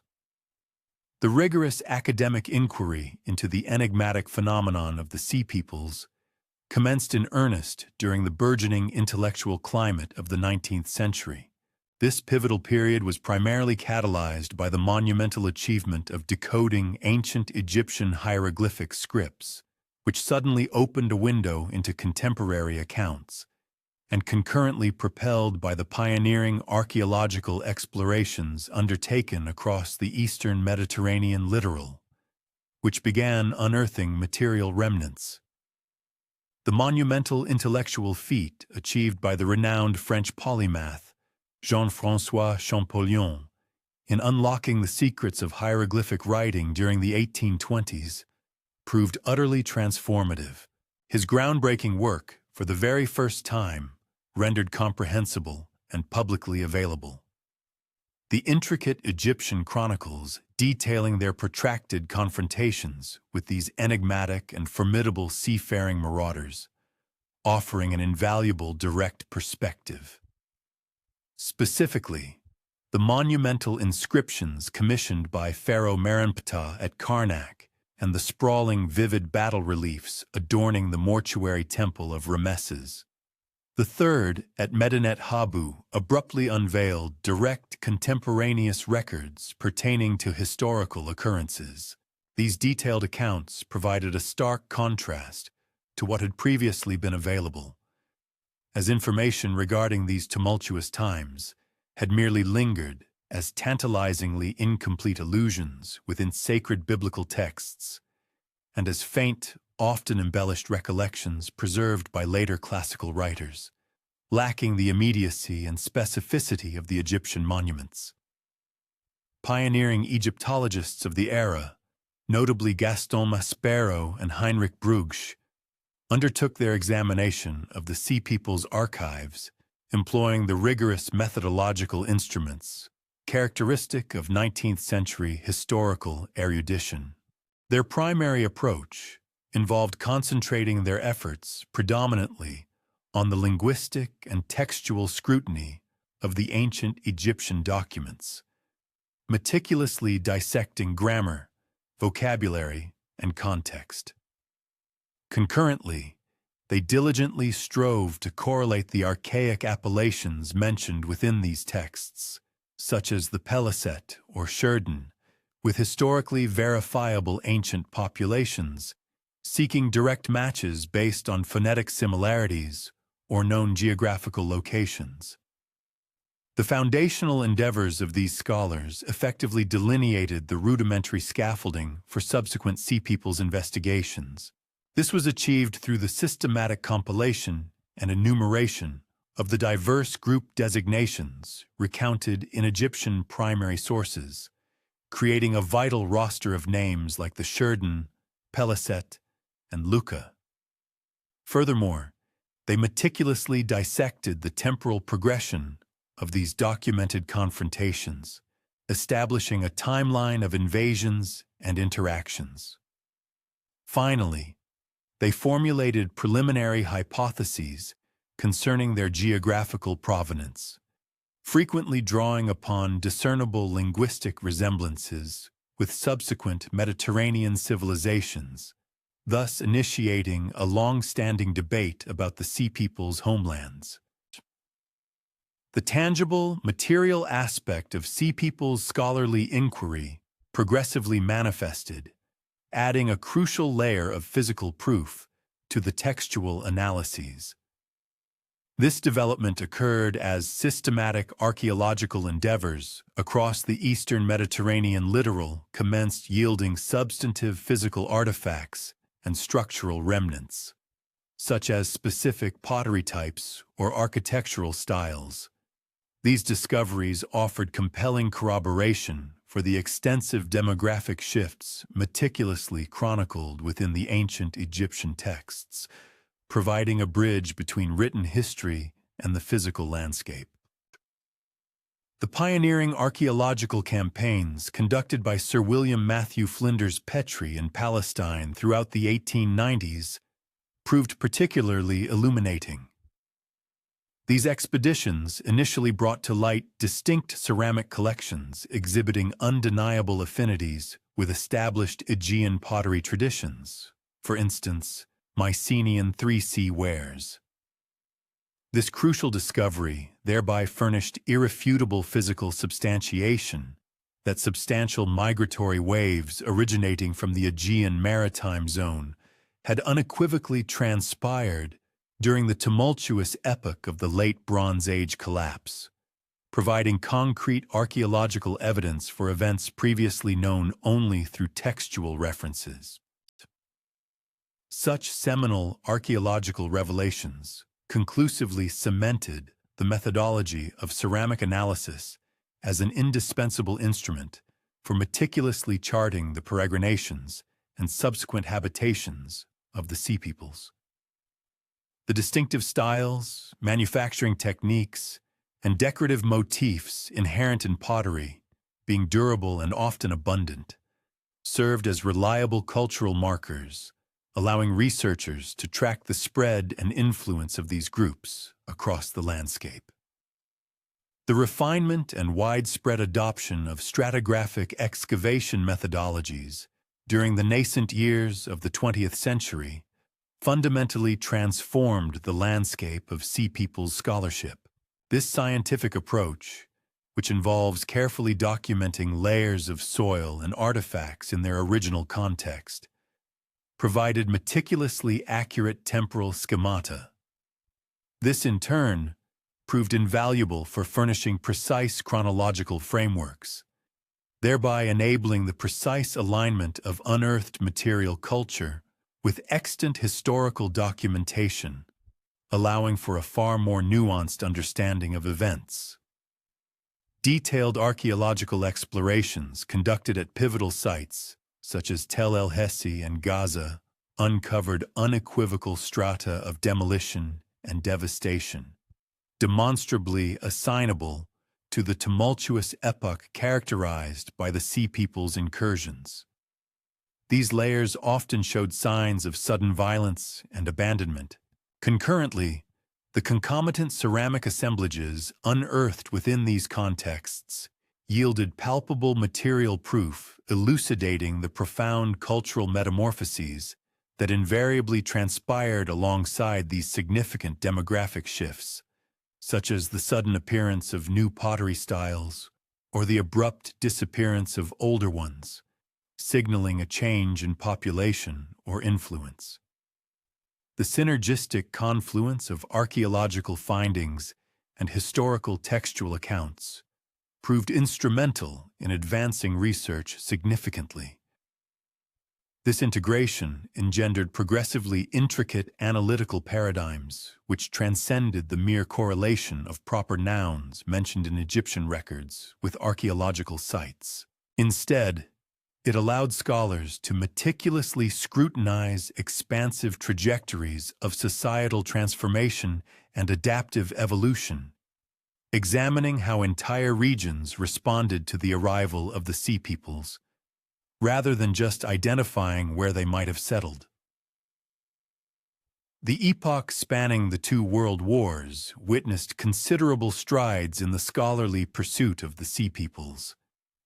These advancements were primarily facilitated by extensive, ambitious archaeological campaigns conducted at pivotal strategic locations throughout the Levant. Additionally, they were spurred by the systematic formulation of sophisticated ceramic typologies, which permitted the meticulous discernment of cultural linkages spanning immense geographical expanses, allowing researchers to follow the spread of specific pottery styles from their points of origin to distant settlements. The extensive American-led archaeological endeavors at Megiddo, initially under the stewardship of Clarence Fisher and subsequently guided by Gordon Loud, proved particularly revealing. These excavations brought to light substantial vestiges of late Bronze Age devastation, such as widespread ash layers and collapsed structures, juxtaposed with subsequent Iron Age reconstruction. This material record thereby furnished granular evidence elucidating the critical transitional epoch during which the initial settlements associated with the Sea Peoples were being firmly established, showcasing the dramatic shift in architectural styles and urban planning. In a parallel vein, the British archaeological expeditions undertaken at Tel ed-Duwir, another significant Levantine site, uncovered compelling indicators of widespread destruction, often evidenced by burnt layers and sudden shifts in material culture.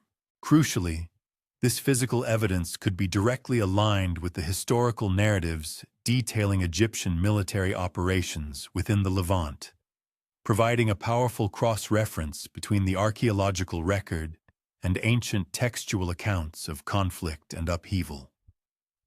The discipline of ceramic analysis, during this specific epoch, attained an elevated degree of sophistication, moving beyond simple identification to a nuanced understanding of stylistic development.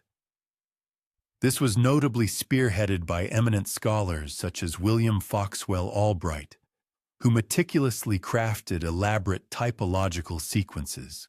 These sequences were capable of charting the stylistic metamorphosis of pottery, tracing its evolution from its late Bronze Age Mycenaean archetypes through its subsequent adaptation and reinterpretation within Philistine and other Sea Peoples' cultural milieus, demonstrating how foreign forms were adopted and localized.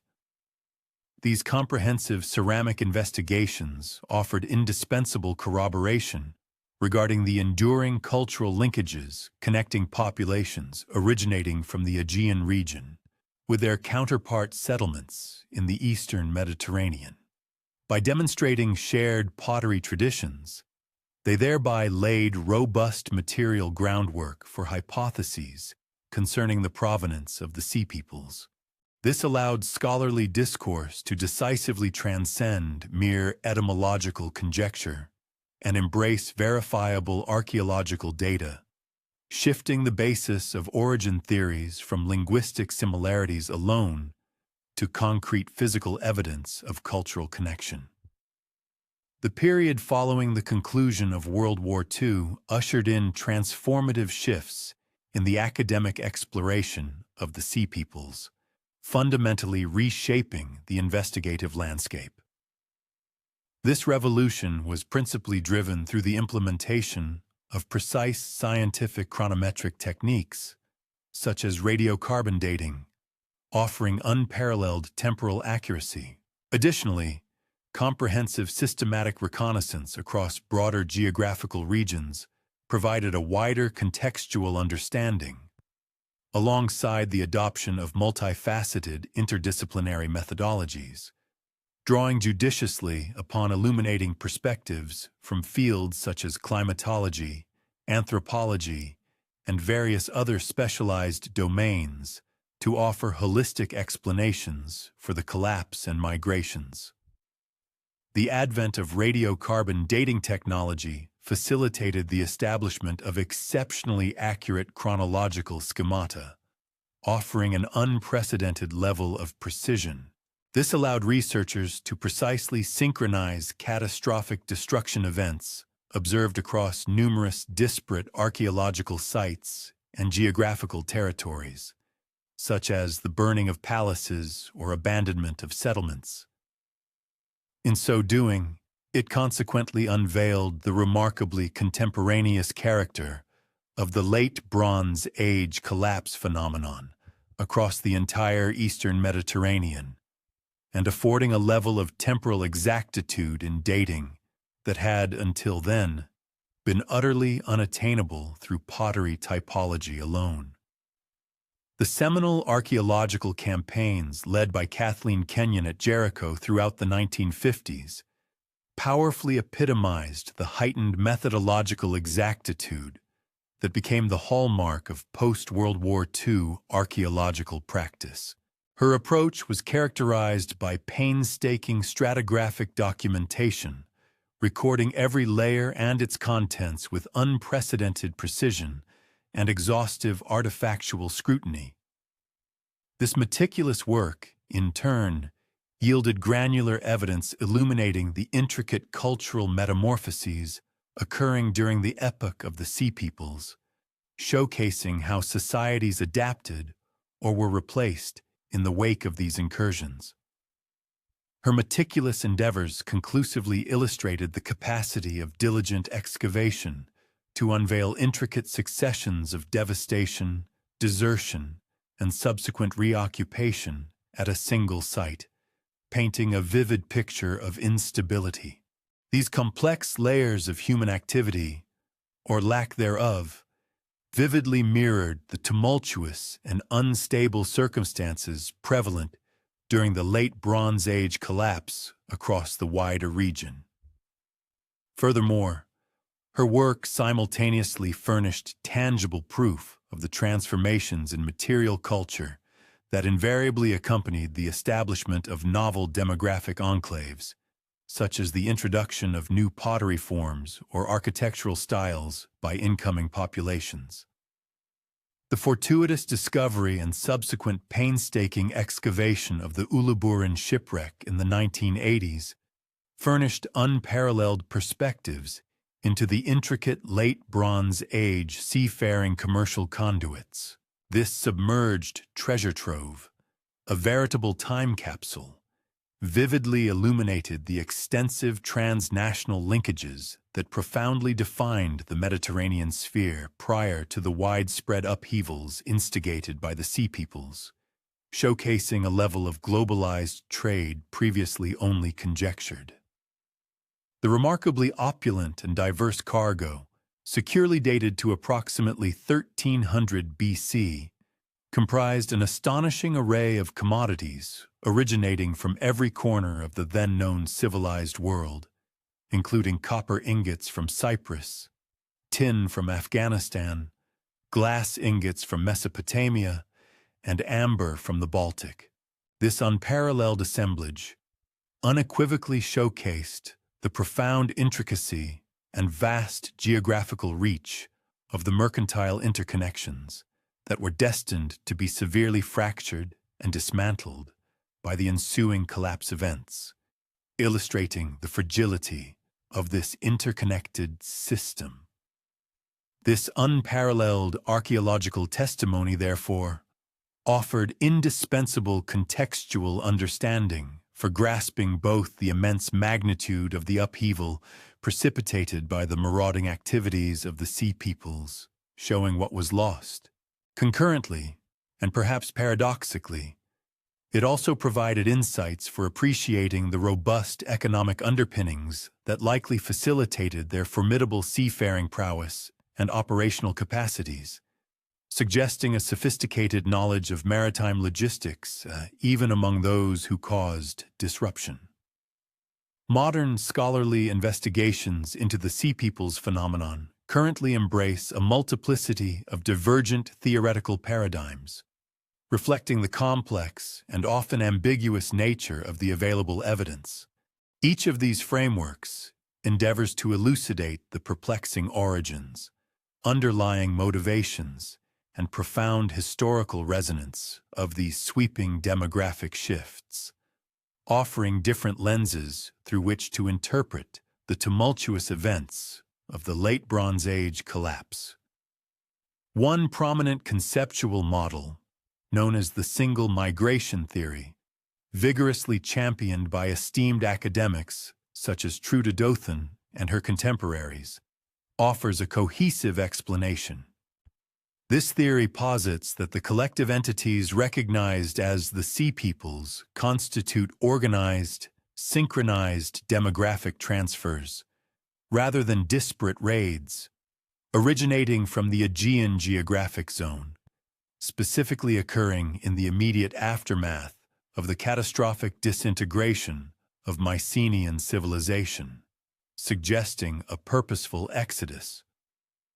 This particular interpretive lens places considerable weight on the discernible cultural commonalities manifest in ceramic traditions, architectural styles, and funerary customs, such as specific burial types or house layouts, as observed between the Aegean and Eastern Mediterranean cultural spheres. These shared characteristics thereby intimate a systematic, orchestrated migratory undertaking by unified cultural cohorts, rather than chaotic flight. These groups were likely impelled to seek novel territorial acquisitions subsequent to the irretrievable loss of their ancestral lands, carrying their cultural practices with them.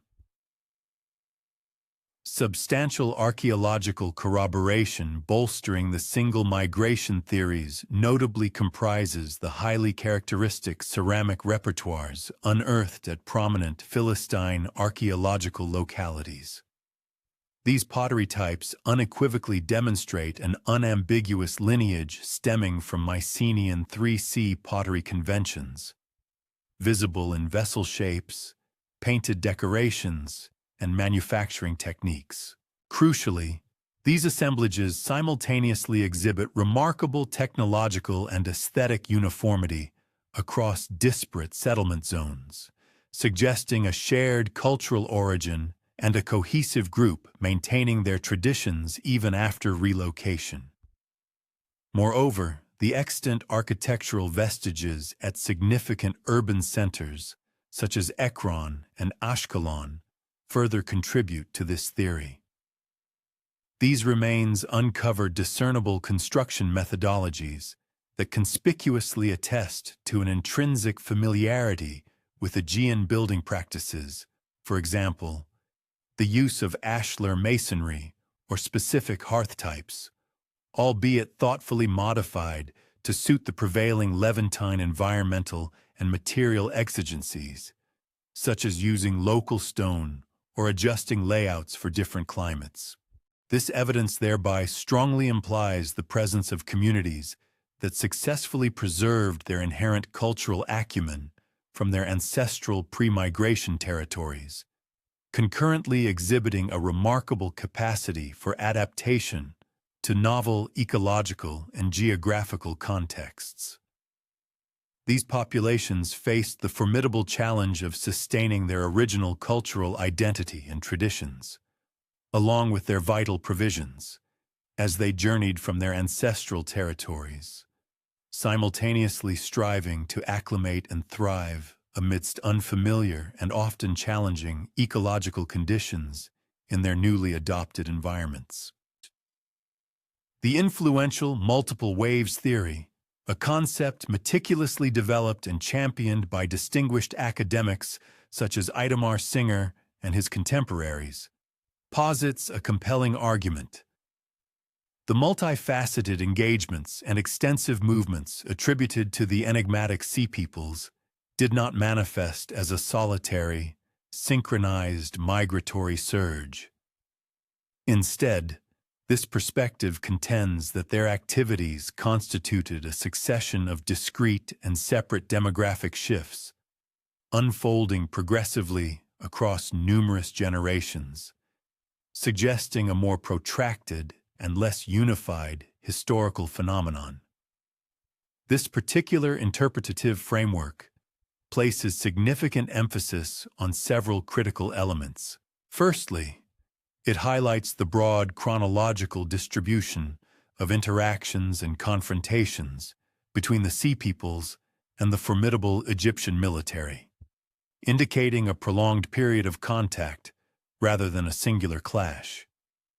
Secondly, it underscores the rich variety of material culture traditions unearthed across disparate settlement locations, suggesting diverse origins and cultural practices among these groups. Lastly, it draws attention to the observable differences in political structures and military strategies employed by various factions within the sea peoples, further supporting the notion of their heterogeneous nature and decentralized operations. Consequently, the multiple waves methodology postulates that a confluence of severe economic upheaval, widespread political volatility, and escalating environmental stressors collectively forged an environment ripe for successive and persistent episodes. These conditions, it is argued, inevitably led to recurrent population displacements and systematic maritime raiding expeditions, which persisted over considerable prolonged durations, shaping the socio-political landscape of the era. Empirical data bolstering the multiple waves theories encompasses, most notably, the meticulous chronological mapping of the sea people's various encounters, as assiduously recorded within ancient Egyptian historical documents.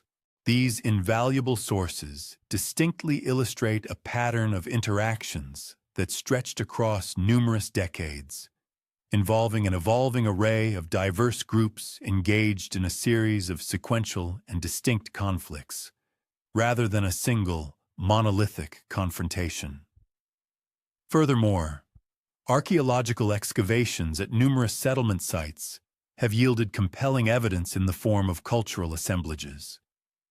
These findings prominently display influences emanating from a multiplicity of distinct source regions and demonstrate discernible stages of cultural evolution. Such intricate patterns strongly imply complex and interwoven migratory trajectories, casting doubt upon the simplistic notion of singular, centrally coordinated population shifts, and instead pointing towards a more dynamic and variegated history of movement. The observable disparities in settlement strategies and the varied cultural adaptation patterns evident across a range of archaeological sites lend considerable credence to interpretations that underscore the intrinsically heterogeneous character of the Sea Peoples movements. This extensive variation stands in stark contrast to the idea of homogeneous, unified migration events, instead advocating for a more nuanced understanding of their diverse approaches to establishing new communities and integrating into novel environments. In recent years, theories attributing significant influence to climate change have acquired escalating prominence within the scholarly discourse surrounding the Sea Peoples. This heightened recognition is largely attributable to the progressive refinement and expansion of paleoclimatic data, which has become markedly more sophisticated and comprehensively detailed, offering new avenues for understanding ancient environmental dynamics. Leading academics, notably Brian Fagan and his esteemed colleagues, put forth a compelling argument. The profound environmental deterioration witnessed during the latter half of the 13th century BC was a pivotal factor. They contend that this degradation engendered critical conditions which inexorably compelled widespread population movements and, moreover, played a significant role in precipitating the dramatic dissolution of well-entrenched political systems across the entire eastern Mediterranean basin. This particular methodological framework places considerable weight on the consequential interplay of severe drought conditions, significant temperature fluctuations, and pervasive agricultural disruption. It posits that these environmental calamities were instrumental in generating the immense economic and social pressures that, in turn, served as profound motivators for the diverse activities undertaken by the Sea Peoples, including their migrations and raids. Robust paleoclimatic evidence lending substantial support to these environmental theories includes, prominently, dendrochronological data derived from ancient tree rings unearthed at various Anatolian archaeological sites. This data unequivocally reveals the existence of prolonged and severe drought conditions precisely during the late 13th century BC, a period which remarkably aligns with the established chronological framework for the extensive and impactful activities attributed to the Sea Peoples. Further corroboration emerges from palynological analysis conducted on sediment cores extracted from lakes across the eastern Mediterranean region. These analyses clearly indicate significant vegetation shifts consistent with periods of markedly reduced precipitation and a discernible increase in aridity.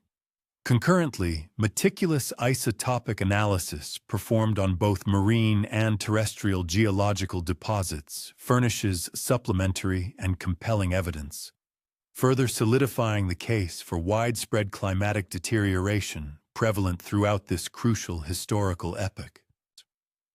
Collectively, these compelling environmental indicators strongly imply that the widespread agricultural disruption and subsequent severe resource scarcity generated an inescapable set of circumstances.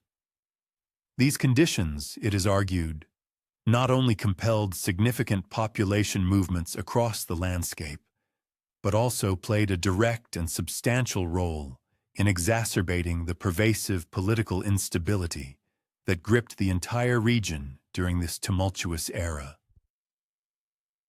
Systems collapse models, a sophisticated analytical framework meticulously elaborated by distinguished scholars such as Robert Drews and Eric Klein, present a provocative argument.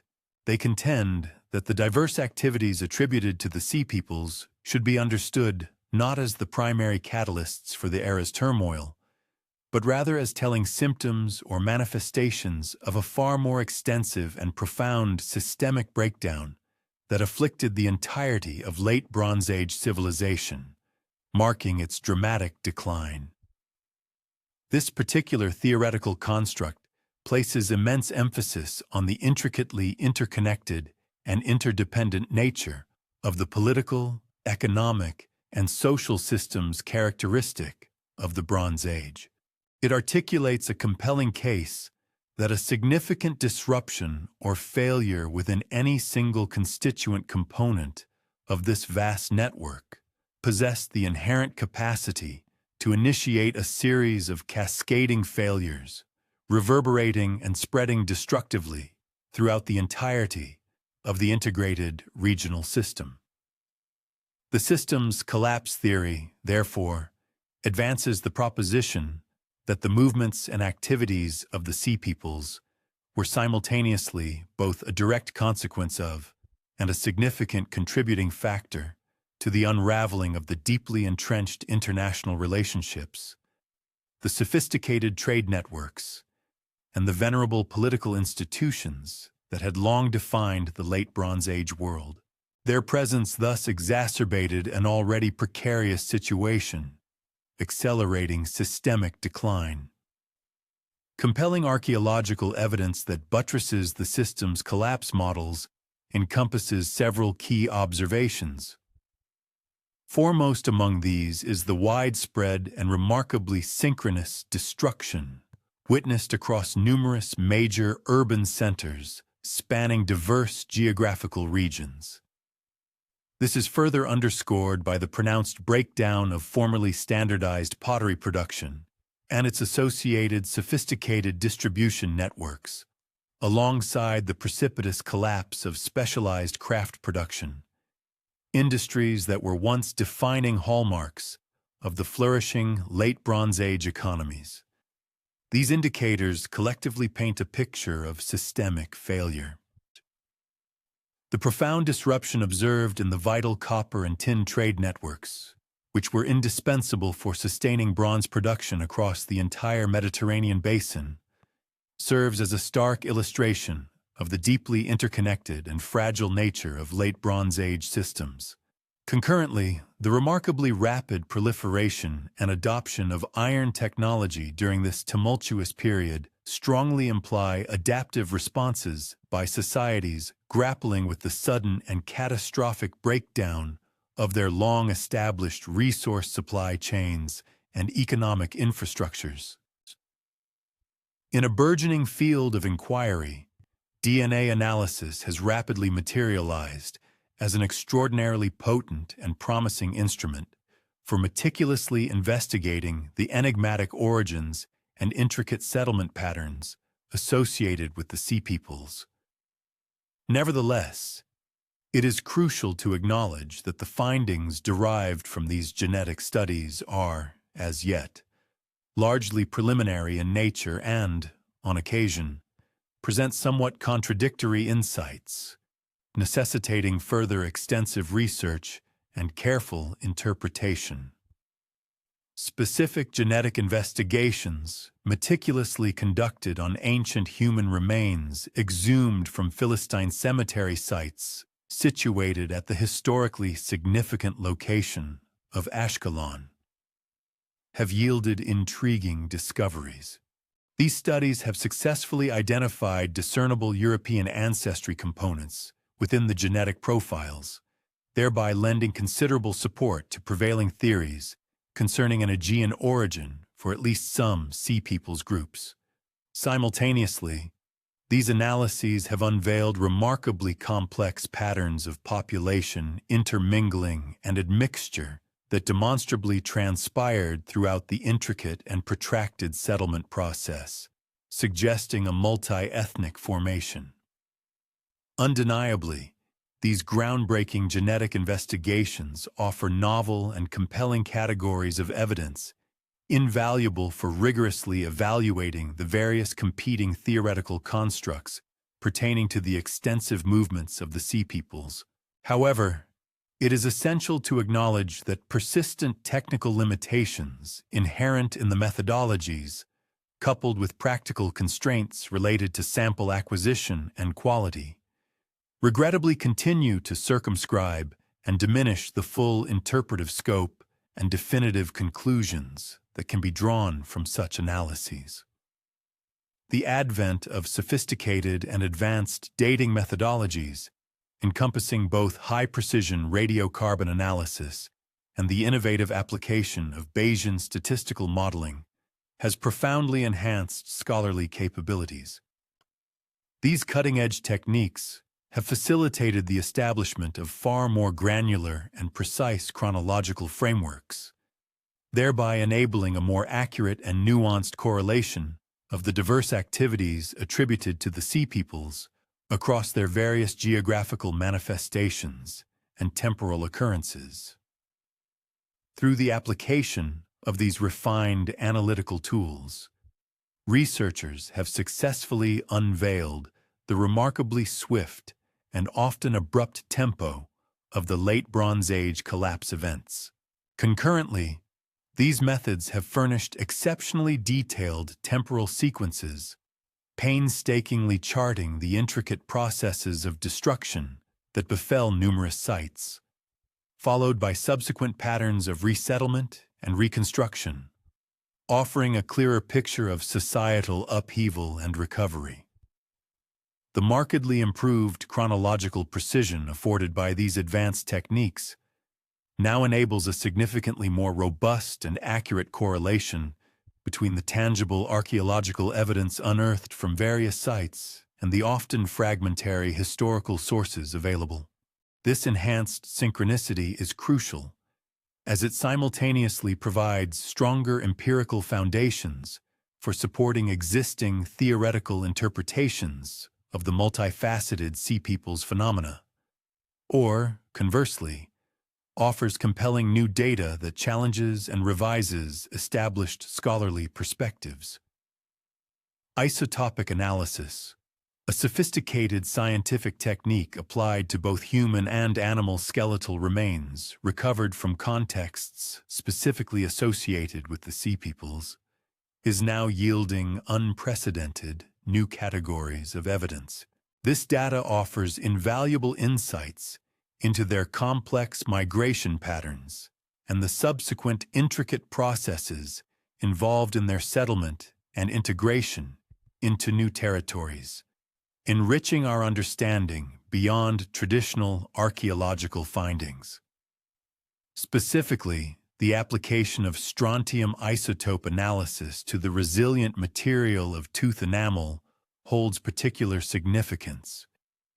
This method possesses the unique capability to definitively identify individuals who spent their formative childhood years in distinct geographical regions, far removed from their place of death or later settlement. Consequently, it furnishes direct and irrefutable biochemical evidence for population movements, serving as an invaluable complement to the more traditional and often indirect indicators derived from pottery styles and architectural remains. Complementing these findings, oxygen isotope analysis offers further crucial information pertaining to the geographical origins of individuals and their broader migratory trajectories. Simultaneously, the meticulous carbon and nitrogen isotope analysis performed on bone collagen yields detailed insights into ancient dietary habits. This dietary data, in turn, can serve as a powerful proxy for understanding specific cultural practices and the various economic adaptations adopted by these ancient populations in their diverse environments. The burgeoning field of underwater archaeology has made truly significant and revelatory contributions to our understanding of the sea people's multifaceted activities. Through the meticulous excavation of ancient shipwrecks and the careful exploration of submerged harbor installations, this discipline has furnished direct, tangible evidence. Such discoveries vividly illuminate their sophisticated maritime capabilities and provide unparalleled insights into the scope and nature of their commercial endeavors and seafaring prowess. Indeed, a series of recent and remarkable discoveries of Bronze Age shipwrecks, particularly those unearthed within the rich waters of the eastern Mediterranean, have proven immensely informative. These submerged vessels have unveiled crucial details regarding ancient vessel construction techniques, the diverse compositions of their precious cargoes, and the types of navigation equipment employed. Collectively, these findings provide invaluable illumination into the fundamental technological foundations that underpinned and enabled the extensive maritime operations attributed to the Sea Peoples, offering a glimpse into their advanced seafaring prowess. Furthermore, extensive harbor excavations conducted at historically significant sites such as Dor, alongside numerous other prominent coastal centers, have yielded a wealth of archaeological insights. These investigations have successfully brought to light well-preserved port facilities and their associated material culture, including ceramics and trade goods. Such discoveries compellingly demonstrate the intricate commercial activities and vibrant trade networks that were integral to the economic sustenance and flourishing of the Sea Peoples communities, highlighting their integration into regional economies. Despite many decades of rigorous and intensive scholarly investigation, fundamental and unresolved questions concerning the precise origins of the Sea Peoples persistently continue to fuel considerable academic debate and intellectual discourse among researchers. The very genesis of these enigmatic groups remains a subject of ongoing scrutiny and lively contention within the archaeological and historical communities. Specifically, the exact geographical wellsprings from which the various distinct groups of the Sea Peoples emanated remain shrouded in considerable uncertainty.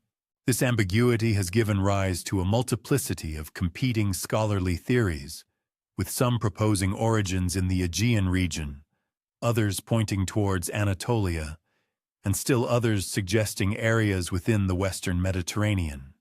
Crucially, a prominent theory also posits the possibility of multiple and diverse source regions for these distinct populations, reflecting a complex migratory phenomenon rather than a single point of origin. While linguistic evidence does indeed offer some tantalizing and suggestive clues regarding possible connections between the Sea Peoples and other historically documented populations, its utility is significantly constrained. The inherent limitations associated with the transcription of foreign names and terms in Egyptian hieroglyphic texts, coupled with the critical absence of any surviving Sea Peoples texts written in their own indigenous languages, collectively preclude any definitive and unequivocal identification, leaving a crucial gap in our understanding. Likewise, the fundamental motivations that impelled the diverse activities of the Sea Peoples continue to be a subject of intense academic dispute and varied interpretation. Diverse scholarly theories attempt to explain these driving forces, with some prominently emphasizing sheer economic opportunism and the pursuit of new resources, others highlighting severe environmental pressures such as drought, and still others focusing on widespread political displacement and conflict. Crucially, many scholars also propose that a complex interplay or combination of these multiple factors likely underpinned their extensive movements and engagements. Furthermore, the precise nature of the relationship among the various distinct Sea Peoples groups, alongside the extent to which their diverse activities were coordinated, consistently generates a rich tapestry of competing interpretations. These differing scholarly viewpoints are typically predicated upon divergent readings and analytical approaches to the available archaeological artifacts and the often ambiguous textual evidence, making a unified understanding particularly elusive. Another significant area of ongoing scholarly inquiry concerns the relative importance of individual agency versus collective decision-making within the broader context of the Sea Peoples movements. This particular facet of their historical actions continues to be characterized by ambiguous evidence, rendering it amenable to a spectrum of divergent theoretical interpretations, as researchers grapple with the extent of individual choice versus communal impetus. The ultimate destiny of the various Sea Peoples populations, once their initial periods of settlement had concluded, poses a complex array of profound historical questions. These inquiries revolve around the mechanisms and extent of assimilation processes into existing cultures, the degrees of cultural persistence or transformation exhibited by these groups, and their enduring long-term demographic impacts on the regions they inhabited, all of which remain subjects of intense investigation. While the archaeological record and textual sources furnish relatively clear and compelling evidence illustrating the successful adaptation and vibrant cultural development of the Philistine communities, a distinct group often associated with the Sea Peoples, the historical trajectories and ultimate fates of other specific Sea Peoples groups remain considerably less thoroughly documented. This disparity in available information presents a challenge to constructing a comprehensive narrative for all groups. Indeed, the archaeological evidence meticulously uncovered to date indicates a spectrum of diverse outcomes for these populations. These range from instances of demonstrably successful integration into the pre-existing local populations, where they became an indistinguishable part of the local community, part of the social fabric, to processes of gradual cultural assimilation. This latter phenomenon ultimately led to the complete erosion of the distinctive Sea Peoples' characteristics and cultural markers over the course of successive generations, effectively dissolving their unique identities within the broader regional tapestry.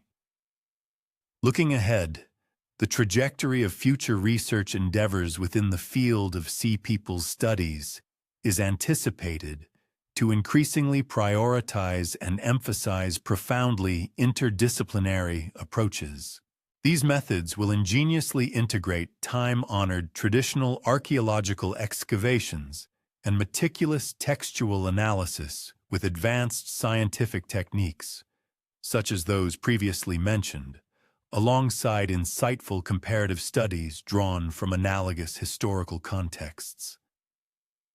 This holistic methodology promises a more comprehensive and nuanced understanding. Specifically, an expanded application of DNA analysis to ancient human remains, sourced from a wider array of archaeological sites and spanning more extensive chronological periods, holds immense potential. Such comprehensive genetic investigations are expected to yield substantially clearer and more definitive evidence concerning intricate population movements and the precise genetic relationships that existed among diverse ancient communities, thereby resolving many lingering uncertainties about their origins and interactions. The intricate study of demographic shifts and genetic relationships among diverse ancient communities stands to gain immensely from further research.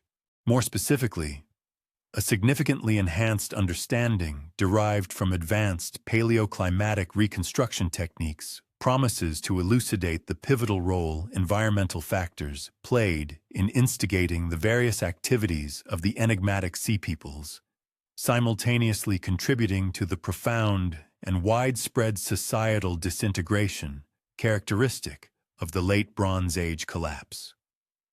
Through the tireless efforts of expansive regional survey projects and meticulously planned systematic excavation programs conducted at strategically important ancient sites, a continuous stream of novel archaeological evidence is being brought to light.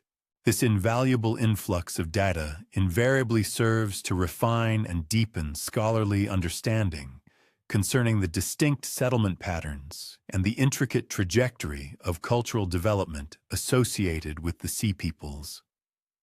Furthermore, the strategic application of cutting-edge remote sensing technologies, coupled with sophisticated geographic information systems, now facilitates a far more comprehensive and nuanced analysis.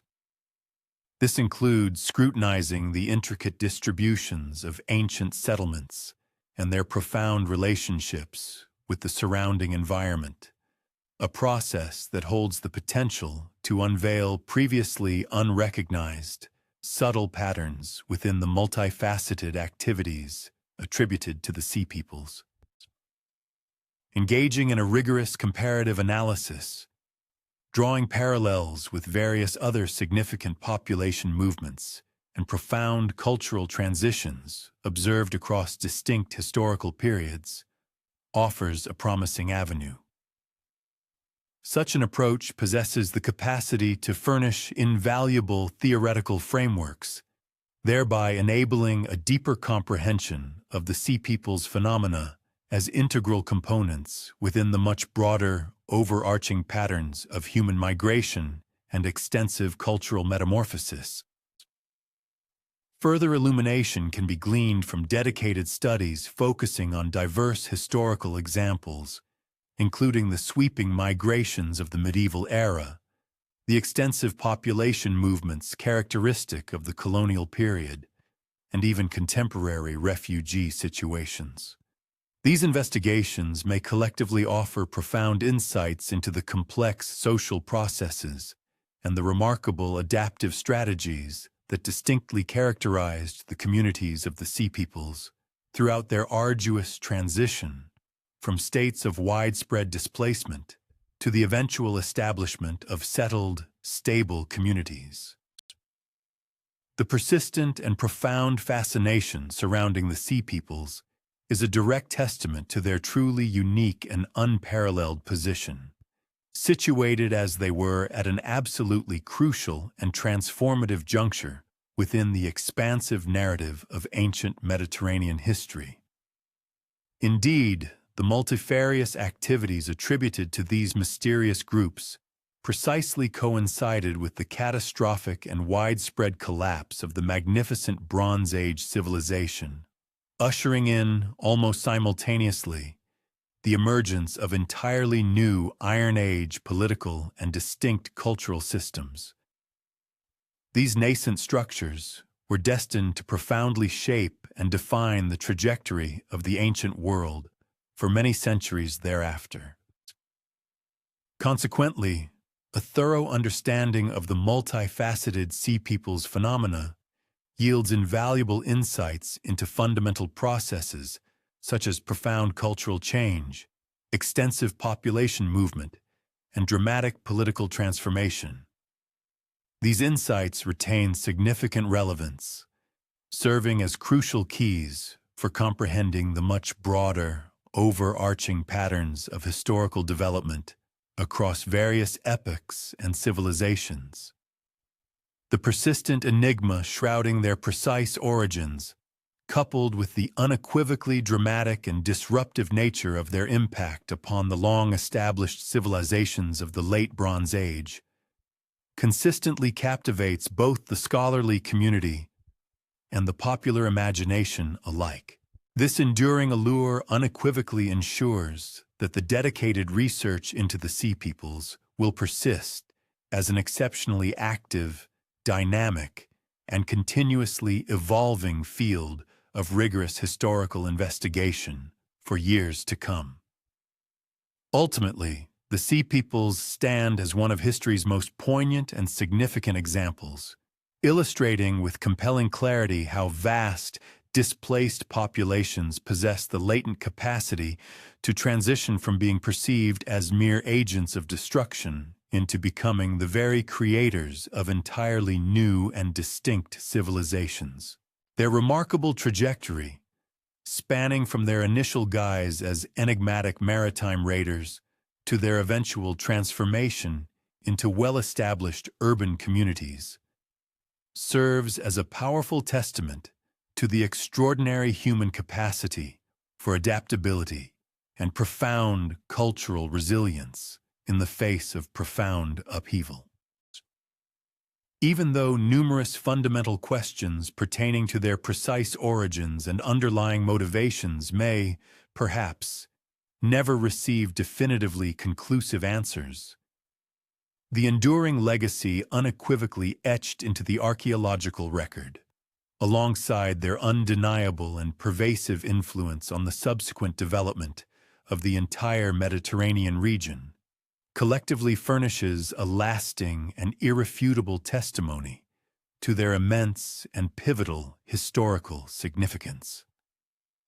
Ultimately, the profound phenomenon of the Sea Peoples serves as a powerful and pertinent reminder that even periods marked by apparent widespread chaos and sweeping destruction frequently conceal within them the vital seeds of profound cultural innovation and subsequent societal renewal. This occurs as displaced populations, thrust into new environments, adeptly adapt their inherited traditions to unfamiliar circumstances, thereby giving rise to distinctive and enduring forms of civilization that in turn immeasurably enrich the broader and more diverse human experience. The concept of a broader human experience encapsulates the vast and intricate tapestry of life that extends far beyond an individual's immediate perceptions or personal circumstances. It embraces the full spectrum of emotions, from profound joy and exhilarating triumph to deep sorrow and poignant loss, acknowledging the myriad ways in which individuals navigate existence across diverse cultures and historical epochs. This expansive understanding recognizes the shared challenges, universal aspirations, and fundamental interconnectedness that bind all people, fostering a more empathetic and comprehensive appreciation for the rich and often complex journey of humanity as a whole.